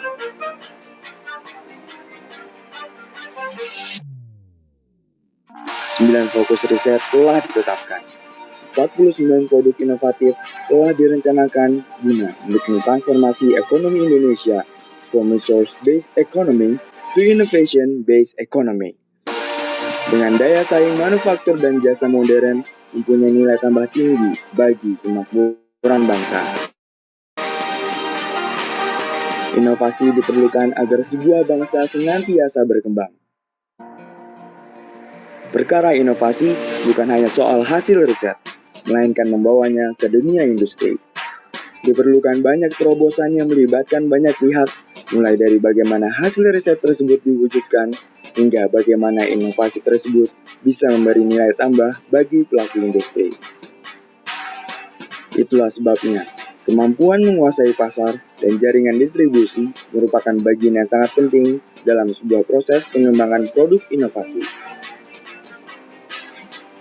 Sinergi antara akademisi, pebisnis, pemerintah merupakan bagian penting sebuah strategi hilirisasi inovasi pembangun ekonomi bangsa. Bekerja dalam sinergi dengan strategi yang dibangun Kementerian Riset dan Teknologi, Badan Riset dan Inovasi Nasional adalah kunci utama. Tertuang dalam prioritas riset nasional 2020-2024, inovasi berlandaskan riset yang terfokus dengan kolaborasi antar 3 unsur triple helix dapat mendorong inovasi yang berdaya saing dan membentuk SDM iptek unggul.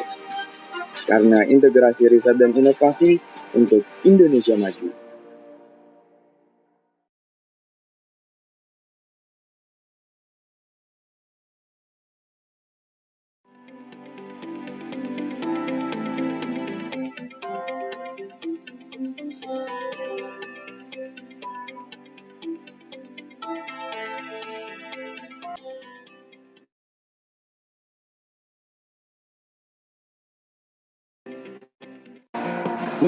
Lahirkan percepatan teknologi untuk kemudahan manusia di setiap detik dan langkah beraktivitas.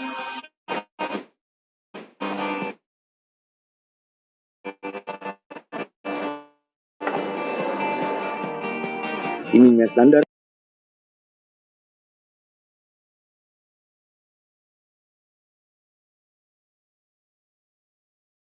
dan kualitas Indonesia Berdaulat, Maju, Adil, dan Makmur telah dicanangkan. Investasi dan ekosistem yang mendukung dalam riset dan inovasi adalah kunci untuk mencapai visi tersebut.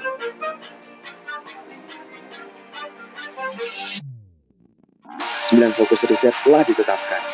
49 produk inovatif telah direncanakan guna mendukung transformasi ekonomi Indonesia from resource-based economy to innovation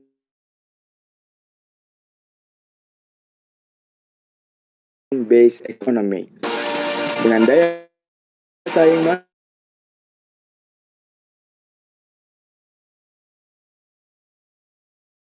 faktor dan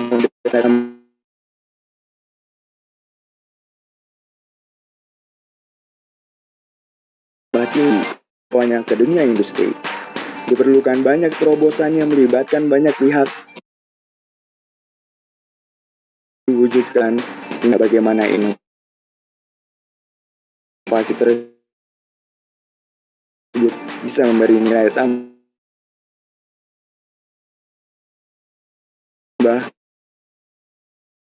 bagi pelaku industri.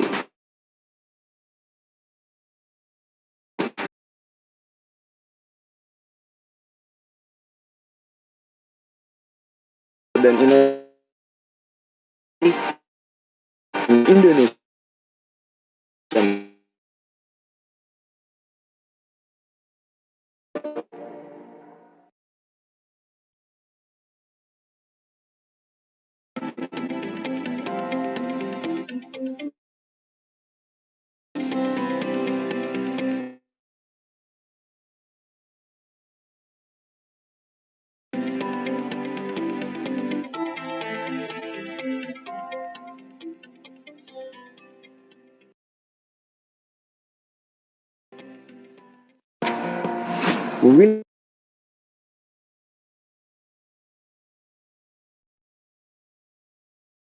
Recording in progress. Dan makmur telah dicanangkan.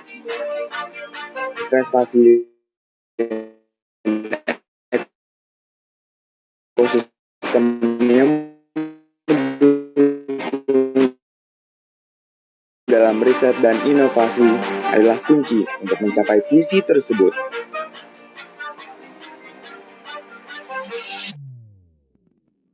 Sembilan fokus riset telah ditetapkan. Inovatif telah direncanakan ekonomi dengan daya saing manufaktur dan jasa modern mempunyai nilai tambah tinggi bagi kemakmuran bangsa.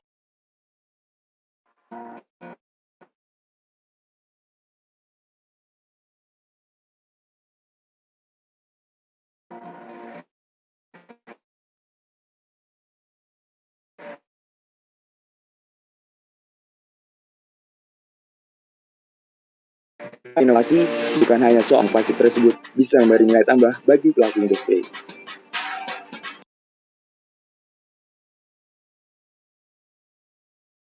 Jaringan distribusi merupakan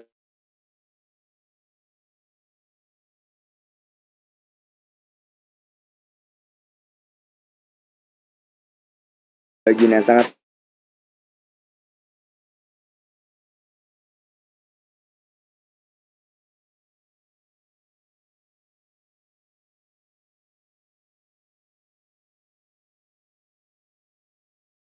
riset dan teknologi, Badan Riset dan Inovasi Nasional.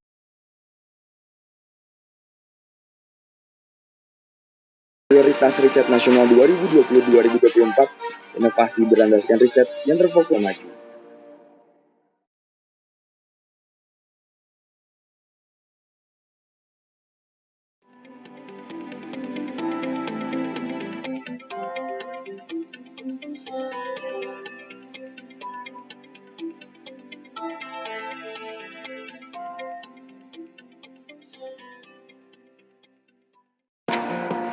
Mobilitas tinggi, kebutuhan yang meningkat, lahirkan percepatan teknologi untuk kemudahan manusia di setiap detik.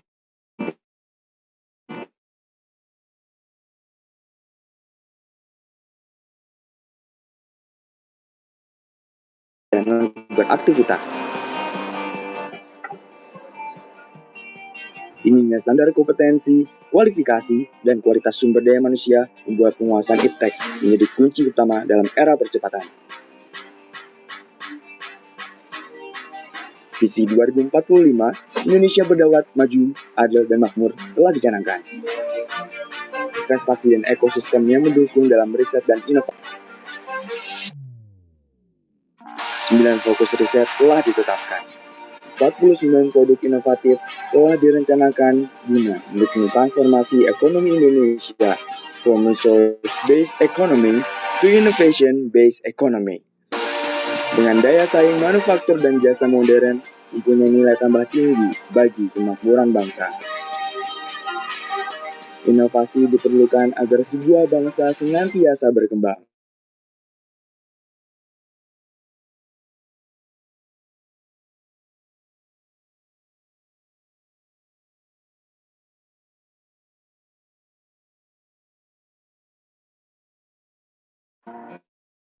Hingga bagaimana inovasi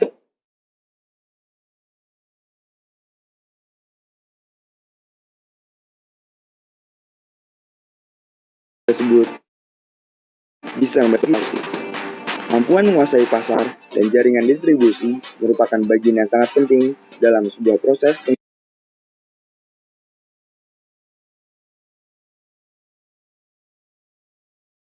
bagi akademisi bisnis. Pemerintah merupakan bagian penting sebuah strategi hilirisasi inovasi pembangunan ekonomi bangsa. Bekerja dalam sinergi dengan strategi yang dibangun Kementerian Riset dan Teknologi, Badan Riset dan Inovasi Nasional adalah kunci utama. Tertuang dalam prioritas riset nasional 2020-2024, inovasi berlandaskan riset yang terfokus dengan kolaborasi antar 3 unsur triple helix dapat mendorong inovasi yang berdaya saing dan membentuk SDM iptek unggul.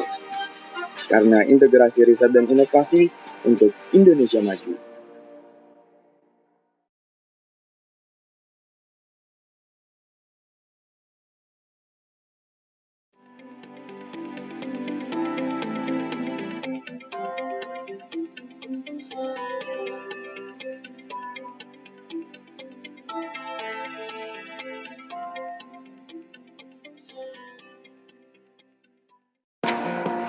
Mobilitas tinggi, kebutuhan yang meningkat setiap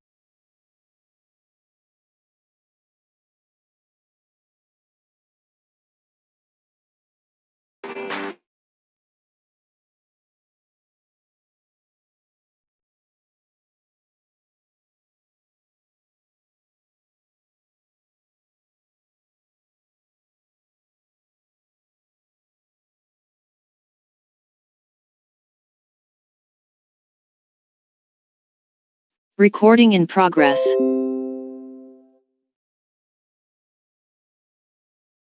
Bukan hanya soal hasil riset, melainkan membawanya ke dunia industri. Diperlukan banyak terobosan yang melibatkan banyak pihak, mulai dari bagaimana hasil riset tersebut diwujudkan, hingga bagaimana inovasi tersebut bisa memberi nilai tambah bagi pelaku industri. Itulah sebabnya, kemampuan menguasai pasar dan jaringan distribusi merupakan bagian yang sangat penting dalam sebuah proses pengembangan produk inovasi. Sinergi antara akademisi, pebisnis, pemerintah merupakan bagian penting sebuah strategi hilirisasi inovasi pembangun ekonomi bangsa. Bekerja dalam sinergi dengan strategi yang dibangun Kementerian Riset dan Teknologi, Badan Riset dan Inovasi Nasional adalah kunci utama.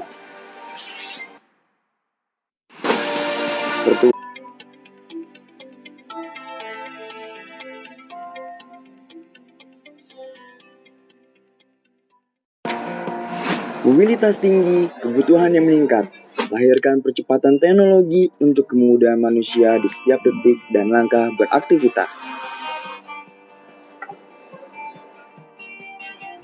Standar kompetensi, kualifikasi, dan kualitas sumber daya manusia membuat penguasaan iptek menjadi kunci utama dalam era percepatan.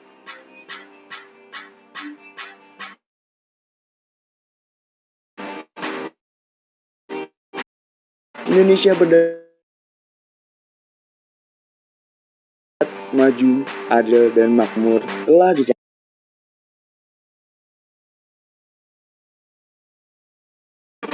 Investment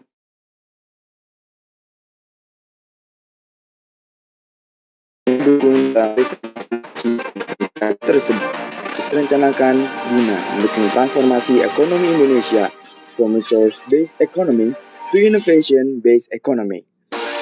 Dengan daya saing manufaktur dan jasa modern mempunyai nilai tambah tinggi bagi kemakmuran bangsa. Inovasi diperlukan agar sebuah bangsa senantiasa berkembang. Perkara inovasi bukan hanya soal hasil riset, melainkan membawanya ke dunia industri. Diperlukan banyak terobosan yang melibatkan banyak pihak, mulai dari bagaimana hasil riset tersebut diwujudkan, hingga bagaimana inovasi tersebut bisa memberi nilai tambah bagi pelaku industri. Itulah sebabnya, kemampuan menguasai pasar dan jaringan distribusi merupakan bagian yang sangat penting dalam sebuah proses pengembangan produk inovasi.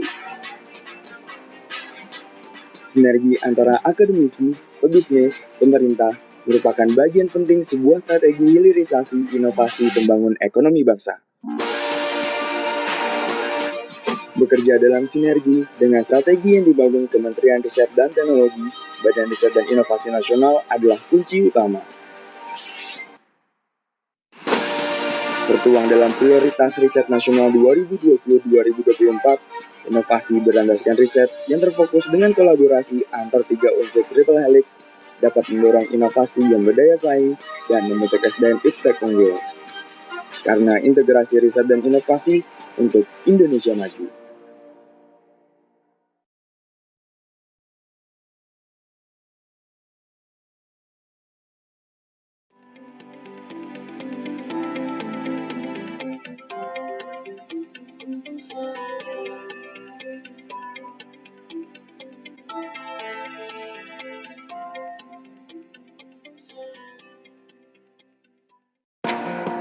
Mobilitas tinggi, kebutuhan yang meningkat, lahirkan percepatan teknologi untuk kemudahan manusia di setiap detik dan langkah beraktivitas.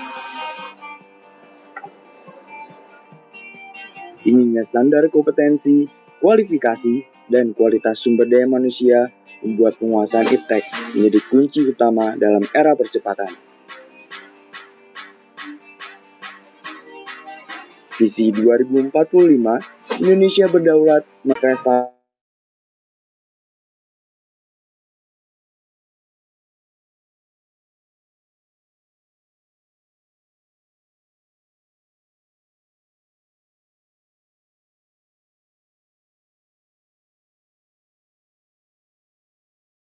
ekosistem yang mendukung riset dan untuk mencapai tersebut.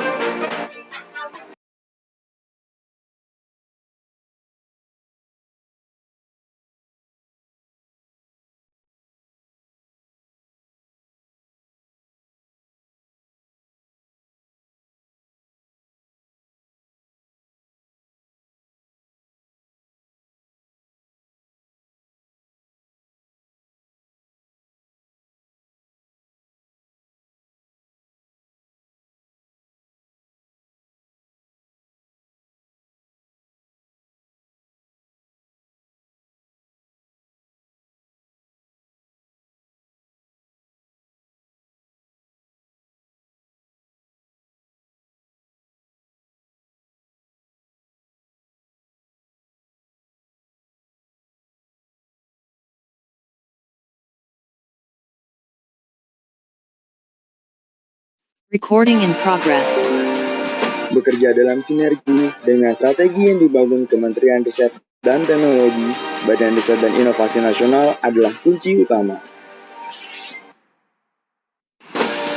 Tertuang dalam prioritas riset nasional 2020-2024, inovasi berlandaskan riset yang terfokus dengan kolaborasi antar tiga unsur triple helix dapat mendorong inovasi yang berdaya saing dan membentuk SDM iptek unggul. Karena integrasi riset dan inovasi untuk Indonesia Maju.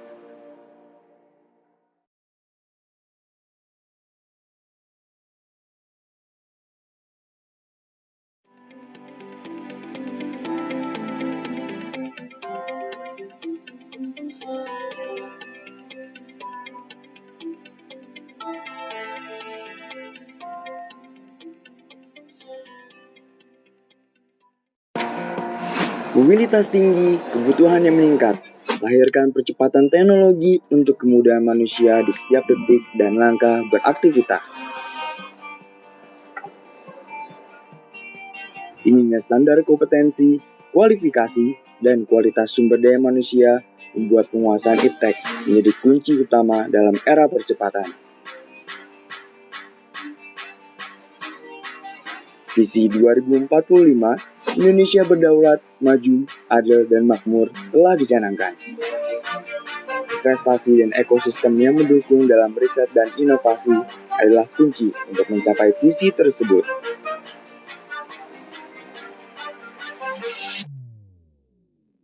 Sembilan fokus riset telah ditetapkan. 49 produk inovatif telah direncanakan guna mendukung transformasi ekonomi Indonesia from resource-based economy to innovation-based economy. Dengan daya saing manufaktur dan jasa modern mempunyai nilai tambah tinggi bagi kemakmuran bangsa. Inovasi diperlukan agar sebuah bangsa senantiasa berkembang. Perkara inovasi bukan hanya soal hasil riset, melainkan membawanya ke dunia industri. Diperlukan banyak terobosan yang melibatkan banyak pihak, mulai dari bagaimana hasil riset tersebut diwujudkan, hingga bagaimana inovasi tersebut bisa memberi nilai tambah bagi pelaku industri. Itulah sebabnya, kemampuan menguasai pasar dan jaringan distribusi merupakan bagian yang sangat penting dalam sebuah proses pengembangan produk inovasi. Sinergi antara akademisi, pebisnis, pemerintah merupakan bagian penting sebuah strategi hilirisasi inovasi pembangun ekonomi bangsa. Bekerja dalam sinergi dengan strategi yang Kementerian Riset dan Teknologi, Badan Riset dan Inovasi Nasional adalah kunci utama. Tertuang dalam prioritas riset nasional 2020-2024, inovasi berlandaskan riset yang terfokus dengan kolaborasi antar tiga unsur triple helix dapat mendorong inovasi yang berdaya saing dan membentuk SDM iptek unggul.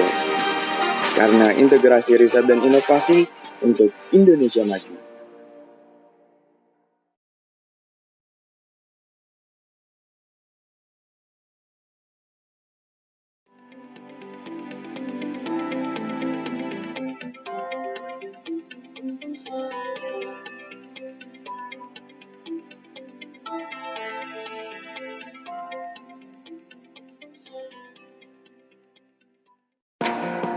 Mobilitas tinggi, kebutuhan yang meningkat, lahirkan percepatan teknologi untuk kemudahan manusia di setiap detik dan langkah beraktivitas.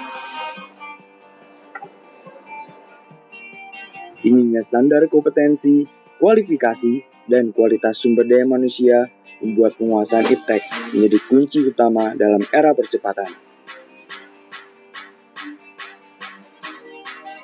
Visi 2045, Indonesia Berdaulat, Maju, Adil, dan Makmur telah dicanangkan.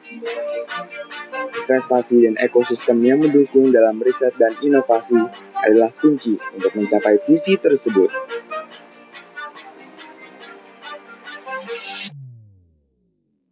Sembilan fokus riset telah ditetapkan.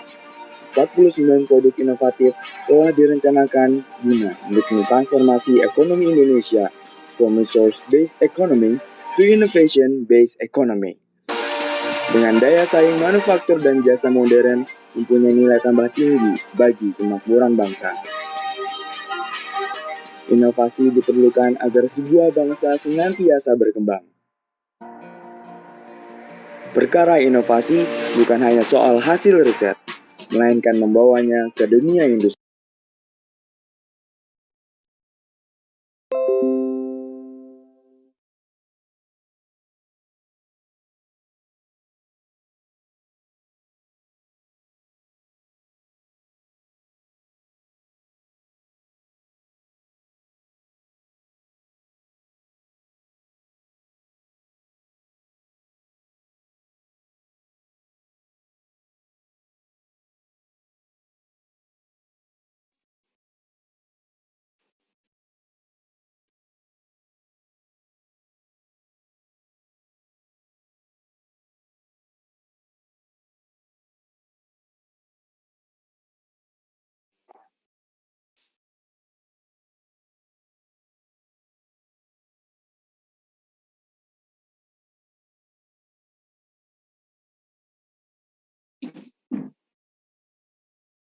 Ya. Assalamualaikum warahmatullahi wabarakatuh. Can everybody hear me? Yes. I hope everybody can. Allow me to introduce myself. My name is Dr. Siti Nurul Aisyah Jeni, and I will be your moderator for this session, this parallel B room, which is on the topic of material and catalysis. The session will start at 1 o'clock, hopefully. But before we start this session, I would like to ask whether the presenters are already here. For the first set, we will... Recording in progress.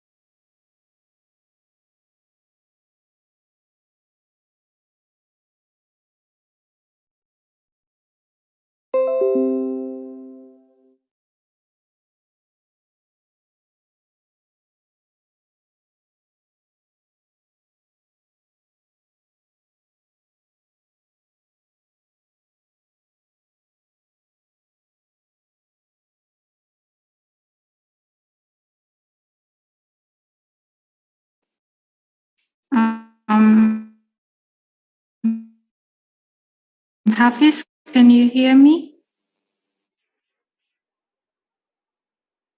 Hello from the committee. Yes, Miss. Can you hear me, or Yes, am I not loud enough? Yeah, can we start? Okay.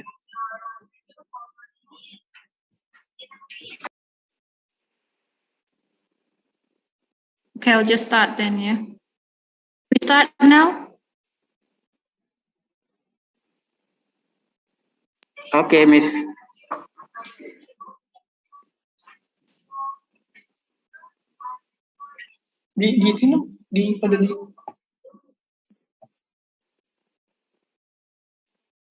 I'm sorry, I can't hear you clearly. Maybe I'll just start now. Yeah.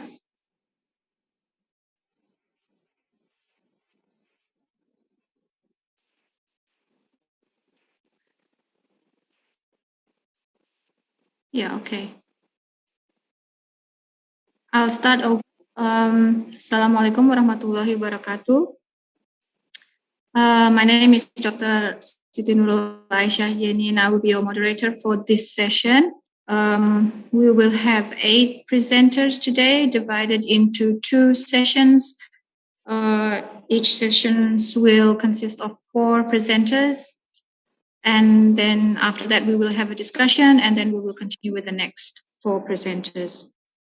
So the first four presenters are, can you answer if you're already here? Yusuf Hendro Nursito. Is Yusuf Hendro Nursito here?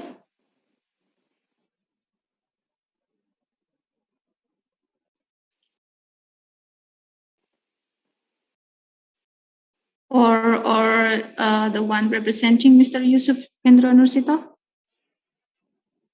Oh, you're already here. Okay. Mr. Dr. Robert Ronald Wijaya. Yes, I am here. Yeah. So, Dr. Mondrian Zigili is here as well, and Dr. Katia Angturi. Yeah. Dr. Anglia Katia. Present here. Okay. So I guess we will start playing the videos for the four presenters, and then after that we will continue with the discussion session. And all the questions can be written down in the chat room, and then I will read it afterwards during our discussion session. So for the co-host, you may start playing the video.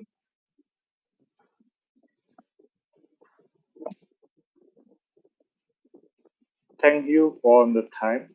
Let me represent my teammates. The paper title that I will present is characterization of biopolymer, concrete made of natural jelly by heating methods. These are under the name of researcher or on our team. The content of this presentation consists of introduction, material and methods, result and discussion, and conclusion. For introduction, the use of conventional concrete using cement binder is still very high. Cement made by burning coal has the effect of releasing carbon dioxide gas. Globally, cement production produces 5 to 7% of carbon dioxide emission into the atmosphere. Pollution can cause global warming. Therefore, it's necessary to develop other material in concrete based on ordinary Portland cement. Geopolymer concrete is an alternative to cement because geopolymer concrete is a mixture of concrete whose main ingredients do not use cement as a binder and are replaced by product of material which contain a lot of silica and alumina.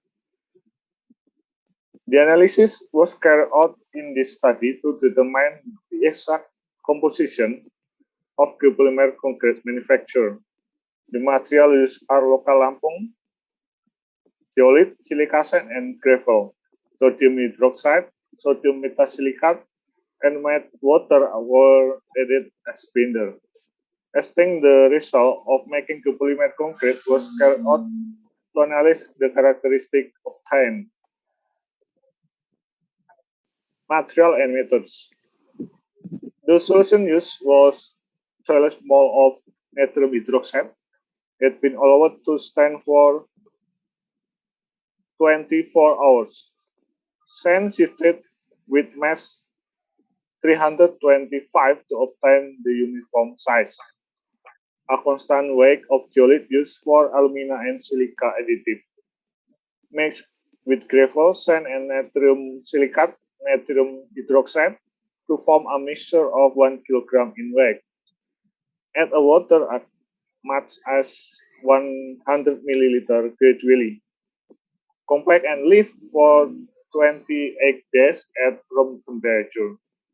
The temperature heating process of 50, 70, 90, 110, and 130 degrees Celsius for a holding time of 6, 9, and 12 hours. Result and discussion, we can see the natural zeolite as a dominant chemical content of silicon oxide, aluminum oxide, and potassium oxide. Other components have less than 1%.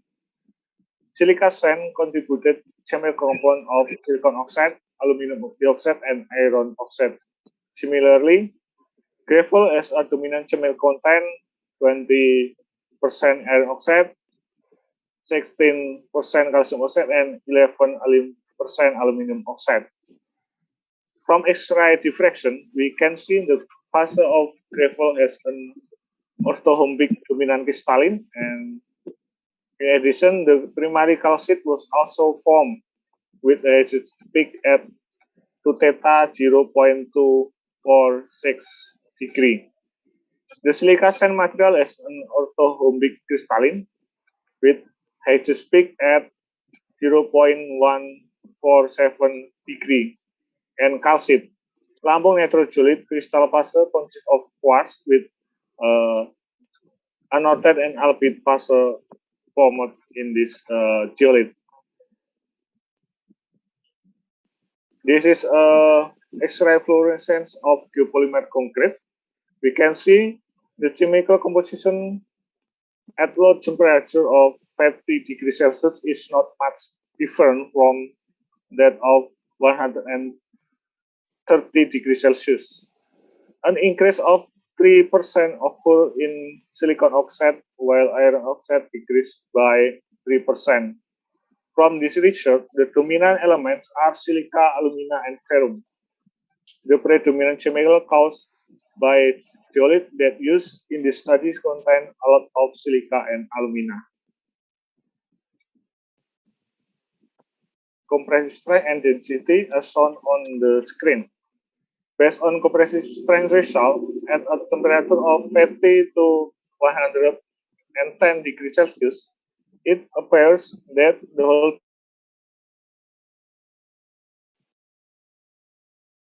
thing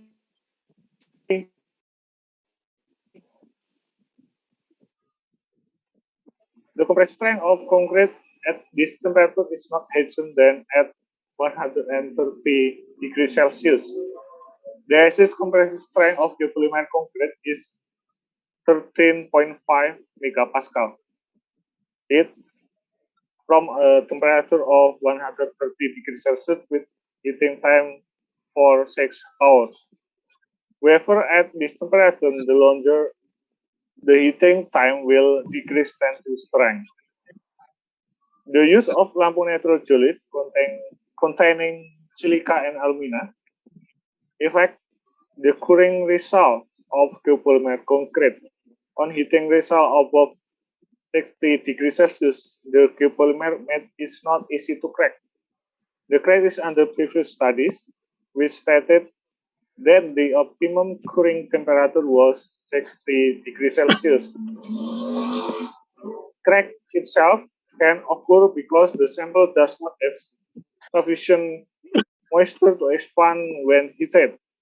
At high temperature, with prolonged heating time, crack is also possible.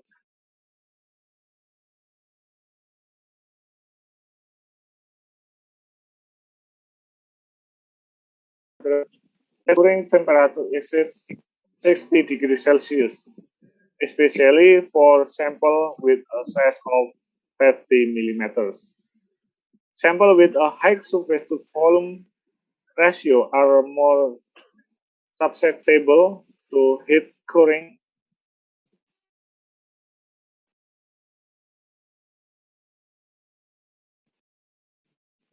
Decrease in curing strength at high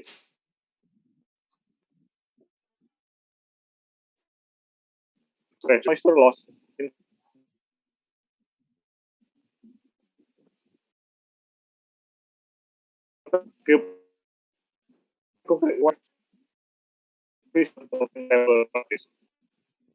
the specific gravity you can see the specific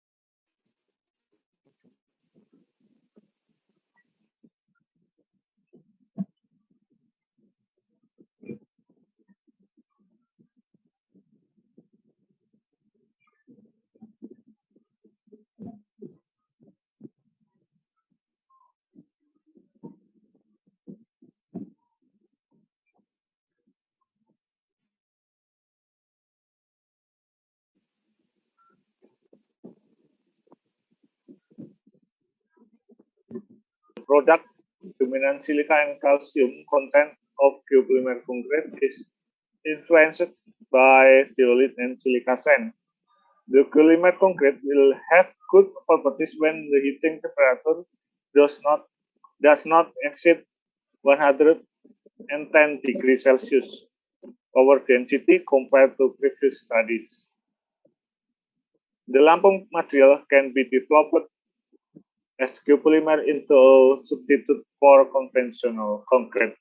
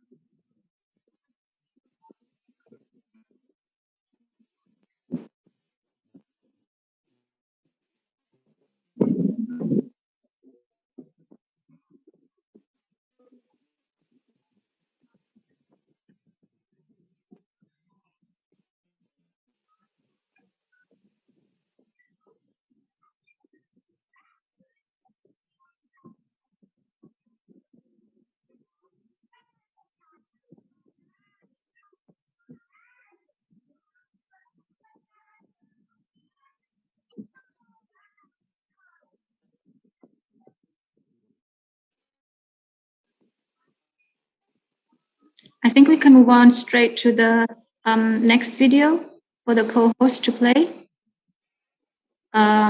We'll play all the 4 videos straight away, so we don't need any introduction. Thank you. For the different time. Good afternoon, everyone. I am Robert Ronald Wijaya. I will share of my research project on this section, which is about preparation of titanium metal organic framework and nickel metal organic framework using terephthalic acid as ligand. So let's start with the introduction. The metal organic framework has received great attention for their application as catalyst for medical waste treatment facilities with considerable porosity and surface area. The most interesting advantage of MOF about development and utilization of MOF and catalyst modified titanium and nickel metal for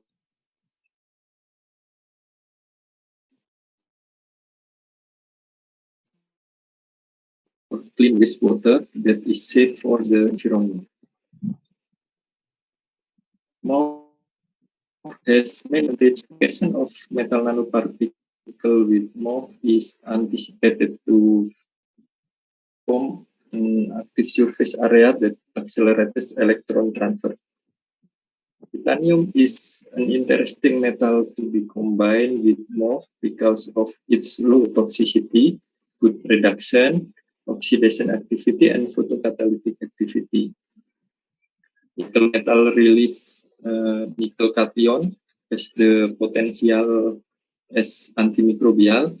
The cation release even is an important part of this application because it can change the ionic properties around microbe and destroy ion channel. Titanium metal organic framework synthesis.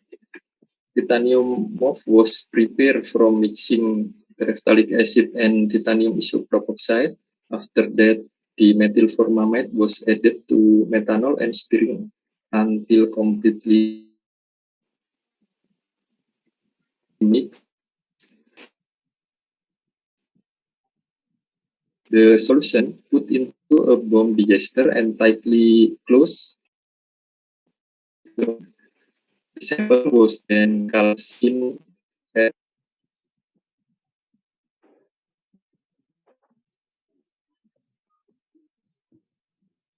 15 hours. Nickel metal hydrate was mixed with methyl formamide, then stirred until it was completely mixed. The 2 solutions were mixed under continuous stirring in a glass reactor. The glass reactor put in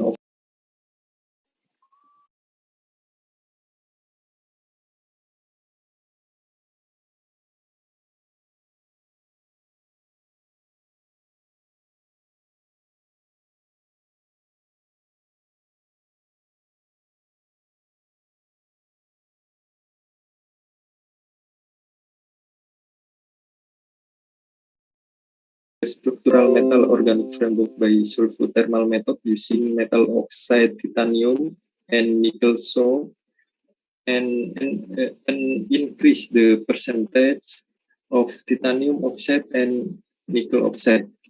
This indicates that the metal catalyst can bond with the element contained in the metal organic framework. Therefore, it can form a strong bond between the metal and the MOF ligand. Titanium and nickel metal are conducting metal. They have a band gap is not too large. Therefore, they can exchange electrons at high and very fast intensities. This mechanism can kill virus and bacteria by destroying the outer membrane of the virus. The result of measurement by surface area analyzer, titanium MOF has larger specific surface area compared to nickel MOF. This is because the particle size of titanium metal is larger than nickel. The properties of titanium MOF with large surface area, MOF can be used as catalyst buffer. This confirms the XRF analysis result, which show the titanium oxide content is greater than nickel oxide content. The illustration of the nitrogen absorption isotherm show type 4 with a typical hysteresis loop which means mesoporous material. The pore volume of nickel MOF is smaller than titanium MOF. Therefore, the top is a diffusion path.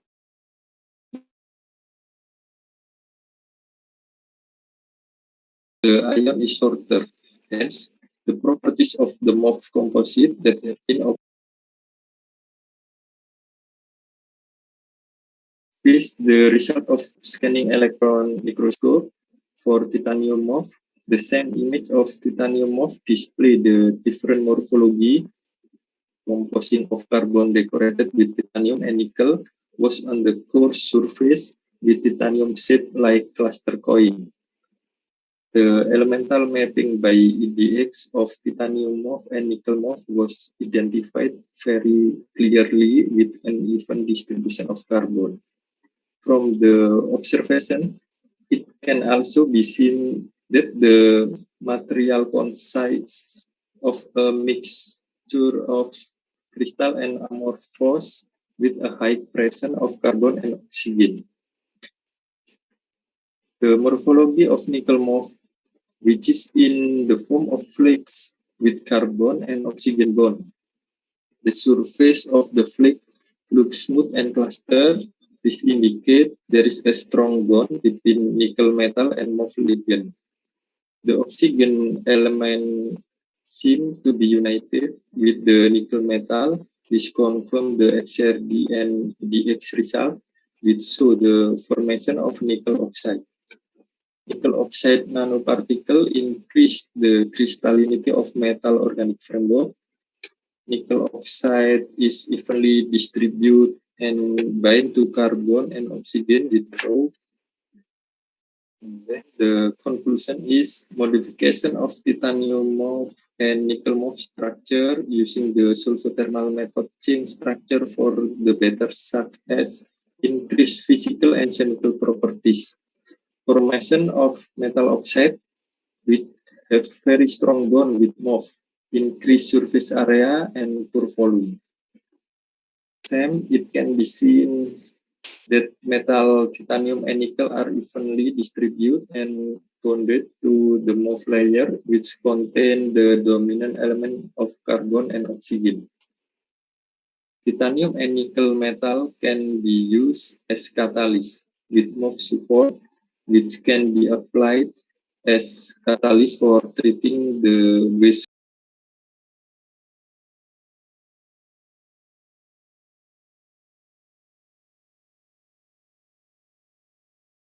So thank you.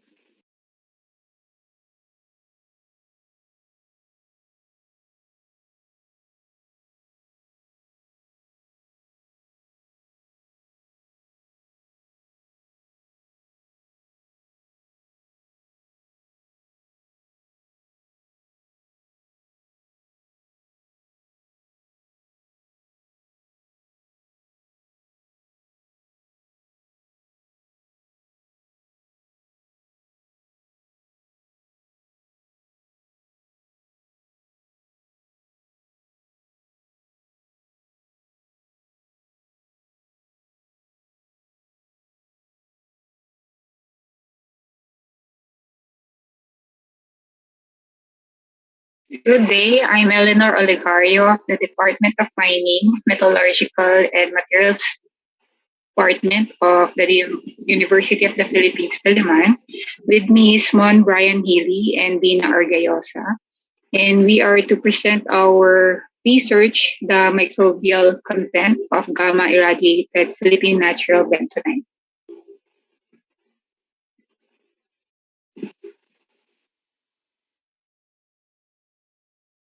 Bentonite is an aluminum phyllosilicate clay that is composed mainly of montmorillonite. It has a negative charge in either of its tetrahedral sheet or octahedral sheet. In the Philippines, it's mainly used as ion exchange, adsorption, raw material for animal feeds, construction, and biomedical and cosmetics. In our project, we made use of gamma irradiation technology. There are many factors to be considered for the use of such procedure, and some of the variables are the time inside the cell, the material compatibility and density penetration, possible effects of gamma irradiation like embrittlement, discoloration, and change of the viscosity of the material. And we have to consider the time variable based on those requirements. Gamma irradiation is a procedure wherein the products are exposed to cobalt-60 isotope radiation. One of the many uses of gamma irradiation are decontamination for medical devices and pharmaceutical drugs, sterilization, quarantine for animal husbandry, fruits, and packaged products, microorganism removal like that of pathogen reduction for fresh foods, shelf life extension for chicken, meat, and fish, insect disinfection for cereals and dried fruits, sprout inhibition like that for horticultural supplies, onions, and ginger and garlic, and also for leveling or thickness gauges used in food packaging and steel mills. In our project or research, we plan to show that gamma irradiation is a good procedure for sterilization or reduction of microbial content for skincare products, and to show the effect of gamma irradiation on the properties of bentonite clay from the Philippines. Seen here in this slide is the photo of the cobalt-60 multipurpose irradiation facility in the Philippine Nuclear Research Institute in Quezon City, where we did the gamma irradiation as a sterilization process. Also seen here is the bentonite clay that was extracted by Litas Manufacturing in Matarem, Pangasinan. Our characterization methods are X-ray diffraction to get the mineralogy, EDX to get the chemical composition, FTIR to get the functionalization in structural changes of the material, and microbiological assay to get the microbial count before and after gamma irradiation. So for procedure, our bentonite was submerged into 3 types of gamma irradiation, 200, 400, and 700 kilogray, and it was contained in PET tubes of about 2.7 centimeter in diameter and 8.5 centimeter in height. For the microbial analysis, the samples, approximately 1 gram each, were suspended in peptone water to make various dilutions, and were plated in duplicates using potato agar, dextrose agar, or PDA. The plates were incubated at room temperature for 3 to 5 days, and colonies were observed under the Quebec colony counter. This is the X-ray diffraction of our mineral bentonite. It's composed mainly of hectorite and montmorillonite from the smectite group and mordenite type of zeolite mineral. For the EDX, the material shows that it is 68.11% silica and 18.11% alumina, resulting in a silica-alumina ratio of about 3.19. For the FTIR analysis, it shows that gamma irradiation increases the capacity of bentonite to hold ambient moisture, and there's no significant change in the vibration bands, which indicates that the integrity of the structure of the bentonite is preserved, and there's no noticeable change in the transmission spectra of bentonite 200 and 700 kilogray.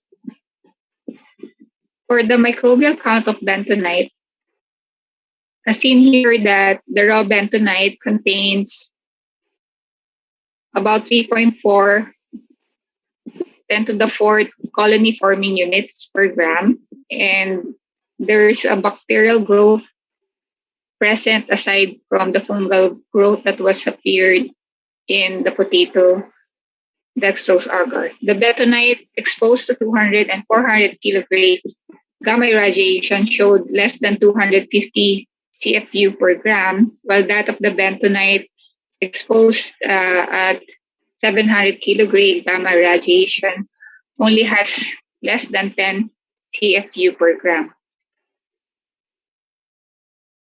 Also, raw bentonite also showed black fungal colonies belonging to the A. niger group, a contaminant of cosmetic products which did not appear on the PDA plates from the gamma irradiated bentonite. Based on the Council personal care product guidelines on personal care for such products does not require the products to be sterile. Hence, this product should not contain excessive amounts of specified organisms, like not greater than 500 CFU per gram for products used in the I zone, and not more than 1,000 CFU per gram for products catering to babies or infants. So in summary, the Philippine natural bentonite is composed primarily of mordenite, hectorite, and montmorillonite, and the mineral is composed of predominantly silica at 68% and alumina at 18%. The IR spectra of bentonite samples show that there are no significant changes in the structure of the mineral, even at high irradiation dose of up to 700 kilogray. And it has been shown that gamma irradiation could effectively reduce, inactivate, if not eliminate, the microbial content of the bentonite clay, even at a low dose of 200 kilogray. And gamma irradiation is an effective tool for the 2 to 3 log reduction of microbial count of bentonite as a skincare product without destroying the structure of the bentonite. And for further work, we recommend the use of other cultural media for enumeration of microbial content and to detect other microorganisms in the raw and gamma irradiated bentonite, and further studies of gamma irradiation inactivation of A. niger fungal contaminants in the bentonite, and to study the minimum dose of gamma irradiation for high-level inactivation of Philippine bentonites. These are our other research on other minerals in the Philippines, for mainly for zeolite use for environmental control mitigation solutions and for COVID responses. With that, thank you so much, and we would also like to thank our other collaborators in the project, Franklin Pares of PNRI, and Dr. Alejandro Marquez of UP Manila. Thank you.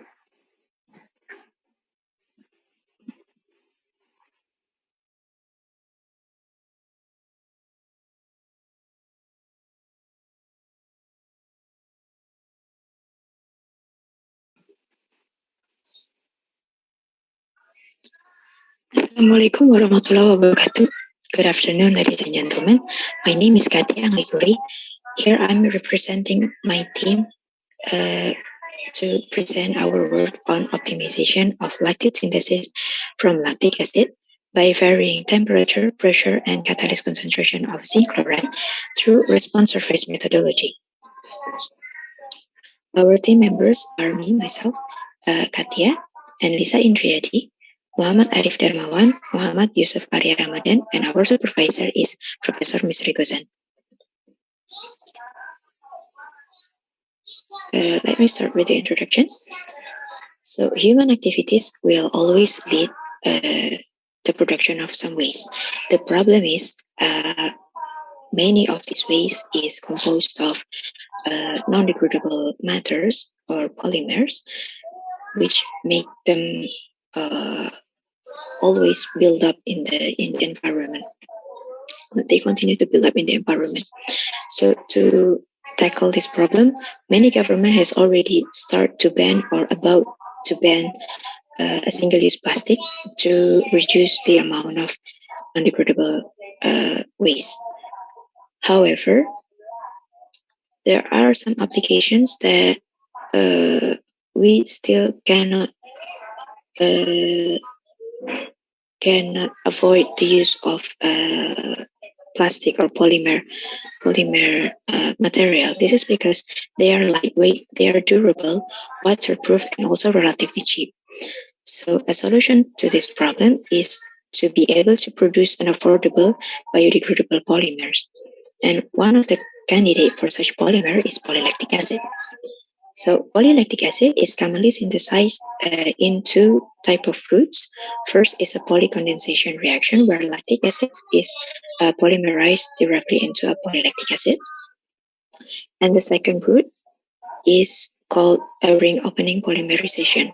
The second route here is more tedious, a longer process, but this is often preferred route because it usually yields a higher molecular weight polylactic acid. So here, lactic acid is first synthesized into a short chain polymer, then it will be depolymerized to form lactate. And the polymerization actually starts here where the lactate is ring opened in the ring opening polymerization process to form a polylactic acid. So lactate is important in this route, in the second route here. So the objective of this study is to synthesize lactate and to find the optimum operating condition for the synthesis of lactate using zinc chloride as the catalyst through response surface methodology. So in this study, we did the lactate synthesis from lactic acid. So first we do a polycondensation reaction where the lactic acid is polymerized to form a short chain polymer. The side product here is water. And the second part is by reacting the formed oligomer in a depolymerization reaction with a backbiting mechanism to form lactate. The polycondensation process is done by first preheating the sample at 120 degrees Celsius for 2 hours. This is intended to remove water from the lactic acid solution so that the reaction can go as much as possible to the right. And then the polycondensation starts by raising the temperature gradually until it reaches 180 degrees Celsius. Here, no catalyst is used. The product is oligomer and it will be used for lactate synthesis, the second part here. So first, like the oligomer is weighted so that we can determine the amount of zinc chloride catalyst needed. The independent variables used were the concentration of catalyst, the temperature, and the vacuum pressure. The experimental design was done using Design Expert, while it generated randomized 17 combinations of variables, of these 3 independent variables. The product here is lactate, and we analyzed the crude lactate yield, and also we also check the structure of the product form using an FTIR analysis. So we go to the result and discussion. Here is the FTIR spectra. So the band at 1723 centimeter minus 1 here belongs to a CO11 here, and these bands are due to the COO COOC functional group. And the 1452 centimeter minus 1 is due to the presence of methyl group. And the one here is due to the presence of CH here. And this is due to the presence of water in the system. And actually, the FTIR spectra of lactate is quite similar with lactic acid as well as polymer. So how do we know that there is lactate in the system? It's because there is the band from the ring shown by the presence of band at 935 centimeter minus 1 and 1240 centimeter minus 1, which is due to the presence of ring structure. Now about the obtained model from response surface methodology using design expert software. So we did a sum of square and like of it test to check the appropriate model for the system. And the result was that a quadratic model is better than a linear model. So this indicates that there is a curvature and there is an optimum point. So here is the model. And if we plot the model with the experimental result, we have a nice plot here where we can see that the model can can represent the data quite well. I'm sorry. Then we also did an ANOVA test to assess the model significance. We see here that the model has a p-value of less than 0.0001, which means that the model is significant, or the model can estimate the response quite well. And we also have a lack of fit of bigger than 0.05, meaning that the lack of fit is insignificant. Or in other words, the model can fit the experiment quite well. And then about the variables, I shortened the tables a bit here. Here we can see that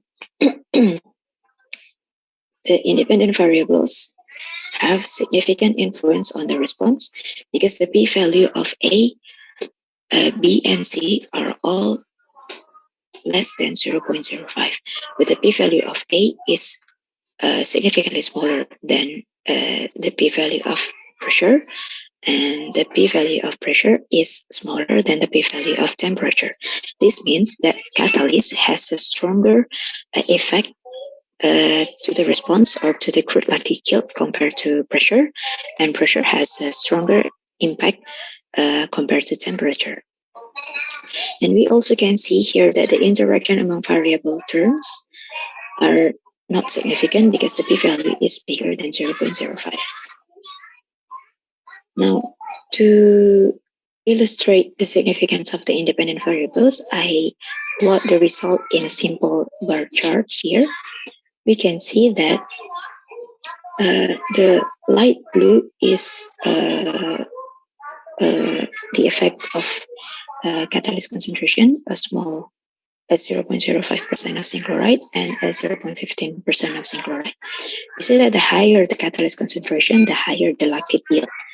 And we see that by increasing the catalyst concentration, we have a higher increase in crude lactic yield compared to if we increase the temperature or if we increase the vacuum pressure. So this, again, justifies that the catalyst concentration has more pronounced effects in the system. Or again, catalyst concentration has the highest impact on the crude lactic yield, followed by vacuum pressure and temperature. Here's the response surface curve. All indicates the presence of curvature, and all also aligned with previously indicates that the increase in catalyst concentration, in vacuum pressure, and in temperature both tend to give higher yield in this range. So it's going to an optimum point. And the optimum result here from the experiment, this is the contour plot from the experiment. This is the optimum point. This was obtained at a catalyst concentration of 0.1%, at a pressure of 610 millimeter of mercury, and a temperature of 205 degrees Celsius. So here and here. This corresponds to a crude lactate yield of 78.95%. But the model predicted by doing a derivatization of the obtained model, we can estimate that the optimum crude lactate yield is 79.86%, which can be obtained at a catalyst concentration of 0.125% at a pressure of 640.5 millimeter of mercury and a temperature of 211 degrees Celsius. So, as a conclusion, the obtained quadratic model shows good adequacy in estimating the response value. And the model can predict an optimum crude lactate yield of 79.86%, which can be achieved in this operating condition. While the experimental result, the highest experimental result was obtained at 0.1% catalyst at 205 and 610 millimeters of mercury, which correspond to a crude lactate yield of 78.95%. And here it can be seen that catalyst concentration has a more pronounced effect on the obtained crude lactate yield, followed by the influence of vacuum pressure. Then the last is the effect of temperature. Here is the references that I use. That's for me. Thank you.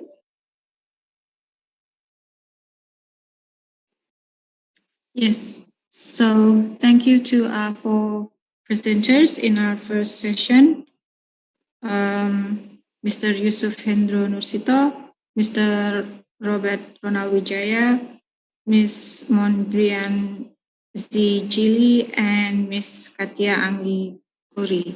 So now is the discussion session. I'd like to open up discussion session. I haven't had any questions in the chat room, so probably I'll just open up to the audience if they want to ask right away to the presenters.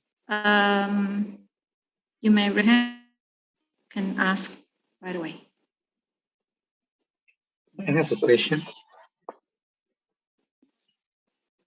Yes, Dr. Hayadi. Yes, thank you for the opportunity. That my question to the second speaker is regarding the results. It's mentioned that there's several binding properties between carbon and oxygen, as well as the metal and oxygen. But I couldn't see any what we call it tools that can confirm for that what we call properties for that one. Say, for instance, if we use the infrared spectra to see whether the bond is happening, or even for the XPS, maybe that we can see the binding energy for metal oxide. That's for the second speakers.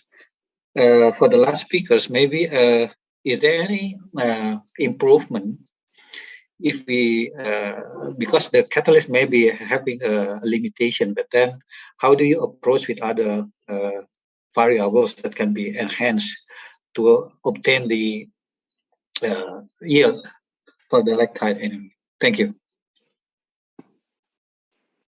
Thank you, Dr. Haryadi. So I'll maybe we just follow up straight away with the presenters to answer straight away. Yeah, sorry. One is for Dr. Robert. Could you answer right away? Okay, thank you, Dr. Haryadi, for the question. So the better is we use XPS, but in Indonesia we have not XPS, so we can analyze with the XRF and SEM.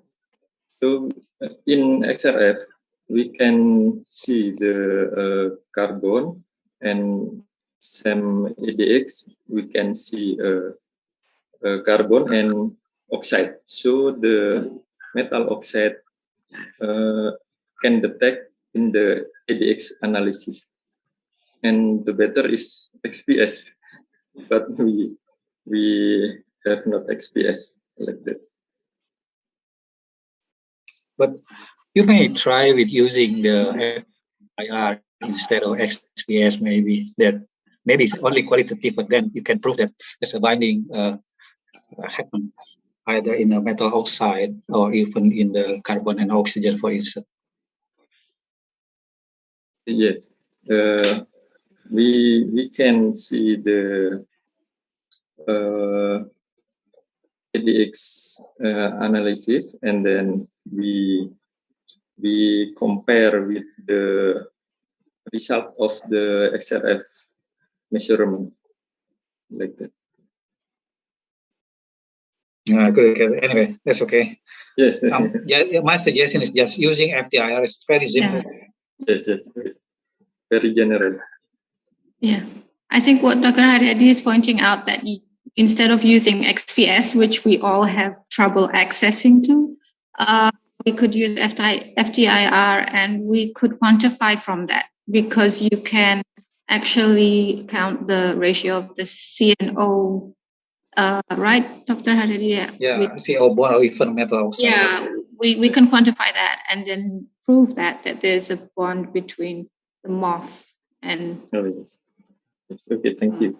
The other metals. Yeah, just a suggestion. Yes. The second question was for the last speaker, about catalyst performance, was it? Yes. Thank you for the... Ms. Katia, can you... Yes. Thank you for the question. Answer? Mr. Haryadi, if I'm not mistaken. So the tested variables were catalyst concentration, temperature, and pressure. So as mentioned, if we are limited to the amount of catalyst to be used, then we can, the second variable that is effective is the pressure. So we can increase the vacuum pressure. But I would say actually in the system that we are considering, actually it was good that the main factor influencing the system was the catalyst concentration, because in the, may I share screen? Yeah. May I share screen? Yes, I think you can. Can the presenter share screen? I'm just asking the co-host. Co-host has to be. Is it locked or not? Oh yeah, you can share. Okay. So if you can see here, the increase in catalyst concentration has a stronger impact on the crude light yield, and it's actually an increase of only 0.1% of catalyst, which I think is still relatively small, rather than increasing the vacuum pressure, where well, in general laboratory, it's quite difficult to find vacuum pump that can perform very heavy, very low pressure. But if we can perform a reaction with a great vacuum pressure, I mean with a very vacuum pressure, I think the result will be better in terms of the crude, and possibly in terms as well as the purity of the lactate. I think is that answering? Yeah. Okay. Yeah. Okay.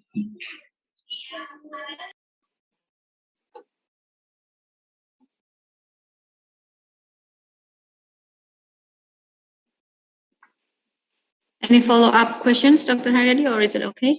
Maybe for the last speaker, that maybe another question for me, if allow me to ask.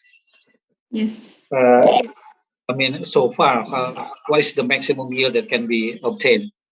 Maybe compare with other references, maybe. Other references, they could get yield of almost 80 to 90% of yield. Maybe sometimes a bit bigger when we're using a tin-based catalyst, because actually the most common catalyst for polylactic synthesis in every step is a tin-based catalyst, and it has indeed a good performance for the synthesis of polylactic acid. But in terms of safety, I think a zinc-based catalyst is safer than tin-based, though. Thank you. Okay, thank you. Thank you, Ms. Katya. Any other questions from the audience? I know there are some materials and catalyst experts here in the audience, so probably anybody wants to ask. We had 4 interesting presentations, so. No? Maybe I'd like to ask for the first presenter about the geopolymer for Mr. Yusuf. Mr. Yusuf, yeah. For the geopolymer, you mentioned that you use the ones that you obtained from Lampung. Have you tried comparing from other resources in Indonesia for concrete applications? Yes. Thank you for your question. Firstly, I explain that the experiment is step by step and it's initial experiment and the other experiment we compare with other material, but in first we want to know the potential of geolith in Lampung in this result. In other experiment we compare with other geolith. So you have already compared it, or is it still ongoing? It's ongoing because in experiment the weight percentage and the other parameters is in other research. Other step. Sorry. Okay. And what's so unique about the one from Lampung compared to the other ones? The mine of compound silica and alumina with iron oxide in low iron oxide with other and this compound of silica and alumina is make a good bending in the geopolymer concrete or in composite. Okay, so it's low concentration in iron oxide. But in our suggest in the next experiment, there the heating temperature is not more than 110 degree from result. Okay. Okay, thank you. Dr. Jenny. Yeah. Any other questions? Maybe one last one I would like to ask Ms. Mon from University of Philippines. Here.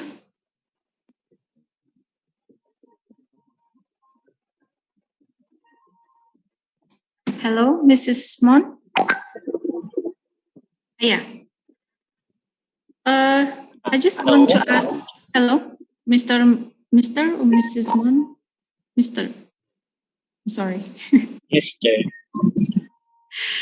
Yeah. I'd like to ask about the gamma irradiation technique. Would that have a side effect later on when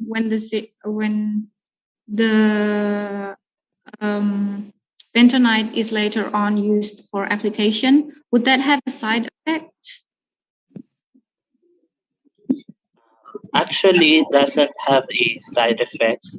The only thing that happens is that the bacteria contained by the bentonite will be eliminated. And does that have to be eliminated, or to a certain concentration? The bacterial count will be reduced to a certain extent only, which is already safe for use for the bentonite. So it depends on the application, right? Yes. What kind of application? Okay.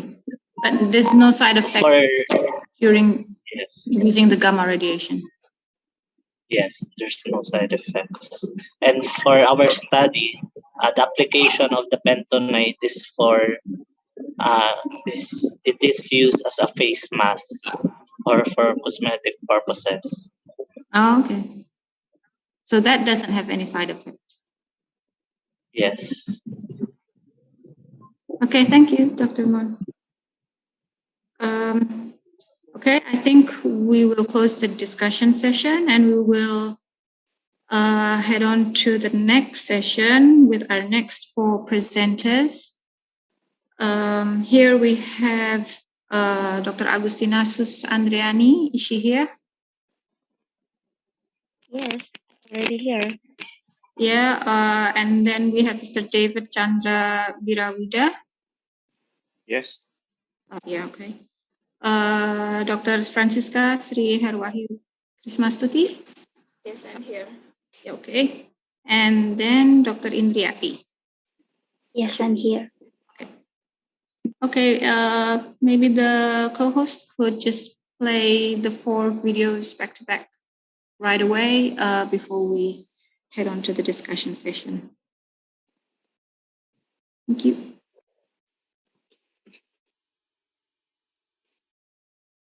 Good evening, ladies and gentlemen. Hello, everyone. My name is Agustina Sus Andriani. I would like to represent our research entitled The Effect of Alpha-Cyclodextrin and Beta-Cyclodextrin as Stabilizing Agent on the Size of Gold Nanoparticles. With the author are Agustina Sus Andriani, Satriana Putri Tahrim, Eko Sri Kunarti, Takeshi Hashimoto, Takashi Hayashita, Aisyah Jenny, and Sri Juari Santosa.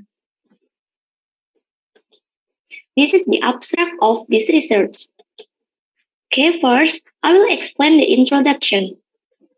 Recently, gold nanoparticles are frequently used for bioimaging and sensor because they have some unique properties such as the physical and chemical characteristics different from the outer shape. Gold nanoparticles can control by the shape, size, and uniformity of the particles affecting their physical and chemical and optical properties. Gold nanoparticles small, so they have good solubility in water and biocompatibility. These characteristics of gold nanoparticles are suitable as biosensing, biological label, and bioimaging. Gold nanoparticles with a different size also have different surface plasmon resonance wavelength. In the UV spectroscopy, it is associated with color, function, and application of gold nanoparticles. So, to get a suitable size, it is necessary to control the reaction conditions such as pH, temperature, heating time, and molar ratio between the stabilizer and Au3+ during the synthesis. In some recent years, eco-friendly stabilizing agent and green chemistry for the synthesis of nanoparticles are preferred. To achieve the concept in the synthesis of nanoparticles, non-organic solvent, eco-friendly reducing agent, and non-toxic stabilizer are common. Cyclodextrin capable of forming a complex with other molecules with 4 different characteristics. However, the molecules should have compatible size with the internal cavity of cyclodextrin to form a stable inclusive complex. The surface and internal cavity of cyclodextrin can bind and stabilize nanoparticles so that cyclodextrin can stabilize nanoparticles. Gold nanoparticles were reduced with orthohydroxybenzoic acid as the previous study. And then in this study, alpha and beta cyclodextrin were used as stabilizing agent when one-step synthesized. And a comparative study was conducted to compare the effect of size of cyclodextrin, both alpha and beta cyclodextrin, on the size of resulted gold nanoparticles. The size control of gold nanoparticles with alpha and beta-cyclodextrin as stabilizing agent is used for the application in the further study. The method of this research is really simple. The synthesis of gold nanoparticles was modified from Andreani et al. 2019 method with mixing 180 ppm of chloroauric acid with and added with orthohydrobenzoic acid at pH 12 and cyclodextrin as stabilizer with variation concentration at the volume 1:1 in water baths at temperature 98 degrees Celsius for 20 minutes. And this is resulted gold nanoparticles and then characterization with UV-Vis and DLS. Research and discussion. The variation in the size of gold nanoparticles can be generated by controlling the ratio of reductor and stabilizer of gold.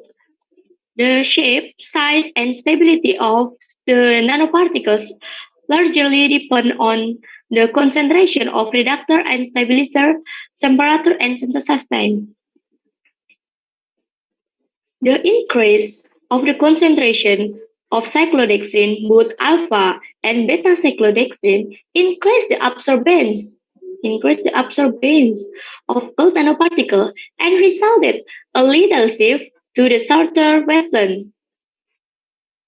And indication the size of nanoparticles became uniform. The result of the UV spectra showed that the variation in the concentration of alpha and beta cyclodextrin achieved optimum absorbance in the concentration 0.04 molars, and in the higher concentration, a redshift slowly occurred and was followed by the change of color gold nanoparticles to purple. It showed aggregation and decreased the uniformity of the particles. In night A, it can be seen that there is no significant change of gold nanoparticle as result of variation in the concentration, and in UV spectra, there is no significant change as well. It can be concluded that the variation in the concentration of cyclodextrin have no effect on the formation of gold nanoparticles. This is because of the cyclodextrin only acted as stabilizer for gold nanoparticles, so that aggregation didn't occur, and there was no redox reaction between cyclodextrin and gold. Cyclodextrin remained intact during the synthesis process and were not damaged because there was no chemosorption between gold nanoparticle and cyclodextrin particles.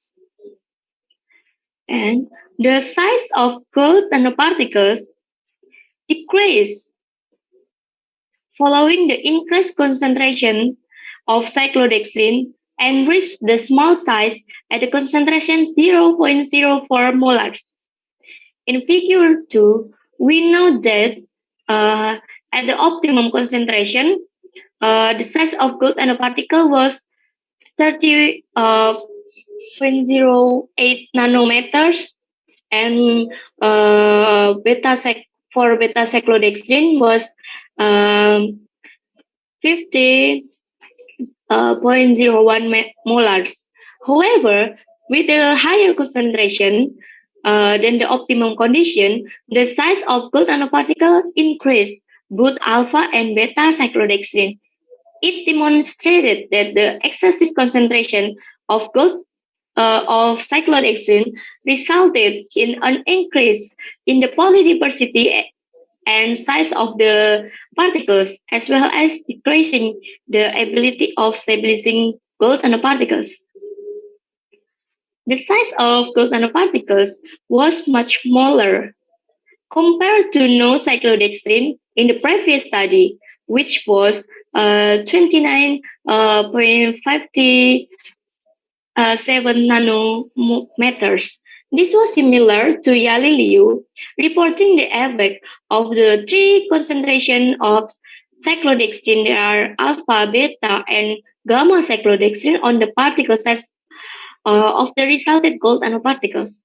The result were that the size of the gold nanoparticle with cyclodextrin was smaller and the distribution of the particles was more uniform since cyclodextrin acted as stabilizer hydrophobically interacting with gold nanoparticles.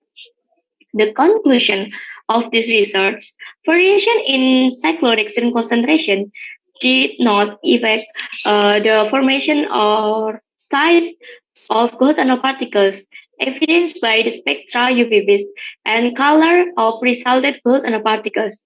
The role of alpha cyclodextrin as stabilizer for gold nanoparticles was proven to decrease the size of the gold nanoparticles and increase the uniformity of gold nanoparticles.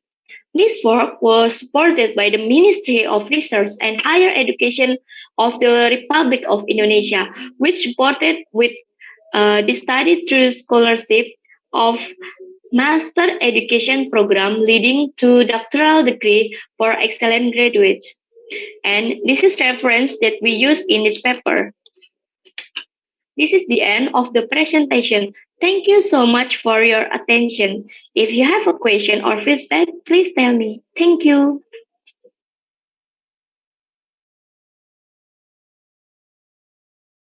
Bismillahirrahmanirrahim.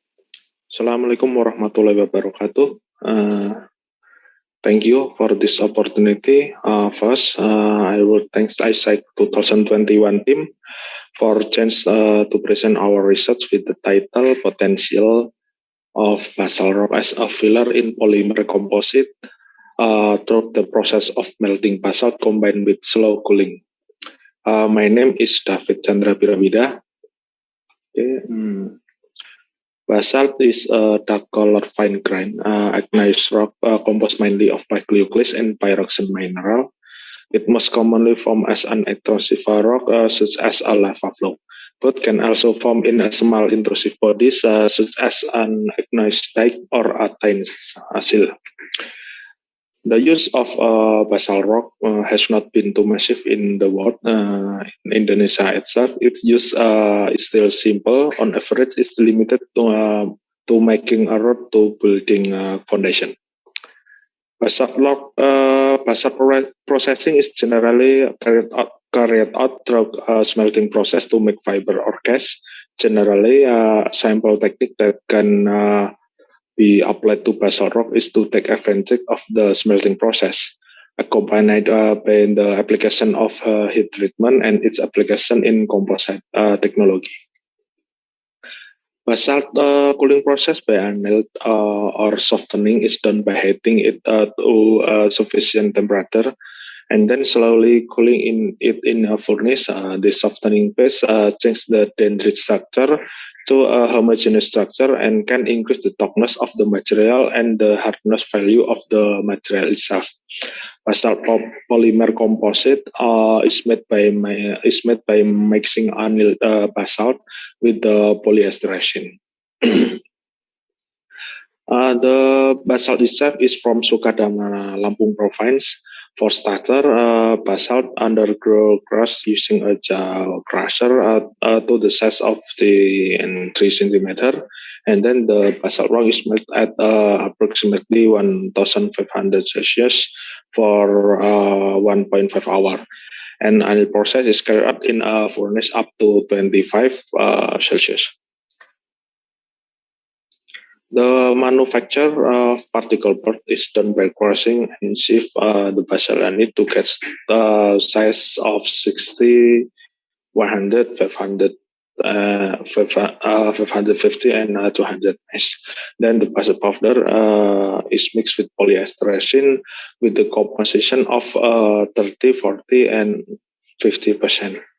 Then state for blending purpose, the mixed material then cast using a mold with a pressure of 2 tons using a drill press machine for 50 minutes. For characterization, we use SRF and SRD for composition and crystallinity. For composite strength, measurement according to ASSTM D69515, water absorption by immersion, stiffness or MUA, and strength before rupture or MOR was measured according to JIS A5908-2003. The dominant element in natural basalt rock are 44.6% silica, 90.5% ferro, and 50.5% alumina. These results show no reduction oxidation process in the melting process, only recrystallization process, because before and after melting, the composition is almost same.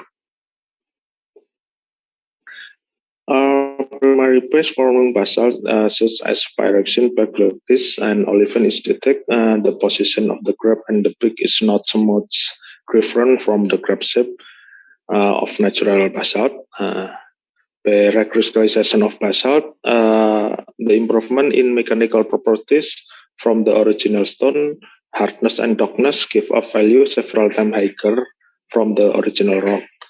When we modifying the mechanical properties with slow cooling process, the atom in the material will form a more compact bond by reducing the distance between them, causing an increase in the hardness and toughness properties linearly with a given time. For the SI test, with the increasing of finer basalt powder the absorption will decrease.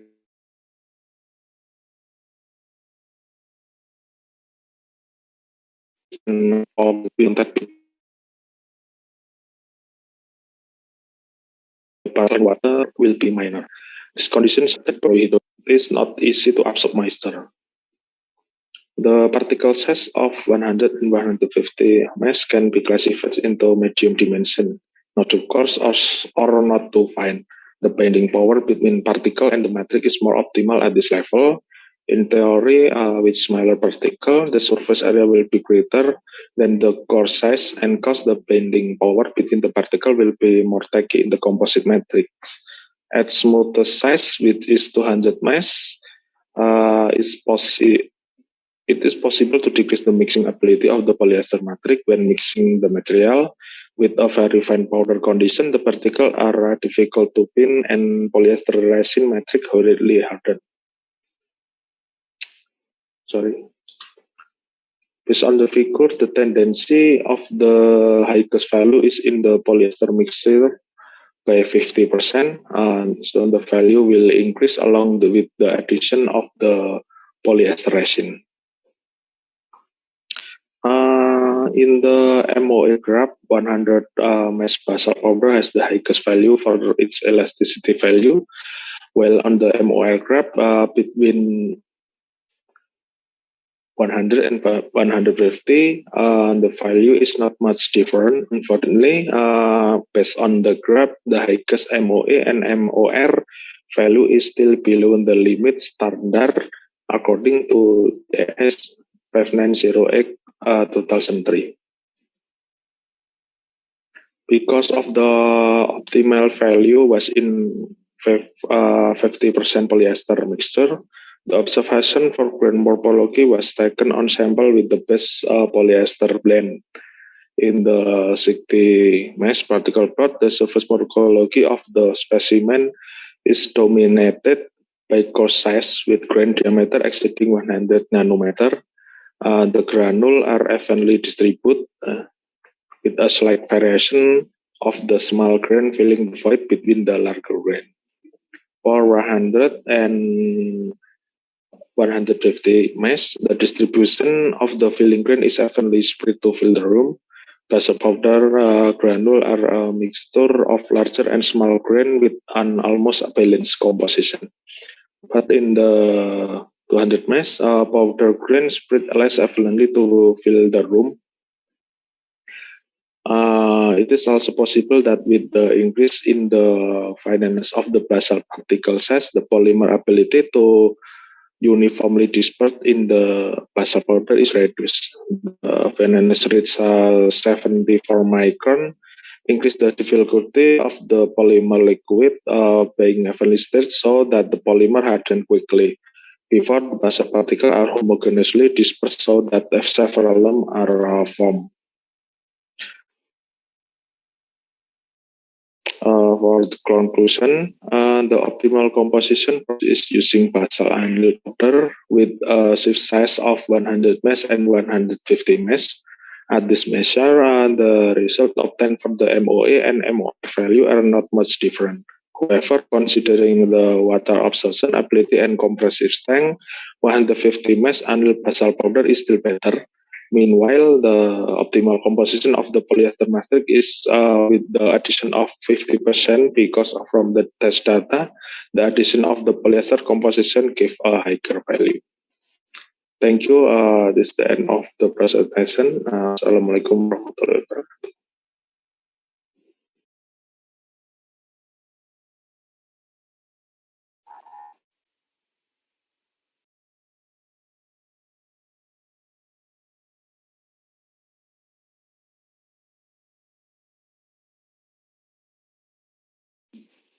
Good afternoon, everyone. My name is Francisca. Today, I would like to present about the effect of pH solution on the structure and antibacterial activity of zinc oxide nanostructure synthesized by salt gel method. I will start with the introduction related to the zinc oxide and the objective, followed by the experiment and the result, and finally the conclusions.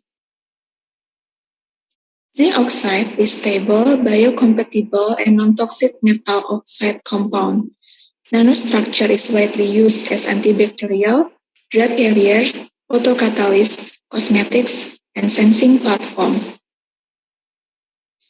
Zinc oxide is excellent materials because it's easy to synthesize, and by choosing the synthesize method and adjusting the synthesized parameters, we can make a different variety of shapes and size of zinc oxide. Zinc oxide also has active site on its surface, so it enables the surface modification related to the application of the zinc oxide. Zinc oxide also has luminescent properties, which is very useful for some applications such as sensors and photocatalysts. For biomedical application, zinc oxide has some excellent properties such as antibacterial, anti-inflammatory.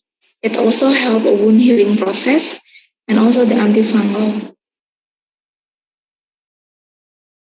There are some methods that can be used to prepare zinc oxide. By using different methods and adjusting the reaction condition, we can produce different structure of zinc oxide such as nanoparticles, nanoflowers, nanoneedles, and nanorods. Considering the properties and the wide variation, the wide application of zinc oxide, in this study, we report the difference of zinc oxide nanostructure prepared using salt gel method at two different pH, pH 9 and pH 7, and their effect on the antibacterial activity against E. coli.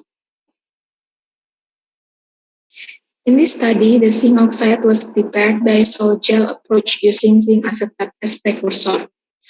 First, the zinc acetate and sodium hydroxide solution were prepared. This sodium hydroxide solution was added dropwise to the zinc acetate solution under continuous stirring and then followed by the addition of water ethanol mixture to adjust or to reach the desired pH. In this study, two different pH were compared, pH 7 and pH 9. The mixture was then reacted at 60 degrees Celsius for 5 hours and then cooled to room temperature. The white precipitate form was 5 times using acetone and to remove unreacted precursor before dried at 30 degrees Celsius for 14 hours.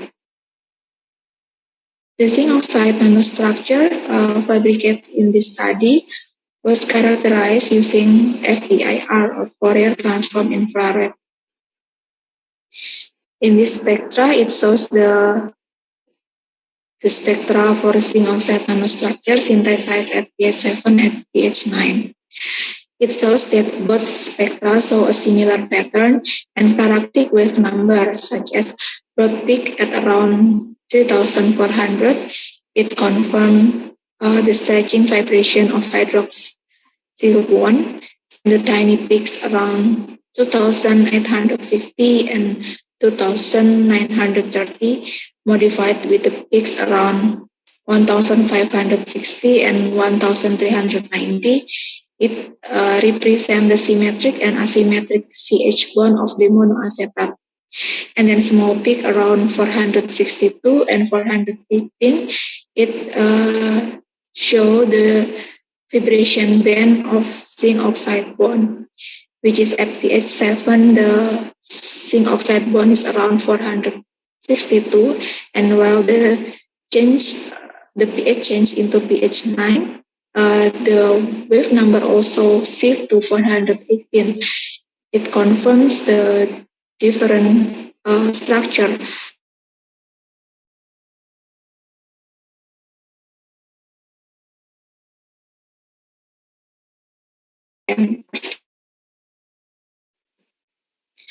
The next step was experiment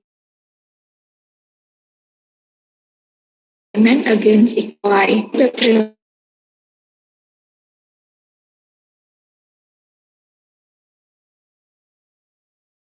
was carried out with zinc oxide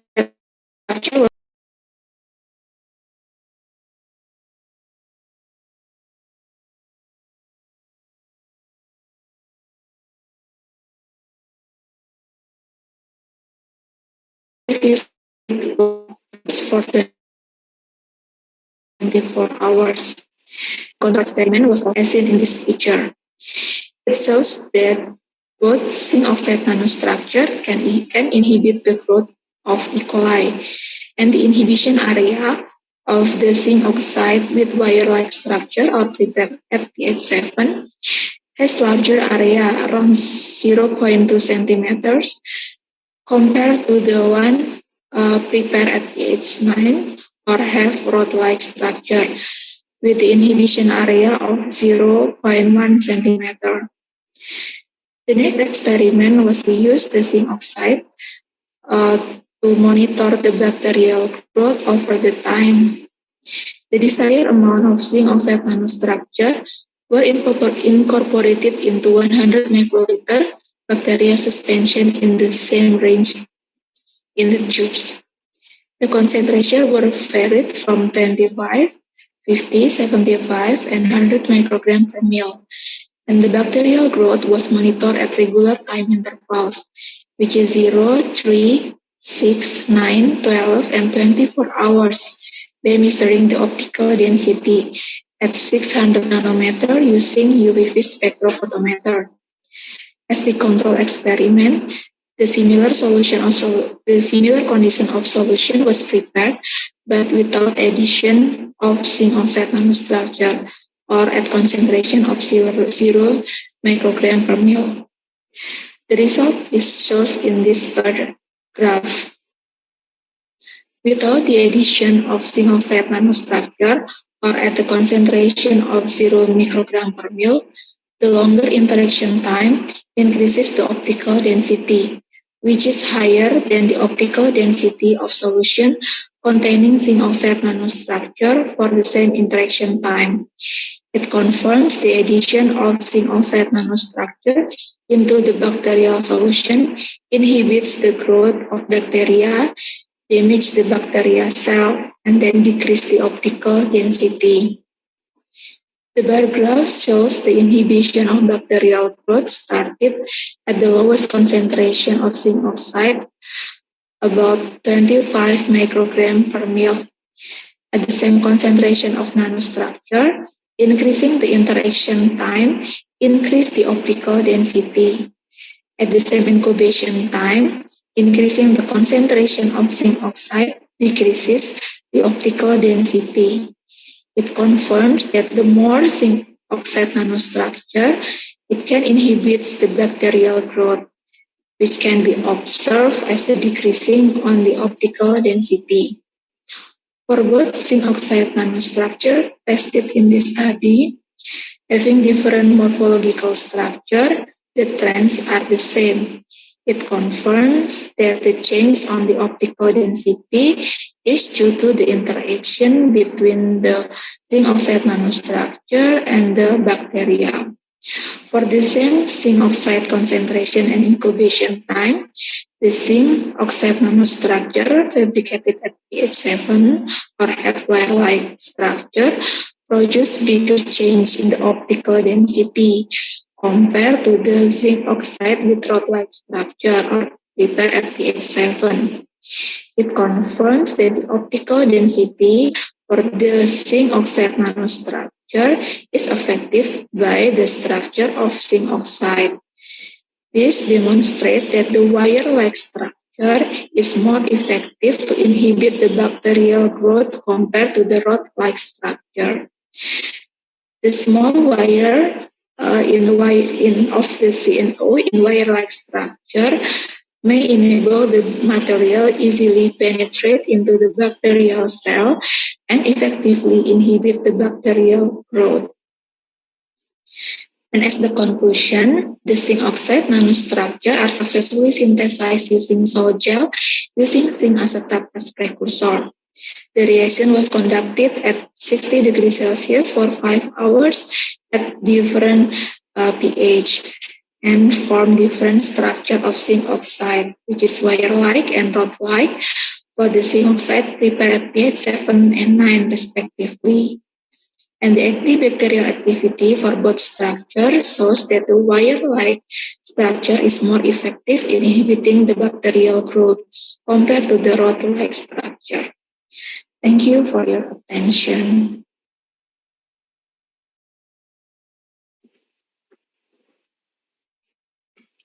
Good afternoon. My name is Indriyati. Today, I would like to present my paper entitled Synthesis of High Surface Area Copper Trimeset MOF via Mechanochemical Method.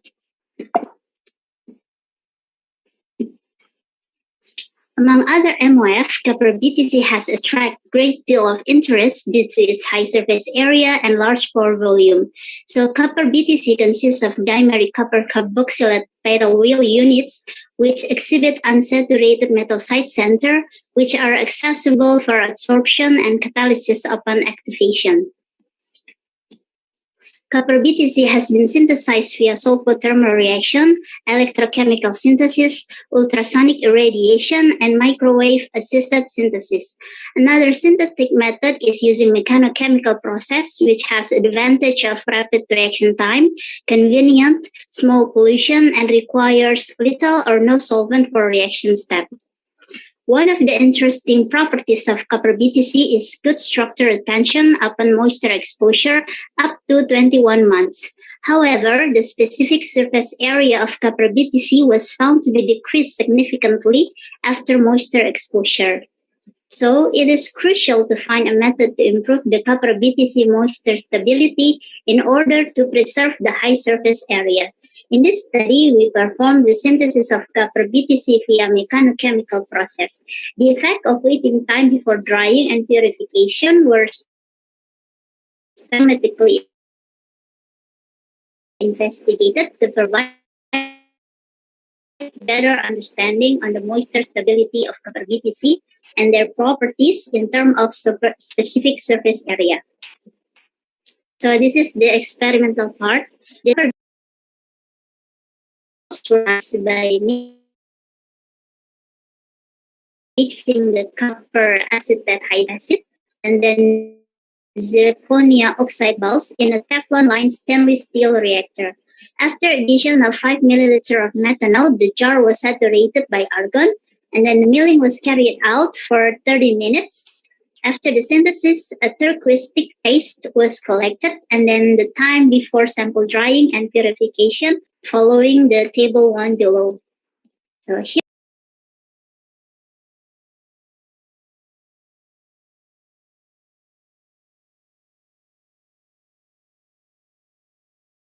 the sample was dried soon. And then for sample A, the purification was done directly. Meanwhile, for sample B and C, the purification was done after 7 and 28 days. Sample D, E, and F were kept without drying. And then the drying and purification was done after 10 days of synthesis for sample D, 19 days after the synthesis for sample E, and then 30 days after the synthesis for sample F. So sample purification was done in a dialysis tubing where the membrane was cut into desired length and then soaked in water and methanol at room temperature. And the prepared sample was placed inside the membrane and then purified by socklet extraction using methanol for 72 hours. So after the purification, the sample was collected and then dried overnight under vacuum at room temperature to remove the solvent. And this is the result for XRD analysis of all the copper BTC samples. So we can see here that from the XRD pattern of all samples are matched well with the characteristic peak of copper BTC reported in the reference. So this result suggests that the copper BTC crystalline powder formation is completed after 30 minutes of liquid-assisted grinding. And then all samples have similar diffraction pattern with small deviation in relative peak intensity. This is due to partial hydration from long-term storage of copper BTC samples. This indicates that all copper BTC samples obtained retain their structural properties without crystal degradation even after a prolonged time after the synthesis. And this is the TGA analysis of all the samples. So we can observe here that there is weight loss below 200 degrees C, that is around 35 weight %. This can be attributed to the loss of gas molecules, mainly the solvent, from the material cavities. And then we can also observe the weight loss at 300 composition. So from this result, we can call copper BTC sample have the same thermal stability, which is up to 310 degrees C. And this is the BET analysis result of the nitrogen absorption isotherm at 77 Kelvin. And we can see here that all the isotherms are type 1, which is typical of microporous materials. And then the graph showed that the copper BTC sample, which were dried after the synthesis, for sample A, B, and C, has slightly higher nitrogen uptake compared to other samples which were kept without drying. That is sample D, E, and F. And this is the table of the pore texture parameter of copper BTC samples. So we can see here that from the 6 samples, the highest surface area was shown by sample C, which has BET surface area of 2011 meters square per gram. And for sample D and F, we can see that that sample that were kept without drying has smaller specific surface area compared to sample A, B, C, which was dried soon after the synthesis. So drying process after the synthesis was done to remove the moisture absorbed in copper BTC framework. The presence of the moisture absorbed in the framework will significantly decrease the surface area and pore volume of copper BTC. So it can be concluded that the best method to preserve the high surface area of copper BTC sample is by drying the sample soon after the synthesis and then perform the purification just in time before the sample will be used. By this method, the copper BTC will be stable even after prolonged time after the synthesis. So in conclusion,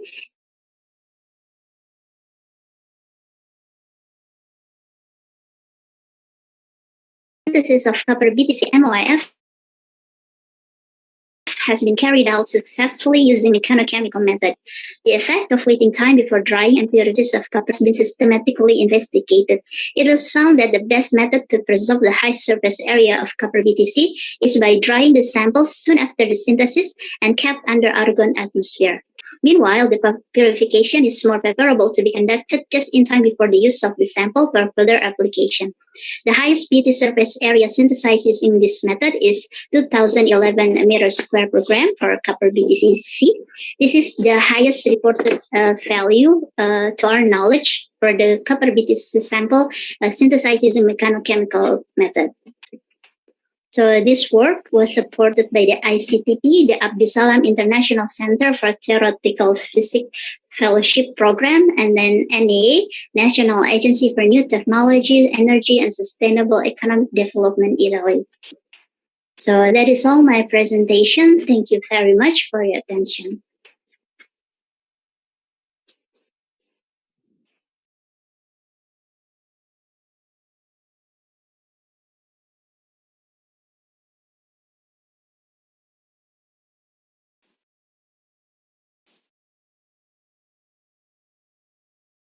Okay, thank you very much. Sorry, I'm having trouble with my video, but I hope you can still hear me. Yes. Okay. Yes. Okay, thank you for our latest presenters. We had very interesting presentations from Dr. Agustina Susandriani, Dr.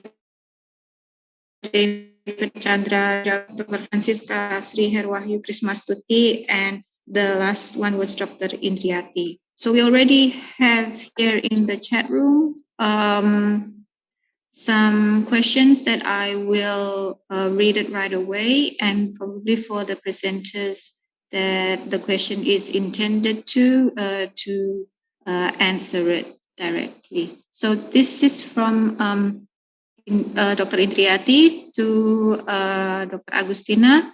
The effect of A and B CDs or citrodextrin, stabilizer at low concentration on the particle size seems to be different. Can you explain why at 0.01 molar D, CDs produced large particle size, while ACDs produced small particle size? Can you answer it right away, Dr. Agustina? Okay, thank you for the question, Mrs. Indriati. I think this is possibility to relate it to the internal diameters of cyclodextrin. Beta cyclodextrin have a larger diameters than alpha cyclodextrin, so that at low concentration, they produce a larger particle size. For the information, the internal diameter of alpha cyclodextrin is 0.67 nanometers, and the internal diameter of beta cyclodextrin is 0.78 nanometers. So I think it is related to the internal diameter of cyclodextrin. Thank you. Okay, does that answer your question, Dr. Indri? Yes, thank you, Sus. Okay, we'll move on to the next question. It's from Dr. Agustina to Dr. Francisca. Do you ever synthesize zinc oxide nanostructures from natural resources?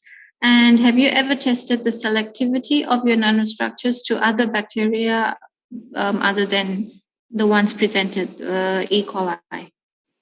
Can you answer it? Okay, thank you for the question, Dr. Agustina. So actually, I haven't tried to synthesize zinc oxide from natural resources, but what I'm doing now is trying to make the zinc oxide nanostructure from zinc waste.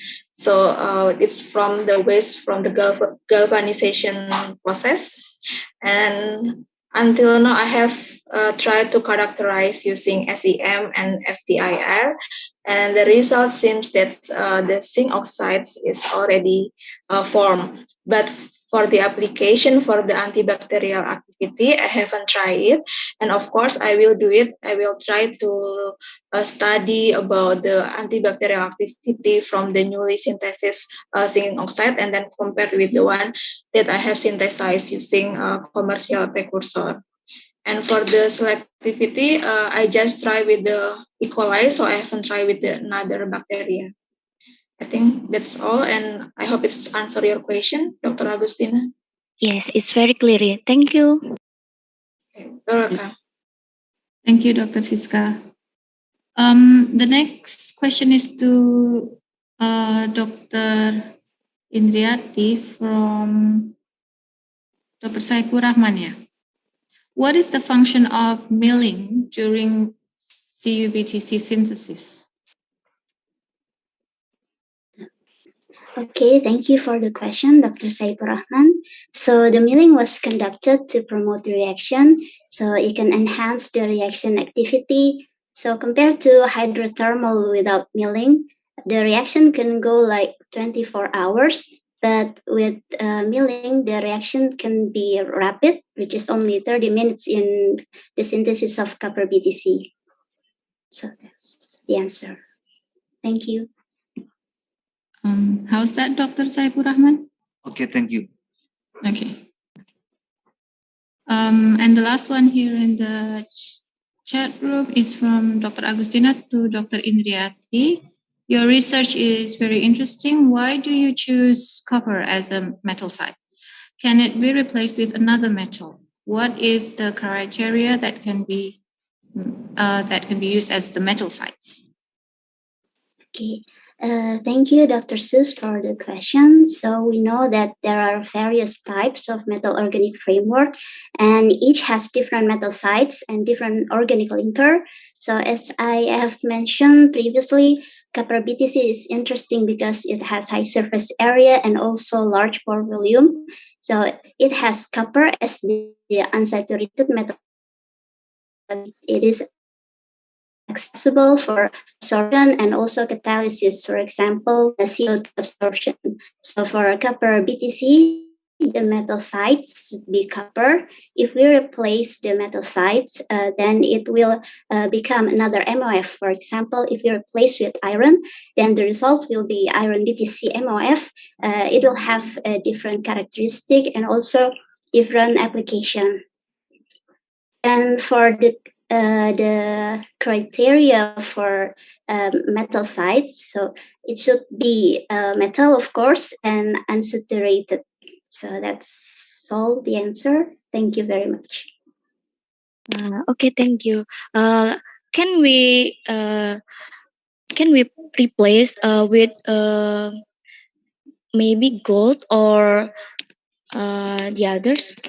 So as far as I know, for MOF type metal organic frameworks, there is no gold as metal site use. Usually we use zinc oxide and other, but no gold yet.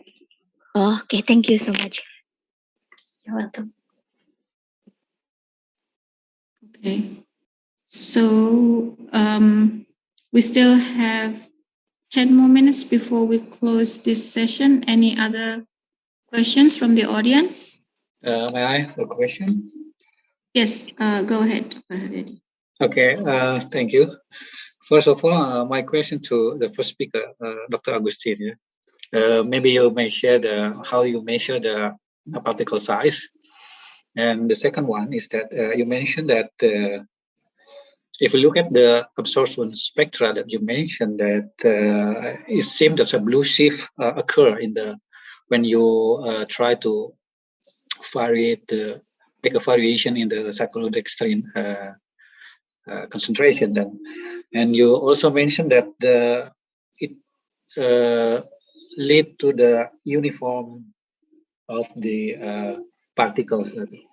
Doesn't mean that if we know that shifting to the blue shift, for instance, it means that there's a reduction or reduce the particle size. And then for the third speaker, because it is also related with my subject,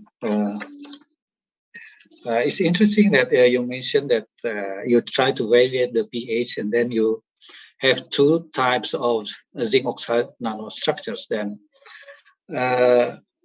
would you consider also with the particle size? Because if you can control the particle size, then you also may predict that the inhibition of the bacterial growth will be very interesting as well. And then the second one, back to the nanostructure, for instance, seems that you didn't control the particle size, then the aggregation may happen from the previous. If you look at the first speaker, they used the cyclodextrin just to control the particle size, or even as a capping agent, for instance. Will you be considered, or you may predict, say, for instance, if we have a different structures like a spherical shape, for instance, that's going to be different because the surface area is going to be different as well, and then it will affect the inhibition effect, inhibition properties for the growing of the bacteria. Thank you, moderator. Okay, Dr. Haryadi. Maybe start with Dr. Agustina to answer first. Okay, thank you for the question, Dr. Haryadi.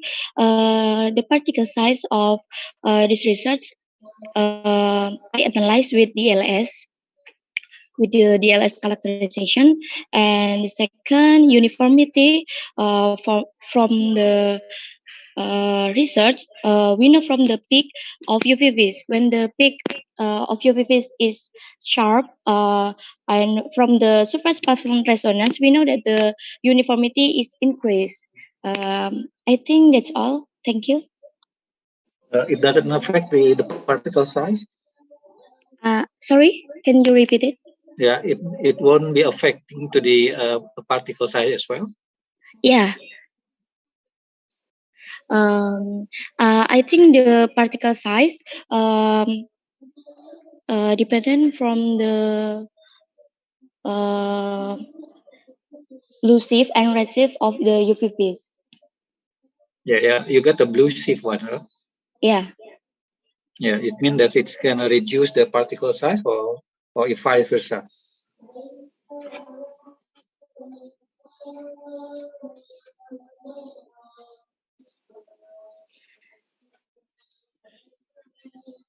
Maybe you can show the slide.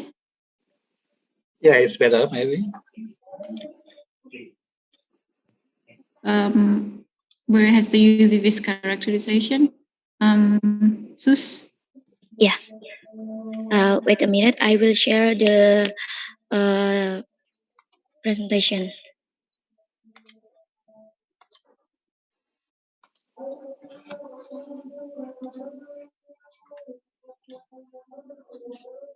Okay. From this presentation, we know that when the concentration of alpha and beta cyclodextrin increase, the UVVs resulted to blue shift. Yeah. Mm-hmm. It is resulted maybe should be increase the size of nanoparticles, but when we analyze with the DLS, we know that the concentration of the size of the cyclodextrin is decreased. Maybe I will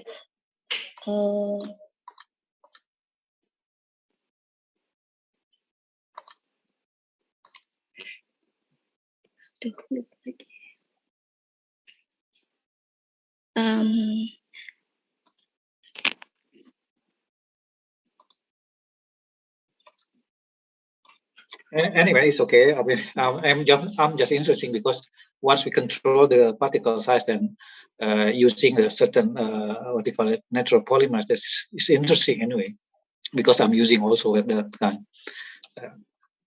That's all. Okay.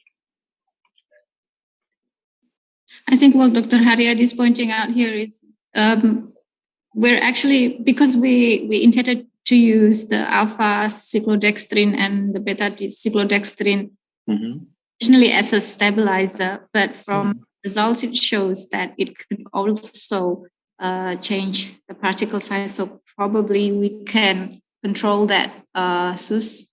So we can control the particle size of the gold nanoparticles using the cyclodextrin as well. So it's not just acting as a stabilizer; it's acting also as a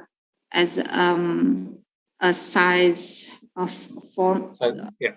Size. Definitely. Yeah, that's so it's really a good opportunity to explore that.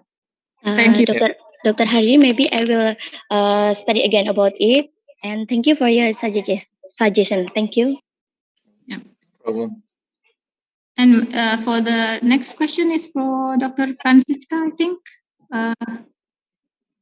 about the size of the wires. Yeah. And the type of the particle, the structures as well, the particle size. Yeah. I think in this study, we focus on the structure, so we haven't compared for the particle size because during the experiment we didn't control the parameters that affect the particle size, so only focus for the structure. And I think we also measure the surface area, but we didn't do the DLS for the particle size. So from the BET, we can see that the surface area, the one fabricated at pH 7, has a smaller surface area than the one in pH 9. But because of the structure, I think it will inhibit the bacteria more effectively than the one in pH 9. And for the parameter that we try to control the particle size, I think it will be a good suggestion for our next study because we haven't done until now. Thank you, Dr. Haryadi. Okay, my last question maybe. Do you consider also the crystallization, crystal properties maybe when you apply these kind of materials? Say, for instance, as an antibacterial, would be important as well? I think so. It's important. Maybe it will affect the antibacterial activity, but we haven't studied about that. Okay. Thank you. You're welcome. Thank you, Dr. Siska. Thank you, Dr. Haryadi, for your valuable inputs. Any other questions from the audience? We still have 1 minute. I'll try to ask Dr. David so he won't be feeling left out. Everybody's got a question. No, that's okay. I'll ask just one question for Dr. David. This is quite new to me about the potential of basalt rock, right, for as a filler. So what do you usually use commercially as a filler in polymer composites materials? And what else would you do in your next work to optimize this to have the properties that is the same with the commercial fillers? Thank you, Dr. Jenny. Usually for particle board, they use wood composite. Wood is blend with polymer, and we can see in they use for particle board in like wood partition in a home and etc. And for optimize in my result, this result is still below the standard for particle board. So maybe if we replace with different polymer beside of polyester resin, we can increase the MOAR and MOR value. That's all. Also, it's resin, right? Yes, we use resin. Is it phenolic based? I think. Oh, okay. Okay, thank you for your. Thank you. Yeah. Okay, I think we're running out of time, so we need to close this session.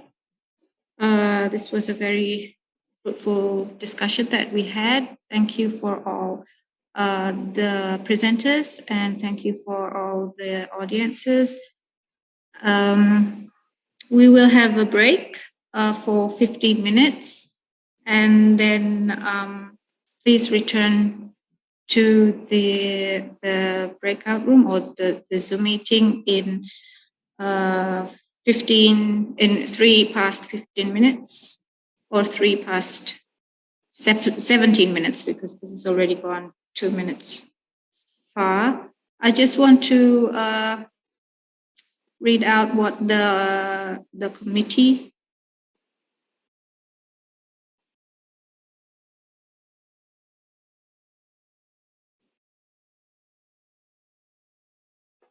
I'm sorry, just like that. I just want to read out what the committee said, that if you want to move to another parallel session, from one breakout room to another breakout room, the participant just needs to leave the current breakout room and not to end the meeting. So then they will be transferred back to the meeting room, and then you can request a new breakout room via chat to the committee. I think that would be all. Thank you very much, everyone. And Assalamualaikum warahmatullahi wabarakatuh. Waalaikumsalam.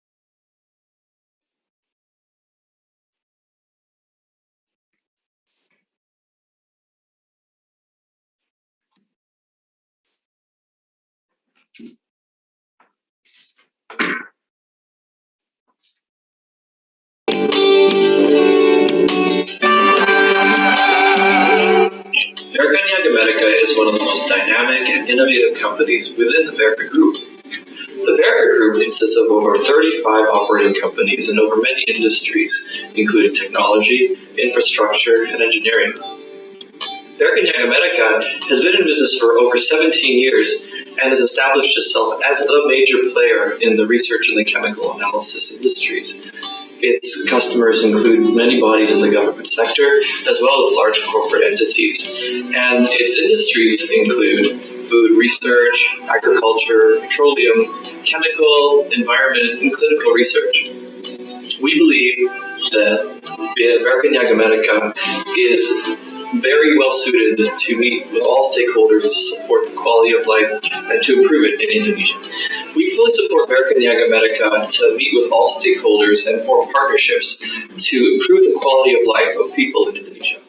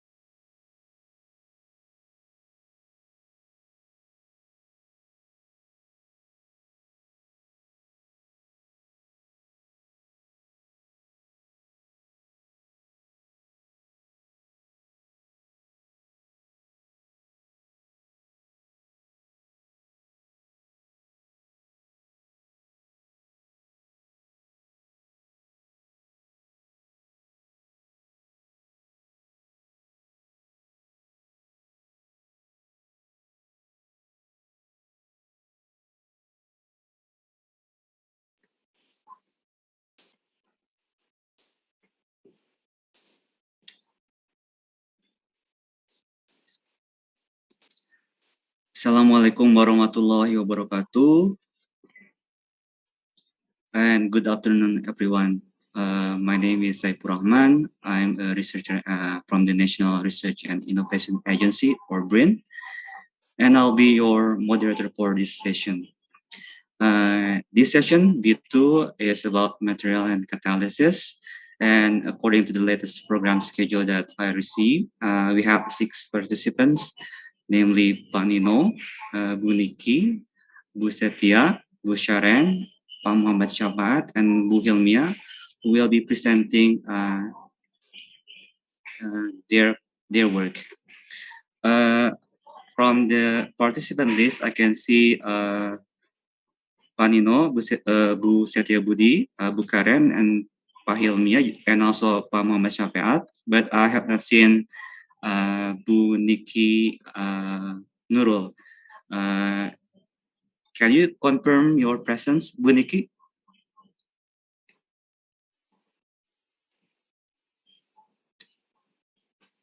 If she's not presenting, maybe Panino can take over because she is in the same group with you, I guess. Okay, let me introduce our presenters for today. 3 participants will be presenting papers on catalysts for hydrocracking, biodiesel synthesis, and fine chemical synthesis, while the last 3 others works in the field of photocatalysis and material science. Pak Nino is from Research Center for Chemistry of BRIN.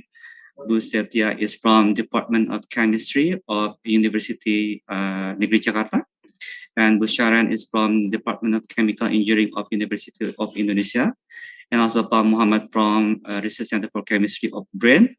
Bu Hilmia is from Department of Chemical Engineering of University of Indonesia. And then each presenter will have around 10 minutes to present their work, and the discussion session will be conducted after all participants presenting their papers. And each participant will have around 5 minutes for question and answer session.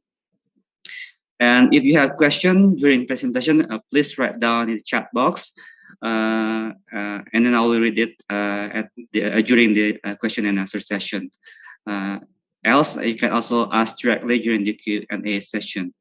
So without further ado, we will start this presentation from Pak Nino. Pak Nino, please, co-host, maybe you can play the presentation from Pak Nino.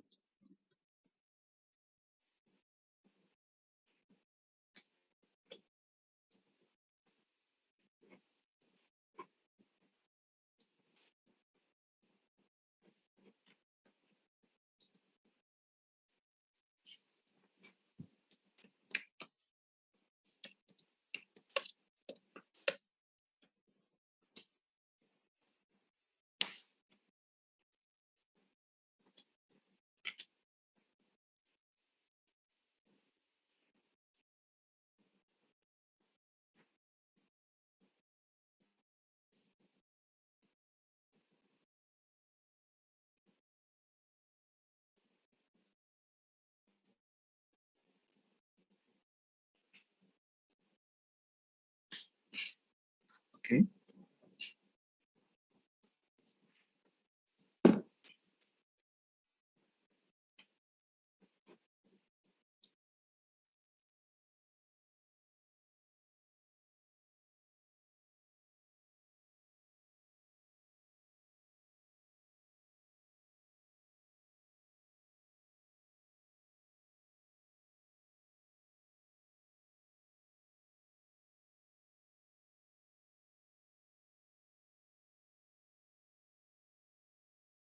We will wait for a couple of minutes for the co-host to prepare the videos.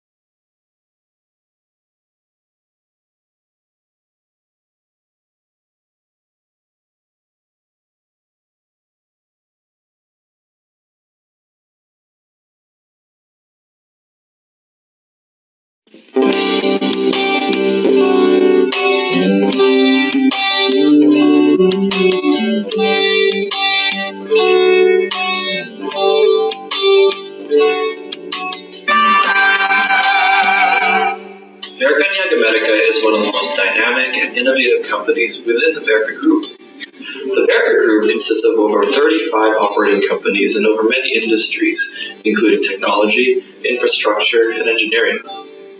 Berke America has been in business for over 17 years and has established itself as the major player in the research and the chemical analysis industries. It's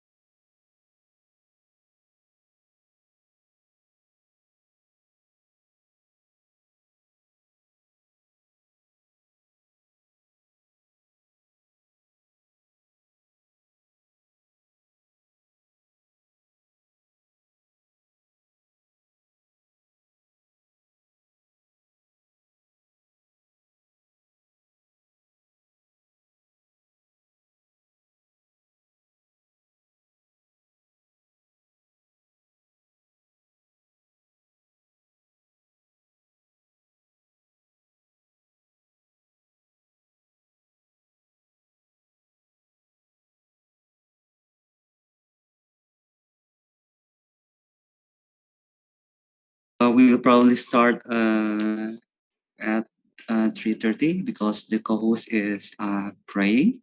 So we can wait until 3:30. Okay.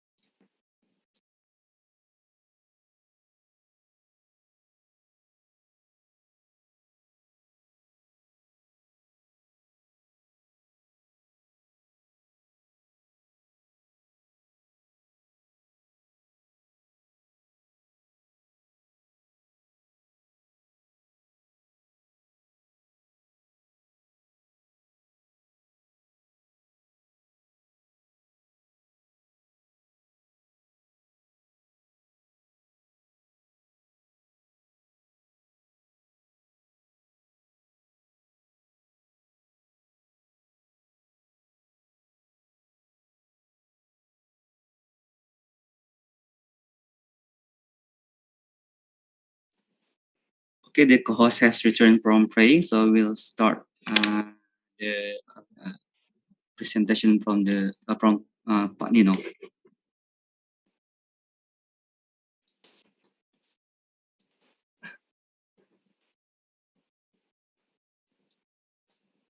Assalamualaikum warahmatullahi wabarakatuh.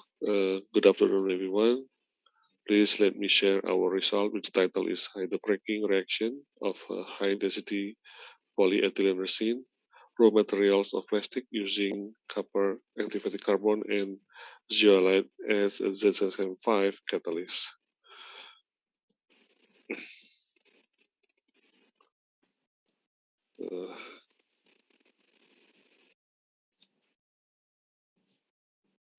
As we know that nowadays we have a serious environmental issue due to the plastic waste, for example, plastic bottles.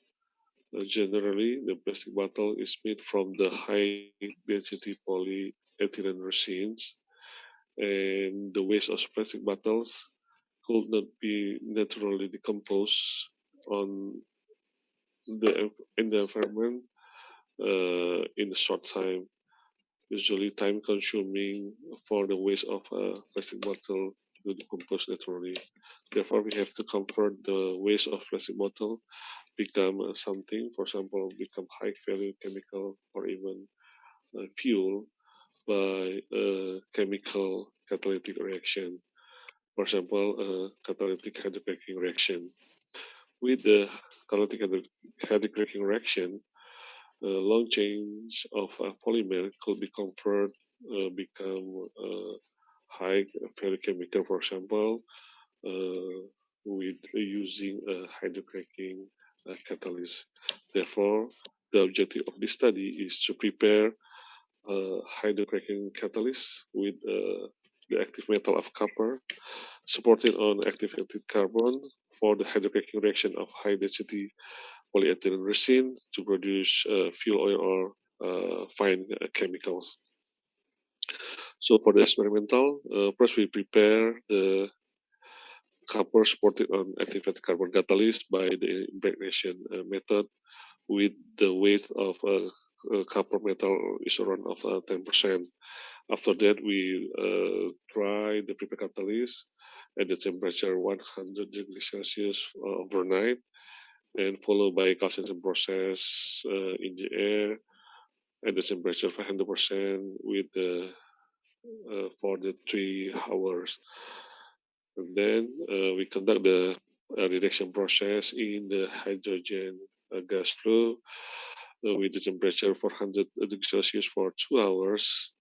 And then after the reduction process, the prepared catalyst is a test for its activity on the hydrocracking reaction of high density polyethylene resins using the autoclave reaction. The condition process is temperature around 350 degrees Celsius, and then pressure is 5 bar in the hydrogen gas.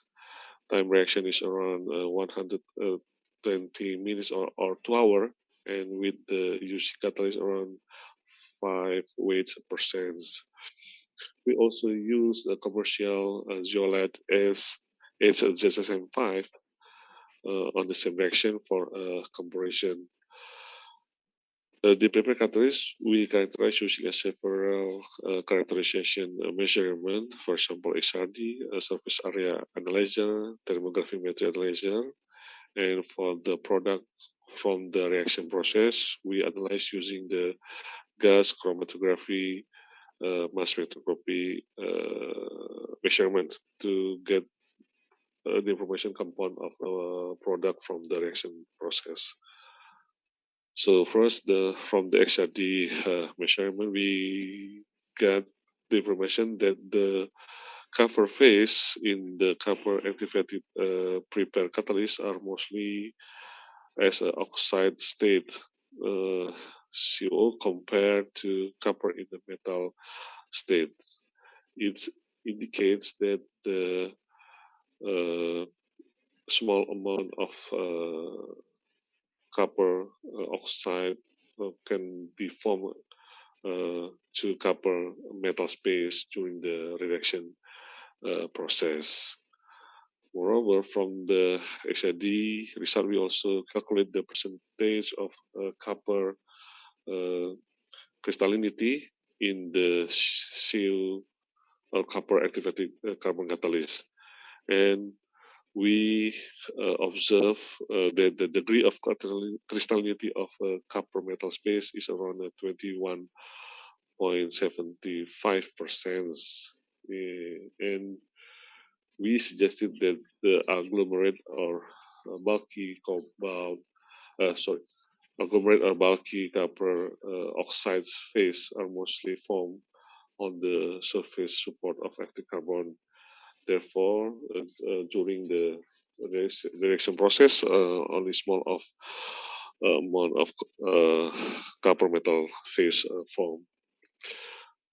For the surface area analysis result with the BAT method, we observe that surface area of activated carbon is slightly decreased after the impregnation of copper metal.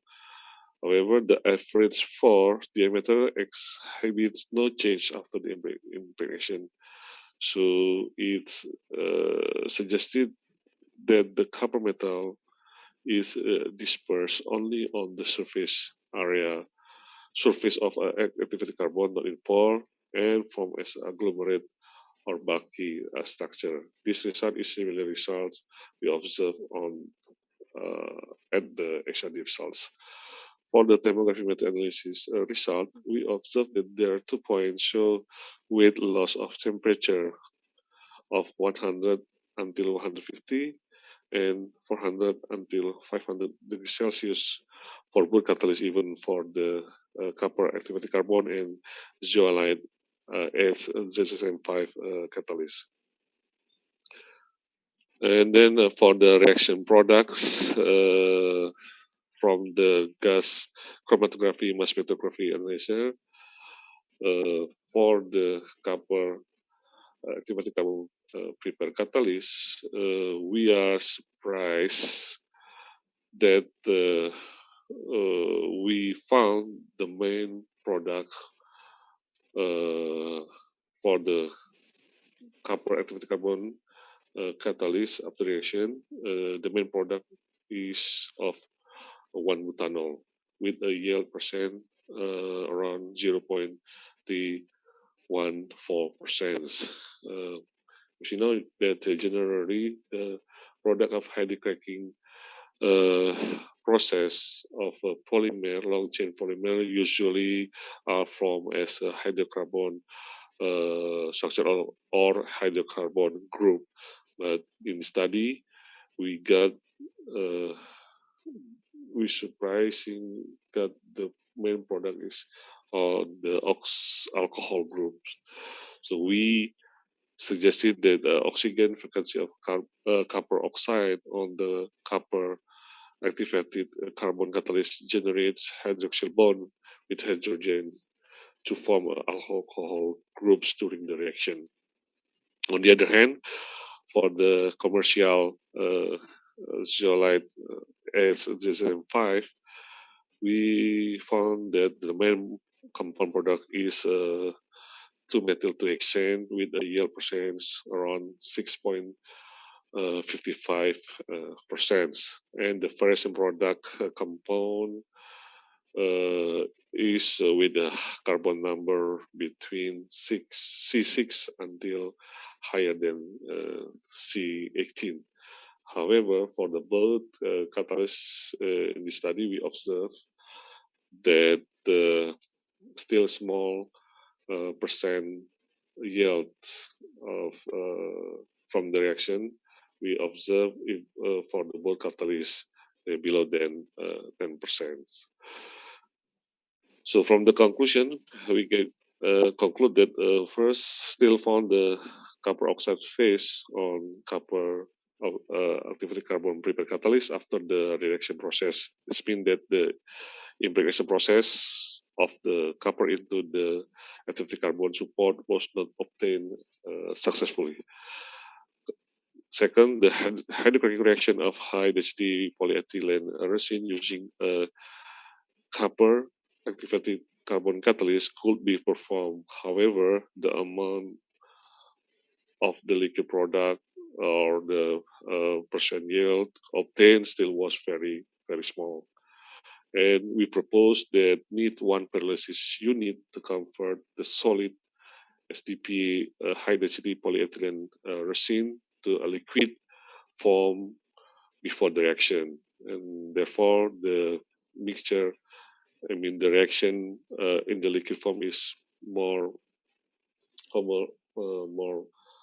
optimum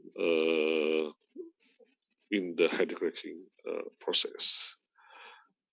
I think that's all my presentation. Thank you for your attention.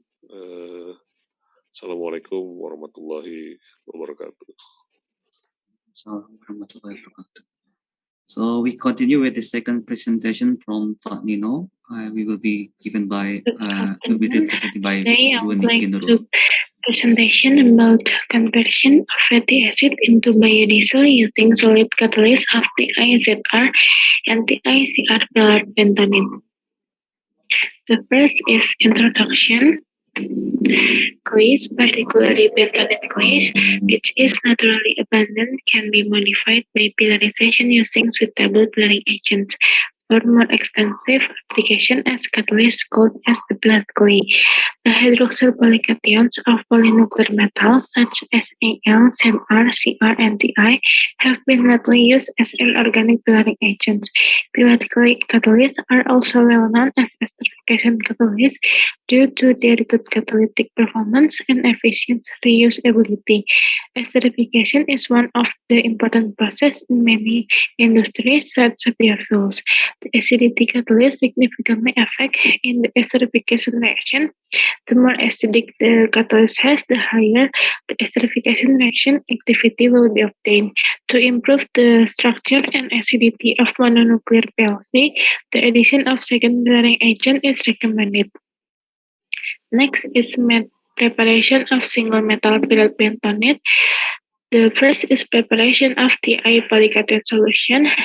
Titanium ethoxide is dissolved in a baker glass. Dissolved in a baker glass containing acid chloride and stirred for 2 hours at room temperature. And the second is preparation of ZR polycation solution. Zirconium oxide chloride is dissolved in a baker glass containing methanol and stirred for 2 hours at room temperature. And the third is preparation of Cr polycation solution. CrCl3 dissolved in a baker glass containing aqueous and stirred for 2 hours, and sodium hydride is dissolved in a baker glass containing aqueous, and then sodium hydride solution is pumped into CrCl3 solution and stirred for 12 hours at room temperature. And next is method preparation of mixed metals pillared bentonite. Its composition of Mn polycation solution for its mole ratio as shown in this table. So the preparation of TiZR polycation solution is Ti polycation solution and Zr polycation solution. Its solution is stirred for 2 hours. Then Ti polycation solution add slowly into Zr polycation solution and stir for 12 hours at room temperature. And then for preparation of TiZr polycation solution, Ti polycation solution stir for 2 hours and Cr polycation solution stir for 2 hours, and then Ti polycation solution add slowly into Cr polycation solution and then continuously stir 12 hours. And next is pillarization of bentonite with single metal polycations with double metal polycation. Before the pillarization process, 1% bentonite solution is prepared by dissolving 3 grams of bentonite into 3 milli aqueous and continuously stir at 60 degrees Celsius for 2 hours. Then its polycation solution and its of double metal polycation solution is added slowly into 1% of bentonite suspension and stirred continuously for 24 hours at room temperature. Then its of suspension is washed using aqueous at a temperature of 60 degrees Celsius until free of a white precipitate of silver chloride. By testing, use silver nitrate solution. Then the suspension is filtered and dry and followed by the calcination process. The prepared solid catalysts respectively are named TiPLC, ZrPLC, CrPLC, and ETC. And the characterization instrumentation, we use XRD, XRF, SAA, and TPD. And the last is catalytic activity testing. We use autoclave stainless steel reactor. And for the free fatty acid, we use oleic acid. And for the reactant, we use methanol. And we use 5% for each catalyst for the application. And we also employed bentonite and emerald for the compression. And the reaction performed at 150 degrees Celsius with pressure 20 bar and for 3 hours. And the last is acid number test for looking the free fatty acid and the conversion. And next is the result from XRD. In this picture, we can see that the peak shifting to the left indicates an increase in the distance between the aluminum silicate layer in the bentonite due to the pillar cation intercalated into the interlayer of the aluminum silicate layer. And from this table, we can see that the IPLC catalyst showed a higher layer distance compared with ZRPLC and CRPLC. TI-ZRPLC number 1 and TI-CRPLC number 1 also show the higher layers distance. It confirms that the pillarization process was successfully prepared, and the use of TI as a metal pillaring agent contributed predominantly to the increase in the layer distance of pillar bentonite. And next is XRD. The diffraction peak at 2 tetas correspond to bentonite according to GCPDS. And for the other catalysts, the characteristic peaks at 2 tetas, which attribute to TiO2, ZrO2, CR2O3, as shown in this GCPDS. It indicates that the metal sparing agent was successfully intercalated into the layer of bentonite. And for SAA, for mixed metals paired bentonite, TiZr9/1 and TiCr9/1 show the highest surface area among the other mole ratio. It is expected that the pillarization process use a higher mole ratio of Ti as a metal pillaring agent to increase the specific surface area and pore volume. And for the XRF, from this table, it is observed that the oxide element of bentonite are represented type bentonite use Ca monomerilnite. The other oxide elements such as the TiO2, ZrO2, and CR2O3 in bentonite increase after the pillarization process, while the composition of CaO in paired bentonite decrease. It can be explained that TiZr, Cr, and Cr were successfully exchanged the cation in the bentonite during the pillarization process. For double metals of pillaring agents such as TiZrPlC and TiCrPlC, the composition of TiO2, ZrO2, and Cr2O3 chains depend on the mole ratio of TiZr or TiZr to the pillar.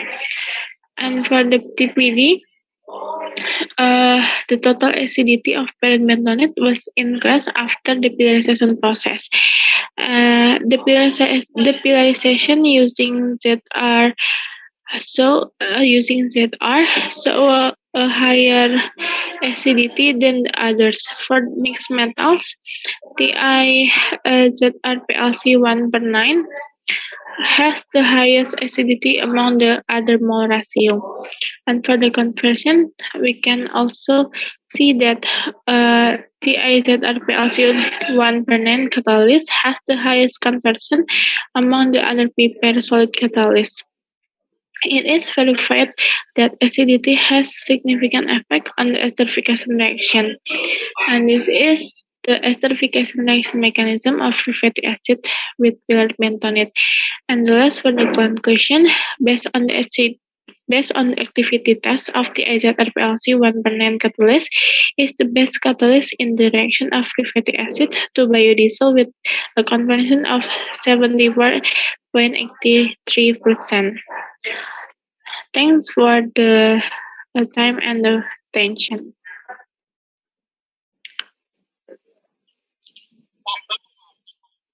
Hello, ladies and gentlemen. I'm Devindra Shafi'i. Here I would like to present about our paper. The title is For the Catalytic Activity of Electron Deposit CO2O over Different Deposition Time. Here our theme. In this paper, the photocatalytic response of thin film CO2O are recorded in terms of photocarrier and photodegradation performance. CO2O was synthesized using an electron deposition technique with different deposition times.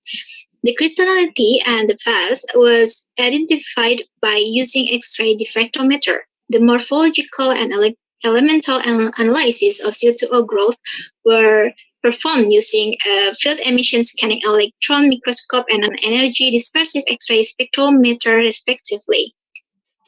The photoelectrochemical response, which were determined using a linear sweep photometry technique, showed that the onset of initial current photocurrent was at a lower potential, and the photocurrent density of deposit was higher with longer deposition times.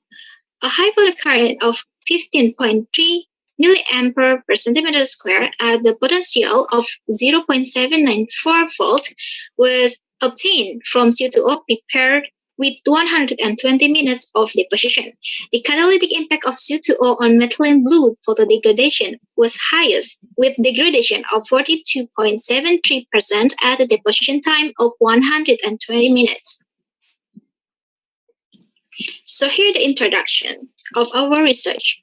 As we can see, the volume of water used in the textile industry for dyeing fibers and fabric poses a problem for aqua biotic.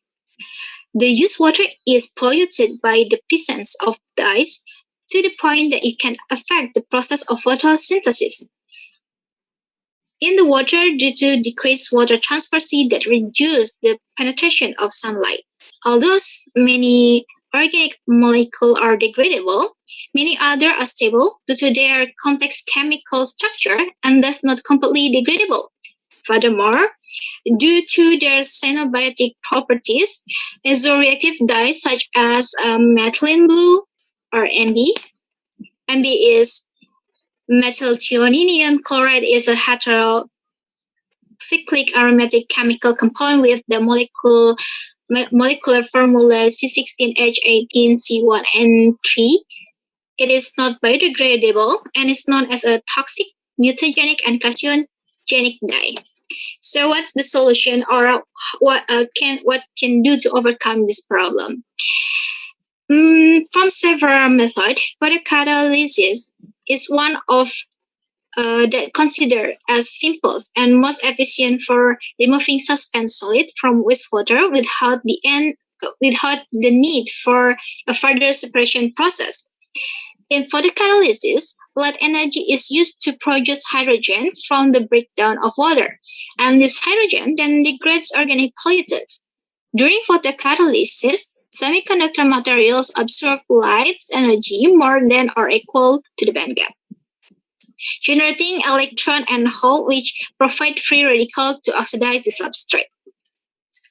So one of the semiconductor materials that potential in this research is CO2O. Why? Because CO2 has so many advantages, such as P-type semiconductor that has a bandgap energy of about 2.4 electron volt, abundant and non-toxic material with high solar absorbance, relatively easy to manufacture, safe, and has low preparation costs.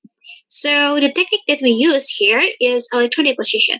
Why? Because electrodeposition brings so many advantages, such as a low synthesis temperature, low cost, and high product purity, and the film thickness and microstructure can be controlled by adjusting the deposition parameters. So here, the purpose of our research in the study, CO2O was prepared by the electrodeposition technique with different electrodeposition times to determine the optimum of photocatalytic performance of CO2O for MB photodegradations. And experimental, here we divide two steps. First, for the preparations, and the second for characterization.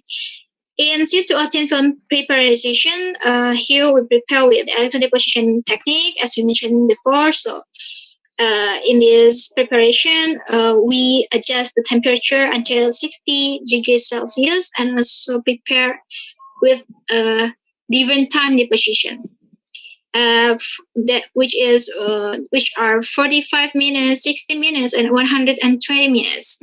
In here, the characterization, we used to measure the microstructure properties measurement with the FEs, SEM, and EDX, and then crystallinity and phase with XRD, electrochemical properties measurement with LSP, and the photodegradation examination with a UV phase spectrometer. Here the result that we can see here is micrograph from FESEM measurement. Here the A is the 45 minutes, B is 60 minutes, and C is 120 minutes. Figure 1 shows that the particle form are truncated tetrahedron-shaped crystal that grow not uniformly. Longer deposition times resulting in denser particle. And here the EDX result from the electron deposition time of 60 minutes. In figure 2 show that the presence of copper or Cu and oxygen O with other elements from the substrate. The structure and fast analysis of the electrodeposited CO2O was reported in our previous studies. And here in the spectra of XRD, 4 characteristic peak appeared in the XRD patterns. At 2 theta 36.40 degree for 111 plane, 42.28 degree for 200, 61.35 degree for 220, and 73.49 degree for 331 crystal planes. So with a strong preferential orientation of 1-1 direction, which are expected to result in better whole collection. And here is the photocurrent of CO2O thin film at a different deposition times under UV irradiation. The CO2O thin film prepared for 120 minutes show the highest PEC or photocurrent. As we can see here, the red one is from the 120 minutes, the blue one is from 60 minutes, and the green one is from the 45 minutes. Well, the red one was indicated by the photocurrent peak that is 15.3 milliampere per centimeter square at the potential of 0.794 volt. And here, the photodegradation of MB by UV radiation with CO2O catalyst prepared offer different time. And it's from the 120 minutes, the green from 60 minutes, and at the percentage of MB that were degraded through photocatalytic activity with the 0.025 molar CO2O layer catalyst prepared for 45 minutes, obtained 22.28%, 60 minutes obtained 31.43%, and 120 minutes obtained 42.73%, which we can conclude that the highest is from 120 minutes. So from this result, we can conclude that CO2O thin film were prepared by an electron deposition technique over different deposition time. In an MB photodegradation experiment, the CO2O film which catalytic activity produced the highest percentage of degradation was the one prepared for 120 minutes. This is supported by the morphological and the photocurrent measurement, which was determined that crystal growth was denser and peak current density was greater with a longer time of deposition, and also the evidence of formed CO2O fast through XRD measurement. This result also show the potential of CO2O for other applications such as water splitting. All right, that's all from me. Thank you.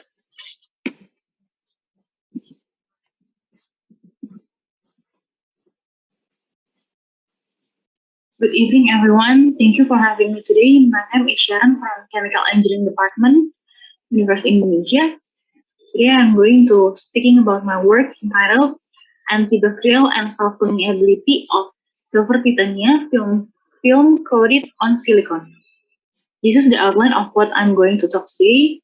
The first one is the introduction, which is the background of this study.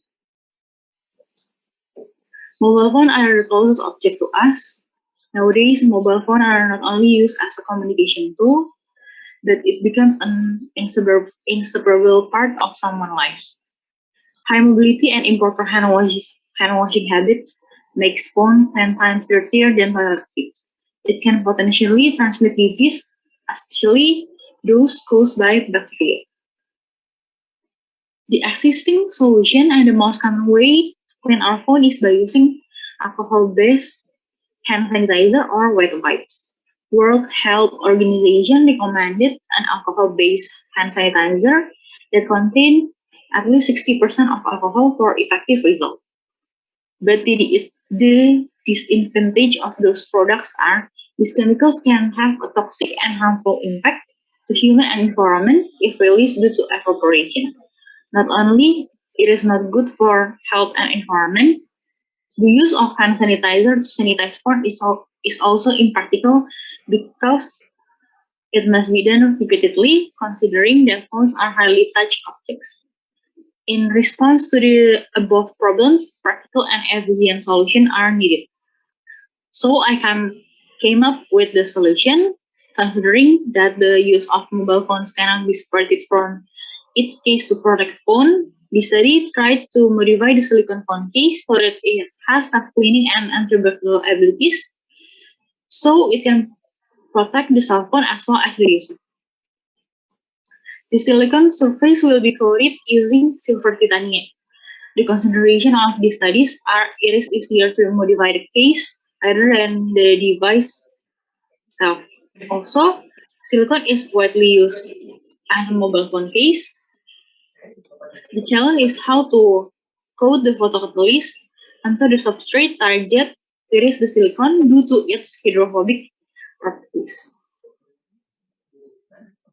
Titania is chosen because it is known to be used due to its non-toxic, stable, and strong oxidizing power. However, titania has a wide bandgap and high rate of electron and hole recombination. One of the efforts to overcome it is by doping it with metal. The combination of titania with silver metal dopant has been widely used. Silver titania provides several advantages, including significantly increases the ability to disinfect bacteria. Next is the experimental. The material used in this study consists of titania powder, which is ionic P25, silver nitrate as the precursor of silver, methanol, nitric acid, tetraethyl autosilicate, mobile phone case mineral silicon or polymer, and aqueous. Several methods are done in the study in order to obtain self-cleaning and antibacterial phone case. Photolysis deposition method was used for the silver titanium synthesis. Before coating, the surface treatment was done by irradiating the substrate surface for 2 hours using a UVC lamp to increase its hydrophilicity.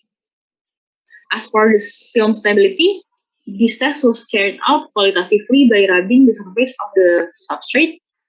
For the hydrophilicity test of the form film was carried out qualitatively by comparing the shape of the water droplets formed on its surface. The characterization done was used DRS to determine the photocatalyst bandgap. The self-cleaning test was carried out by comparing the absorbance of the resulting methylene blue solution. The last one, the ability of photocatalyst film to disinfect bacteria was seen by counting the number of colonies of E. coli bacteria formed using total plate count method. Next is the result and discussion.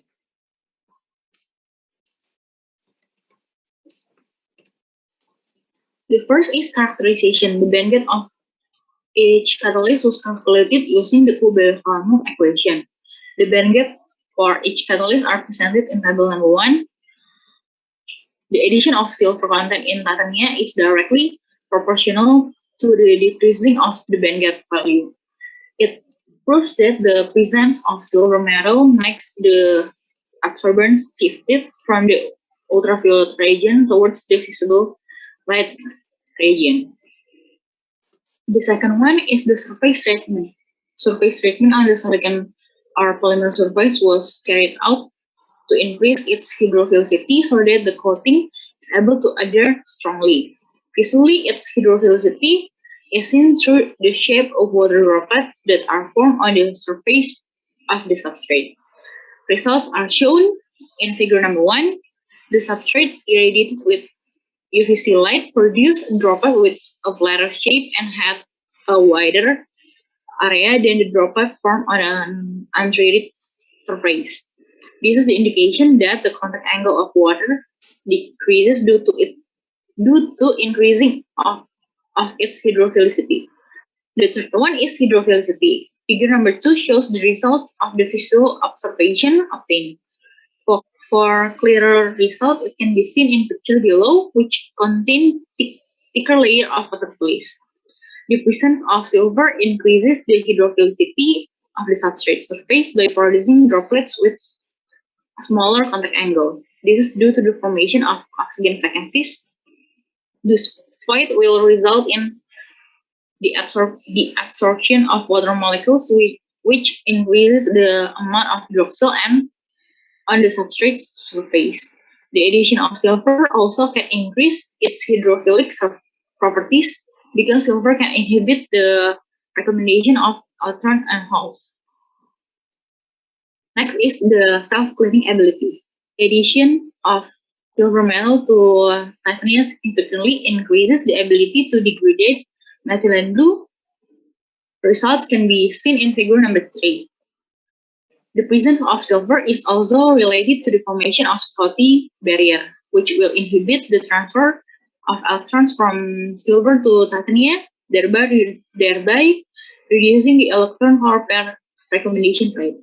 However, the addition of 1.536% of silver actually decreased the degradation of ability of methylene blue compared to 0.5% silver. This is because a large loading of silver will cause a silver shearing effect, which reduces the photocatalytic performance. Next is the bacterial disinfection activity. As shown in table number 2, the addition of titania was able to reduce the growth of bacteria.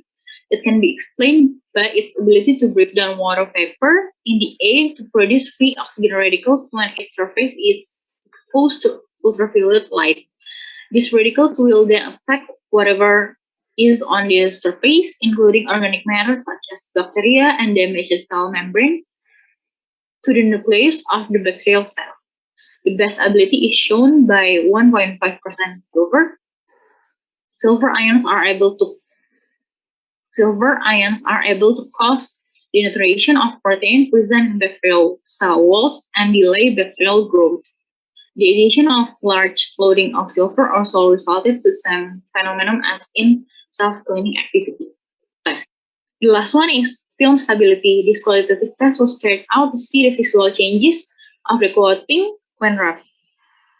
The results can be seen in figure number 4. All the synthesis films do not peel off after being wrapped. It can be concluded that surface treatment using UVC and the addition of TEOS or tetraethyl orthosilicate acid binder are effective to bond the coating and substrate. So the conclusion of this study can be seen in this slide. Small loading of silver needed to obtain the best results is good because silver is considered as a relatively expensive material. That's all. Thank you for your attention. And this is the references used in this study. Assalamualaikum warahmatullahi wabarakatuh. Thank you for the opportunity given to me. Let me introduce myself. My name is Muhammad, Center for Chemistry. Today, I would like to present you about our project entitled Selective Conversion of Methyl Eugenol into 1,3-methoxy for propylbenzene using nickel-supported on-hierarchical zeolite catalysis. The use of methyl eugenol as an attractant has been proven effective in controlling fruit fly pests. The direct use of methyl eugenol as an attractive raw material is very dangerous because it has carcinogenic properties, so the production of the other compounds to be very important. 1,2-dimetoxy for propylbenzene, or DMPB, is kind of pheromone too, where it's 50% more effective than methyl eugenol. DMPB can be synthesized through the hydrogenation process of methyl eugenol. Hydrogenation reaction using nickel supported on zeolite, eugenol is more easily hydrogenated than isoeugenol.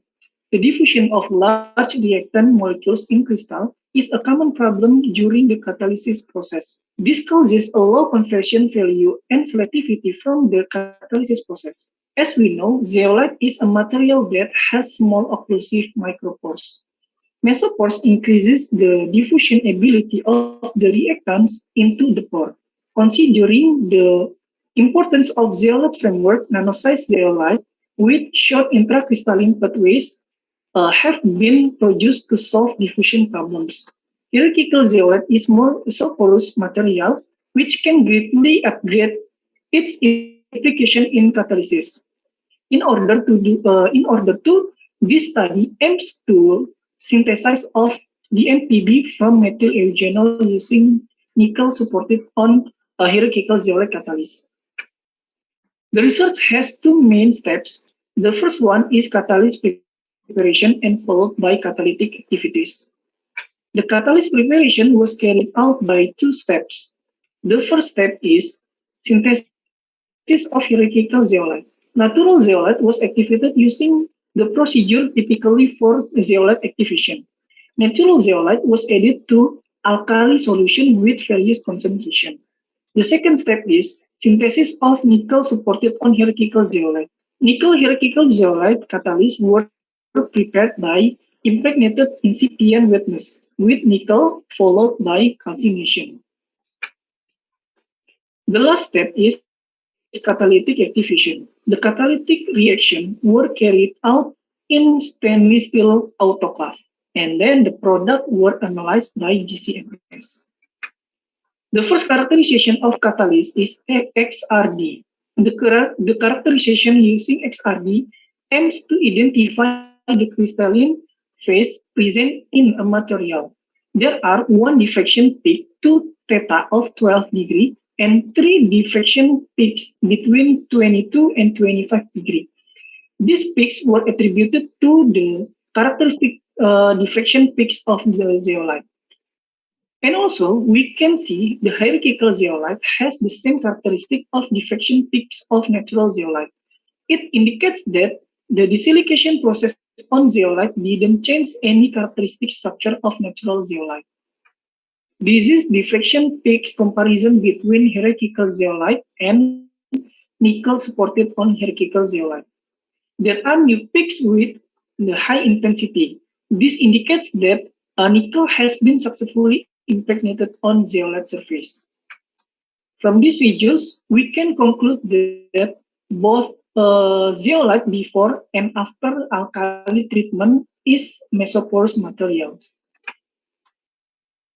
The surface area of hierarchical zeolite is higher than that of natural zeolite. This suggests that the desilication process is an effective method to increase the number of mesopores.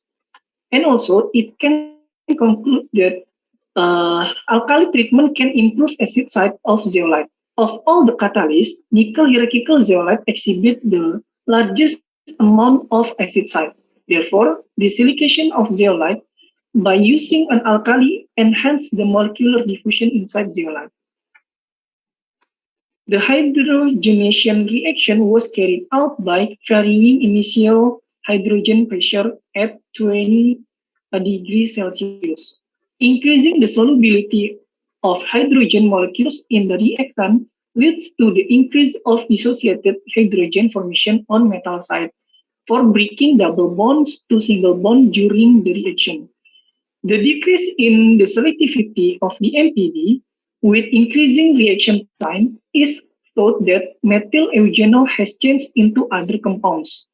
Byproduct from the hydrogenation of methyl eugenol is methyl isoeugenol. According to the classical isomerization mechanism, methyl eugenol protonated on Bronsted acid site to corresponding alkyl carbanium ions. These carbanium ions undergo skeletal rearrangement and beta scission followed by deprotonation and hydrogenation over metal to methyl isoeugenol. The conclusion, characteristic structure of natural zeolite was not destroyed after a desilication or recrystallization process. Micropores and mesopores created through the desilication recrystallization process. Nickel has been successfully impregnated on the surface of hierarchical zeolite. The maximum conversion and selectivity achieved at 175 degrees Celsius with initial pressure of 30 bar for 3 hours. The selectivity of the MTD is decreasing with gradually increasing reaction time. It may be caused by the isomerization reaction. Thank you for the attention. I'm giving back to moderator. Thank you. Assalamualaikum warahmatullahi wabarakatuh. Good afternoon, everyone. I am Hilmi Zahra. Here I will present my research entitled Effect of 2000 edition on the synthesis of CuO, titanium dioxide, and encapsulated essential oils for antibacterial activity. First of all, I will explain the background of the research. Chitosan is a natural polysaccharide that is non-toxic, biodegradable, biocompatible, and easily chemically modified. Chitosan can be used widely for various purposes. One of its use is an encapsulation material in microencapsulation technology. Chitosan has the property of inhibiting microbial activity. The antibacterial activity of chitosan is influenced by the concentration of chitosan, which can provide different activities in modified antibacterial fabric. The essential oil chosen was clove oil because it is one of the tremendous natural antibacterial ingredients and it's easy to obtain. However, essential oils easily evaporate at room temperature, so it is necessary to carry out an encapsulation process with specific material to increase their resistance and stability from environmental influences.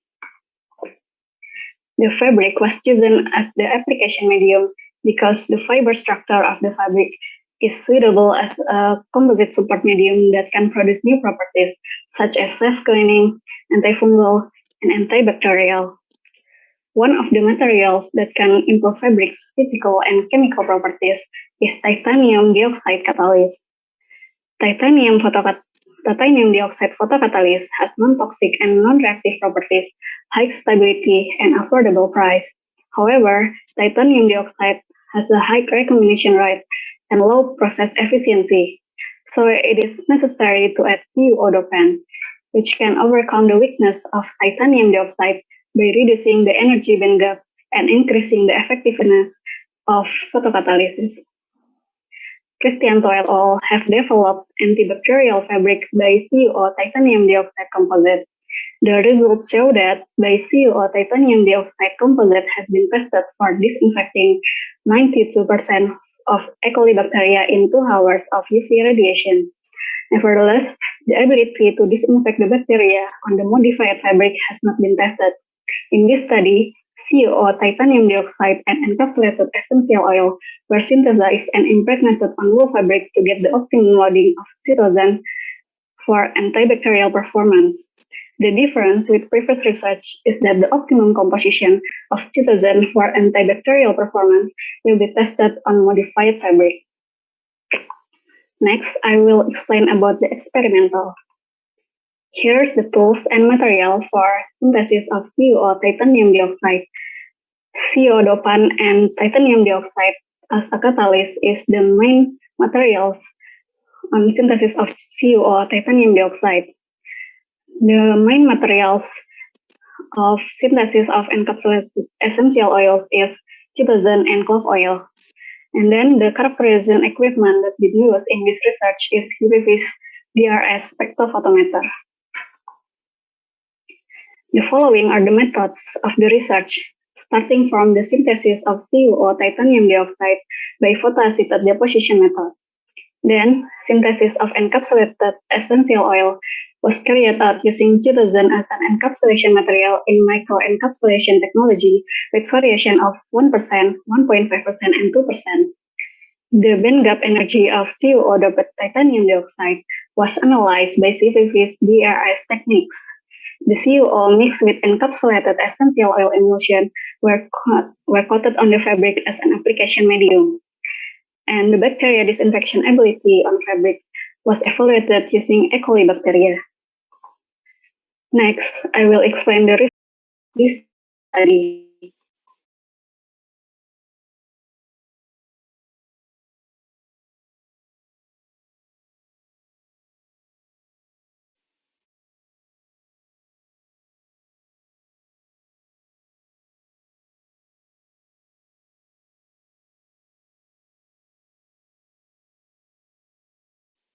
Following are the results of UVV's DRS varied under visible light and UV.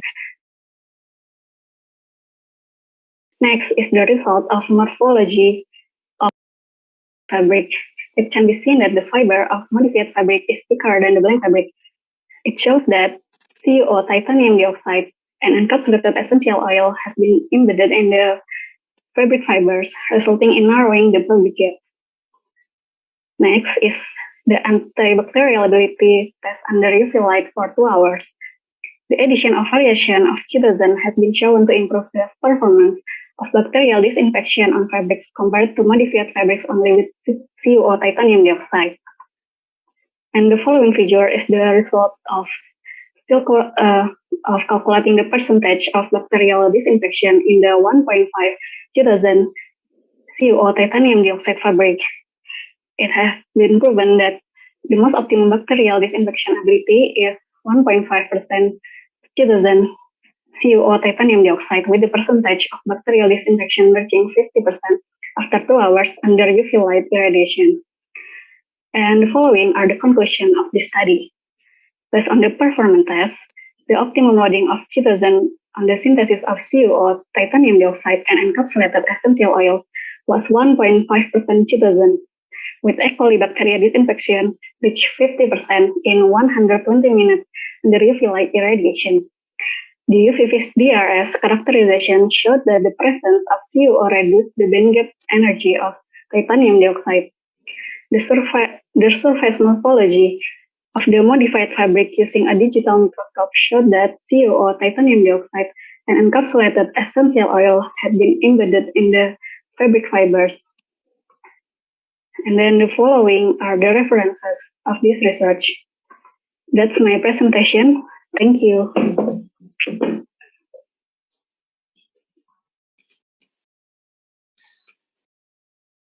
Thank you for all presenters for their very informative presentation. And we have come to the question and answer or discussion session. So if you have any question, you can just raise your hands and you can ask directly to the presenters.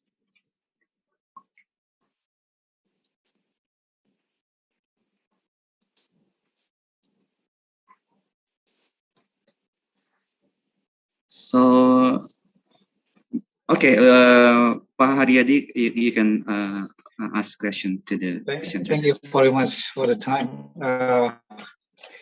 It's difficult, I think, to arrange the question. But anyway, my question for Dr. Nino first.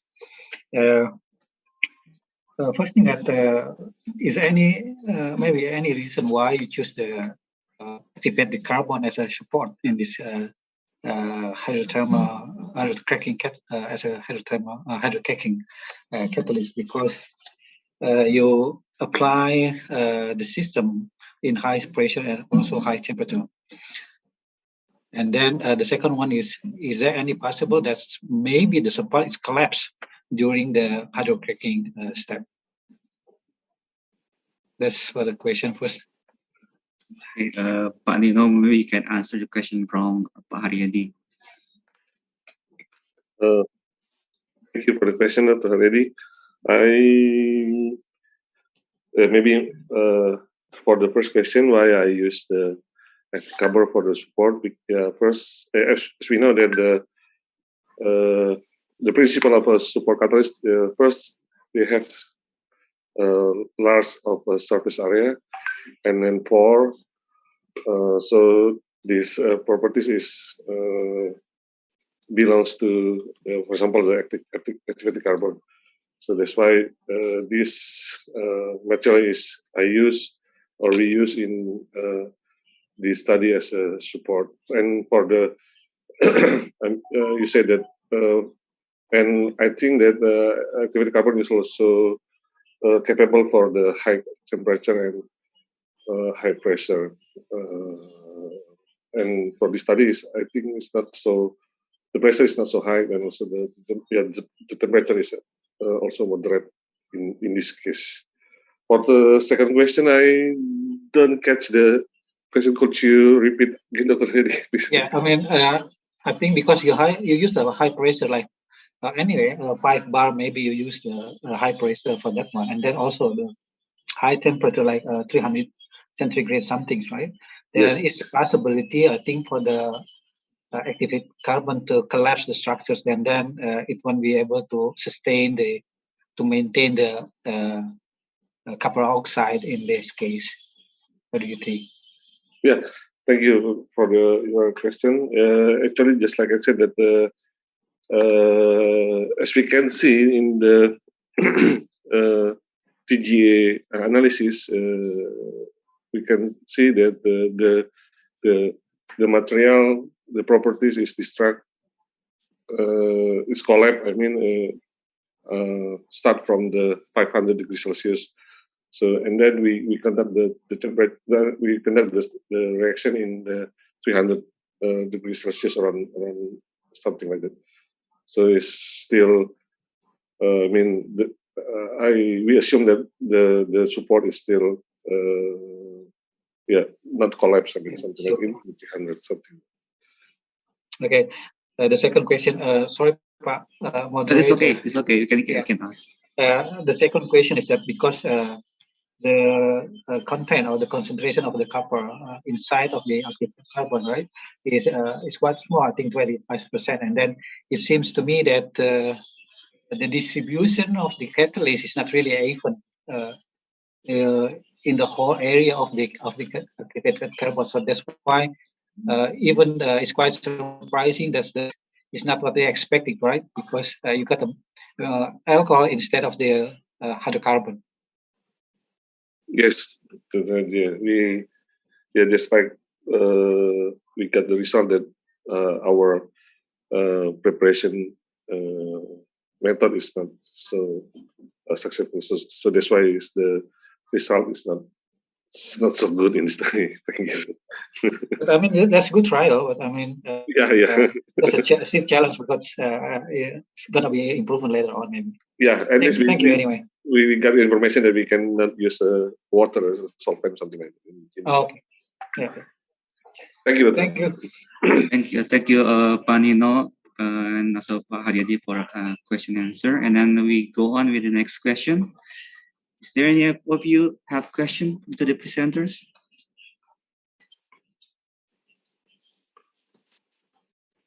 If not, maybe I will ask a question. This is for the second presenter. Could I ask a question? Yes, for Panino. I'm wondering. You mentioned that the highest activity for biodiesel synthesis is for the TiZr pillar catalyst, pillar clay at 1:9 ratio, right? So I'm wondering why adding small amount of Ti gives the highest activity. Can you elaborate? The question for me or for the? The question is for, I think, for you, because Bundiki is not here. I think he's here. Is he here? Okay. Bundiki, are you there? Okay. I think she's here. Maybe I give the answer is say that, yeah. First, the principle we use the titanium and the mixture between titanium and zirconia, or titanium and chloride. Yeah, it's for the pillar. In case of bentonite of pillar clay, bentonite of pillar, using a titanium as a a pillar could form. Can produce a high high surface area, and then also high pore volume, pore diameter. Sorry. So we hope that as a support.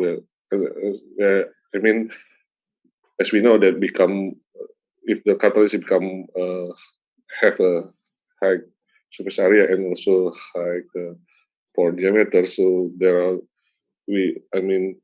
so many place the reaction will be conducted. So that's why we try to and then that is for the titanium. We use the titanium, and for the zirconia and chrome.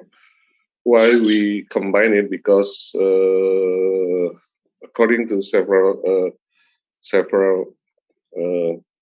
article and also several study that zirconia and chrome is high after we using it as a pillar.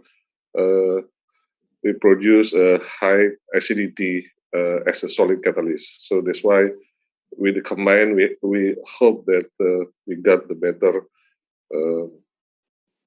get the result for the esterification reaction. And then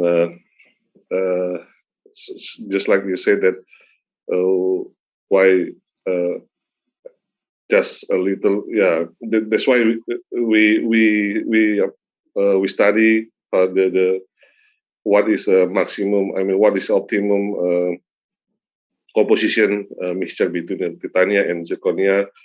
We use in this study, we use three combination 1:9 and 1:1 and 9:1, and we found that the 1:9 is the best. So just like you said that, but the reason is because we found that at that composition we got the high surface area and also the high acidity. So that's why the reaction especially for the esterification is also good enough for the catalyst. Okay, thank you, Panino, for the answer. Is there any other question for Panino? Otherwise, we continue. Yes, maybe. Yes, my question is that which one is, if you compare, you try to what you call it, make a ratio between the two metals, right? Yes. In this case, which mean that you control the acidity for that one in the pillar structures, or what? Yeah, thank you, Dr. Henry. Actually, the purpose is of course we control the surface and also the acidity. But in this case, why I use for the structure, we have to confirm that if we want to high surface area and pore volume, in case of bentonite pillar bentonite as a catalyst, if you want to use catalyst, we can use a titania as the pillar. But why I choose the zirconium and chrome in the study, because according to the our study, there are in zirconia and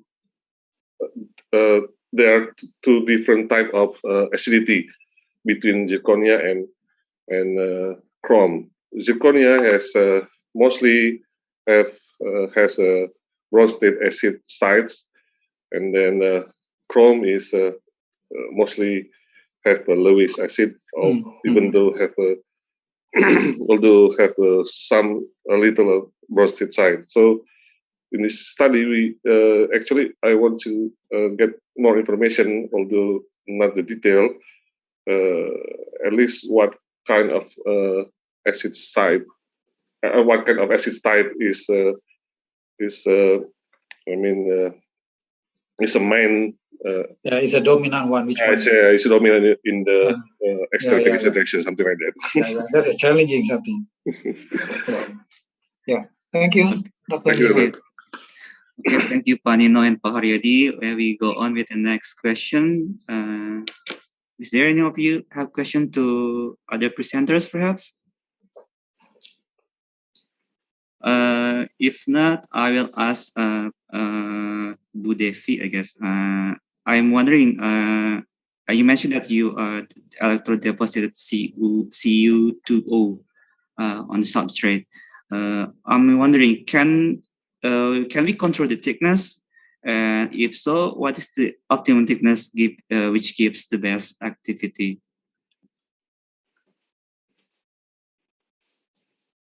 All right, thank you for the question. First of all, I'm sorry, Steve Budi was graduate student. So, okay.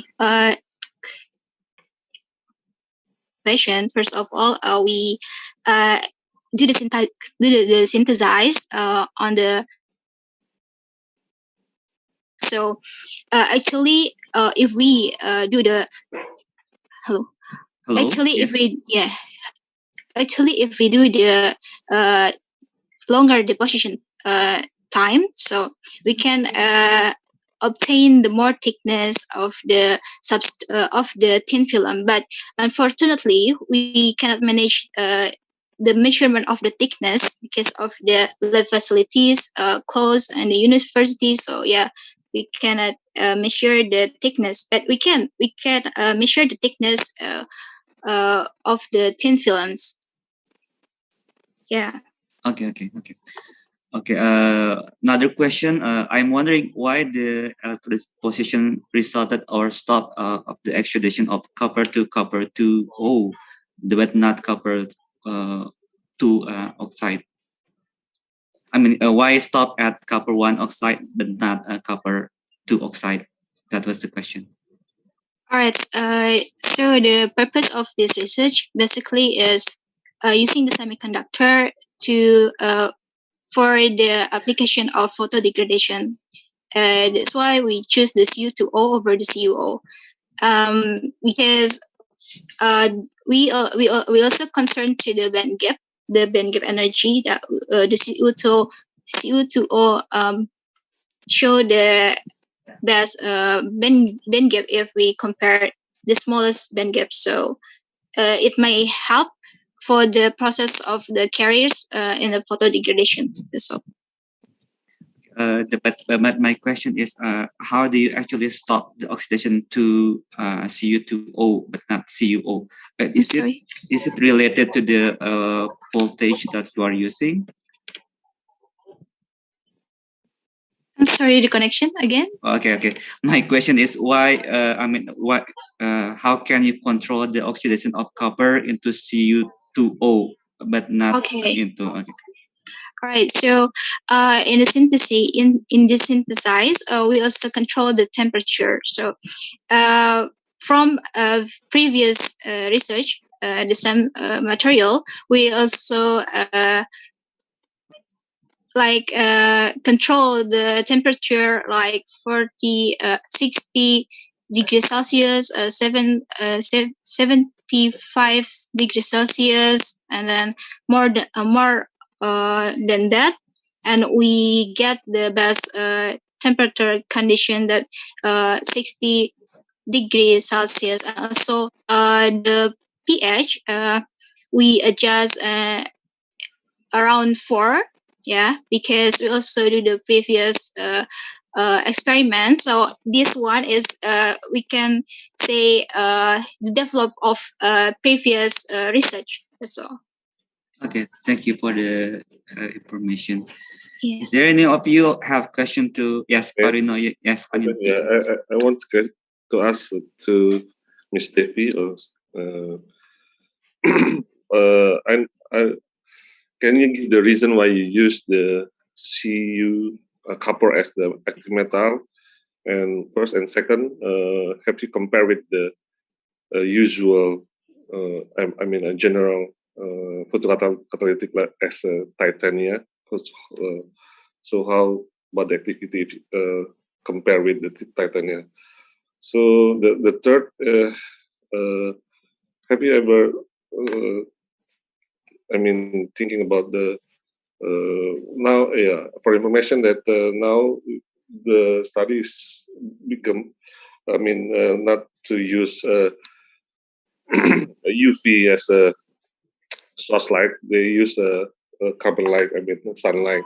So they modified titania, or in this case, for photocatalytic, with adding something, for example, maybe zinc, or I don't know, copper perhaps is possible. So what do you think about that? All right. Respond to the first question. We choose the C2O because we also, as I delivered before, we see the band gap. We see the potential of the smaller band gap between the C2O and the titania. So we want to know how this material, the semiconductor material, can give for the application for the photo degradation. Yeah, so as we can see that CO2O can degrade like around 42%, almost half of the percentage. So from this research, we can know that CO2O also has the potential for this application. That's the first one. And the second one, why we use the UV radiation, actually, we plan to using both, so we can compare between the UV irradiation and UV vis. But unfortunately, the time's running out. So we maybe in the next research we can develop it and we can compare it between the UV vis and the UV radiation. Thank you. How about if you compare with using a titanium as an active metal, which one is more active? Actually, there's a lot of research about the titanium which use for the catalysis. Yeah, so we will actually the purpose is to find out the new potential materials, because there's a lot of titanium already used for the photocatalysis. That's the point. Yeah, okay. Thank you, Bude, for the answer, and Sopani, for the questions. Next question, is there any question to the presenters? Maybe to Devi, or maybe to other presenters? So my question to Shireen, maybe. Okay, please. Okay. I missed some what they call information, but the interesting is that when you put it silver and you combine with titanium dioxide, then you obtain while you increase the what you call silver concentration, that you get the hydrophilicity increase then. But then when you put it even larger, the concentration, then the bacteria growth even less. Do you have any reason for that?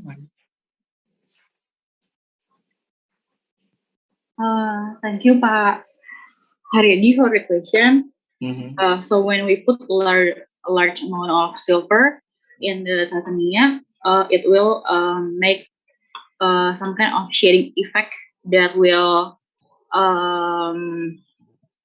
make the photocatalysis activity decrease due to the because the silver will cover the active sites of the titanium. So therefore, we have to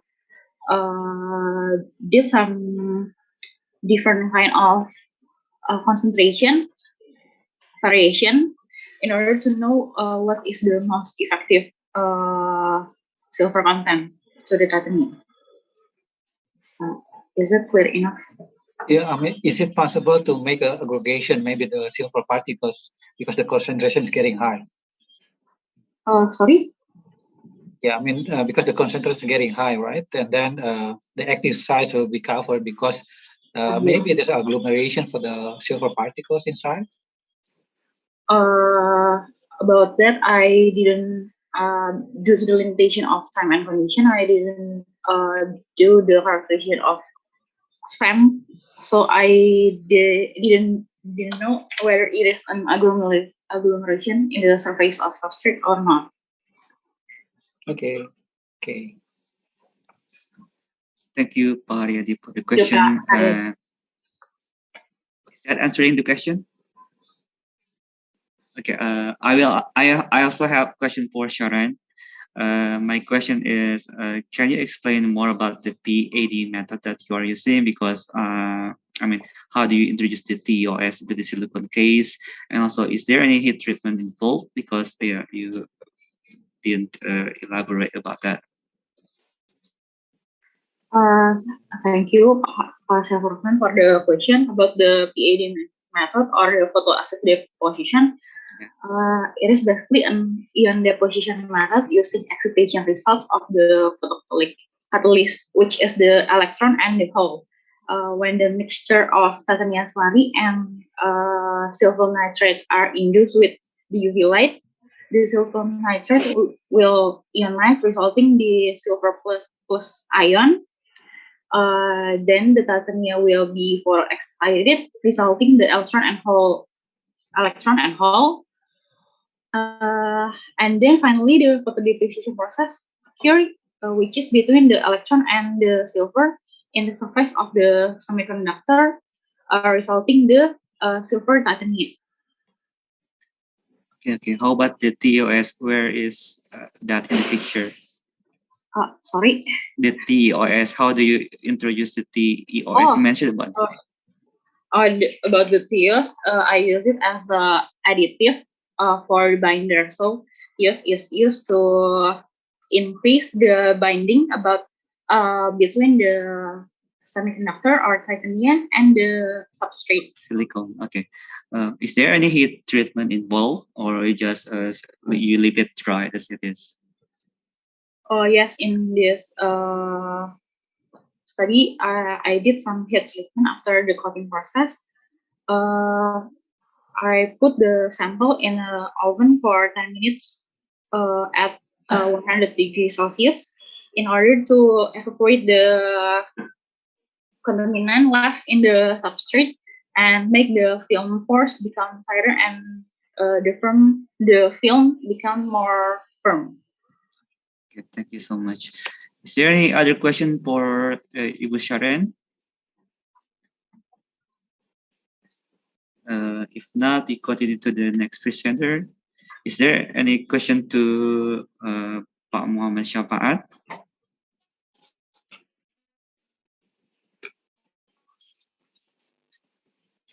I have a question for Pak Muhammad Syafaat.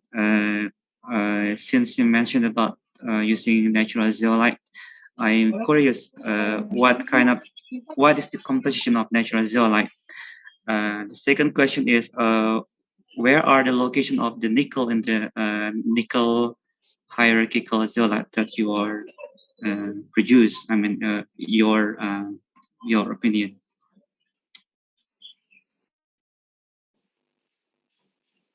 Pak Syafaat. Okay, thank you for the question. The first question, I will try to answer your question. Actually, we didn't analyze the composition of natural zeolite, otherwise only XRD. So the XRD, the natural zeolite is found MFY, the kind of zeolite is MFI. Yeah. I think so. It's that. I don't have idea about the composition of natural zeolite. Okay. In this time. Okay. The second question. Excuse me. Can you repeat?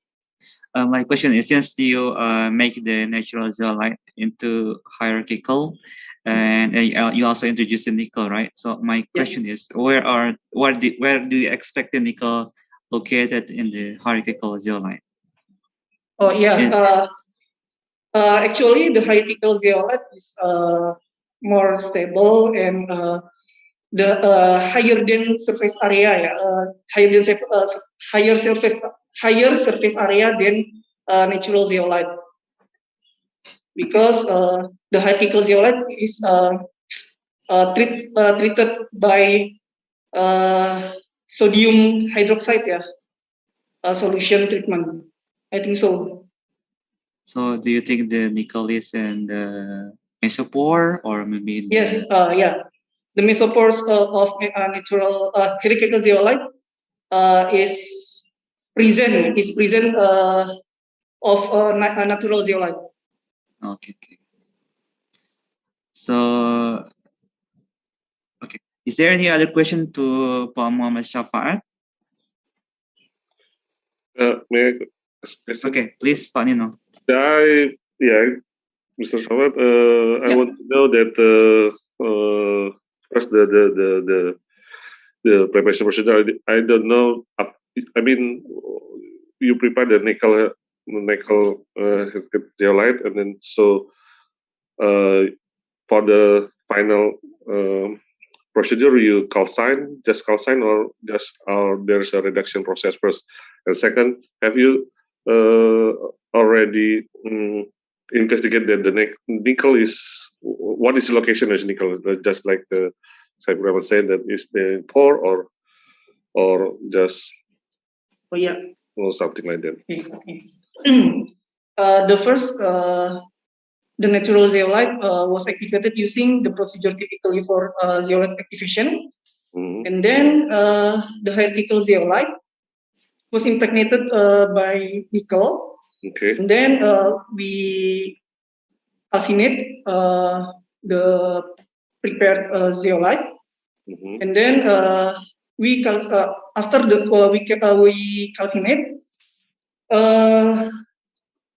we impregnated by after the calcination, we calcinate by hydrogen. We reduce by hydrogen. We reduce by hydrogen at 50 degrees Celsius for 1 hour. Okay. So then the characterization was carried out by XRD only, actually. Oh, XRD only. So you don't characterize with SAM, something like that, or midterm, something. No. Yeah. The XRD, we can see nickel metal on the surface of area of hierarchical zeolite. Okay. But you don't know the exact position for this. Of course, sorry. I didn't analyze by SEM or etc. After you reduce the calcite, reduce the catalyst, is there any hydrogen? I mean, is there any treatment? Because as we know that nickel at the position metal phase is usually easily to come back become nickel oxide if contact with the oxygen. So you don't have a problem with that situation. Yeah, actually, the reflection of NiO, nickel oxide, on the surface should be there at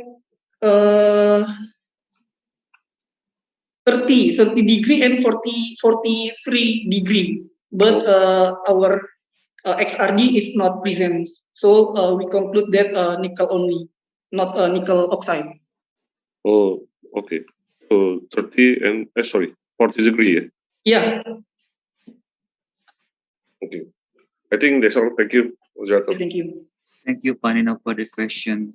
Well, I also have a question for Pak Syafaat. Did you also compare with nickel non-hierarchical zeolite? Oh yeah, we didn't compare by natural nickel zeolite only. Okay. Okay, thank you. Let's move on to the last presenter. Is there any of you have question for Ibu Helmia? If not, I have question for her. My question is, my understanding is that CuO on Titania is a photocatalyst, and also you added essential oils and encapsulated essential oils. My question is, will the CuO TiO2 degrades the essential oils? Yes, jadi di the CuO titanium dioxide, the amount of CO titanium dioxide is actually tiny in this when it's impregnated to the fabric, while the essential oil is have a bigger amount, and this encapsulated essential oil can be the CO titanium dioxide can help the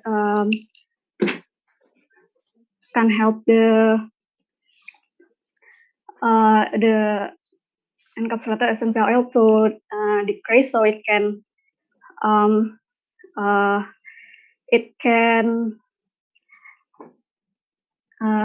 have the interaction with the bacteria. So in times it will also help the bacteria disinfection. Okay. So why do you want to have encapsulated essential oils in the mixture to begin with? But that's what my question. Actually, in this research, it's actually have two function. It's for bacterial, and actually it's for anti-mosquito. So that's why in this research I added encapsulated essential oil for that function. Okay, thank you. Okay, thank you. Is there any of you have other question to Hilmia?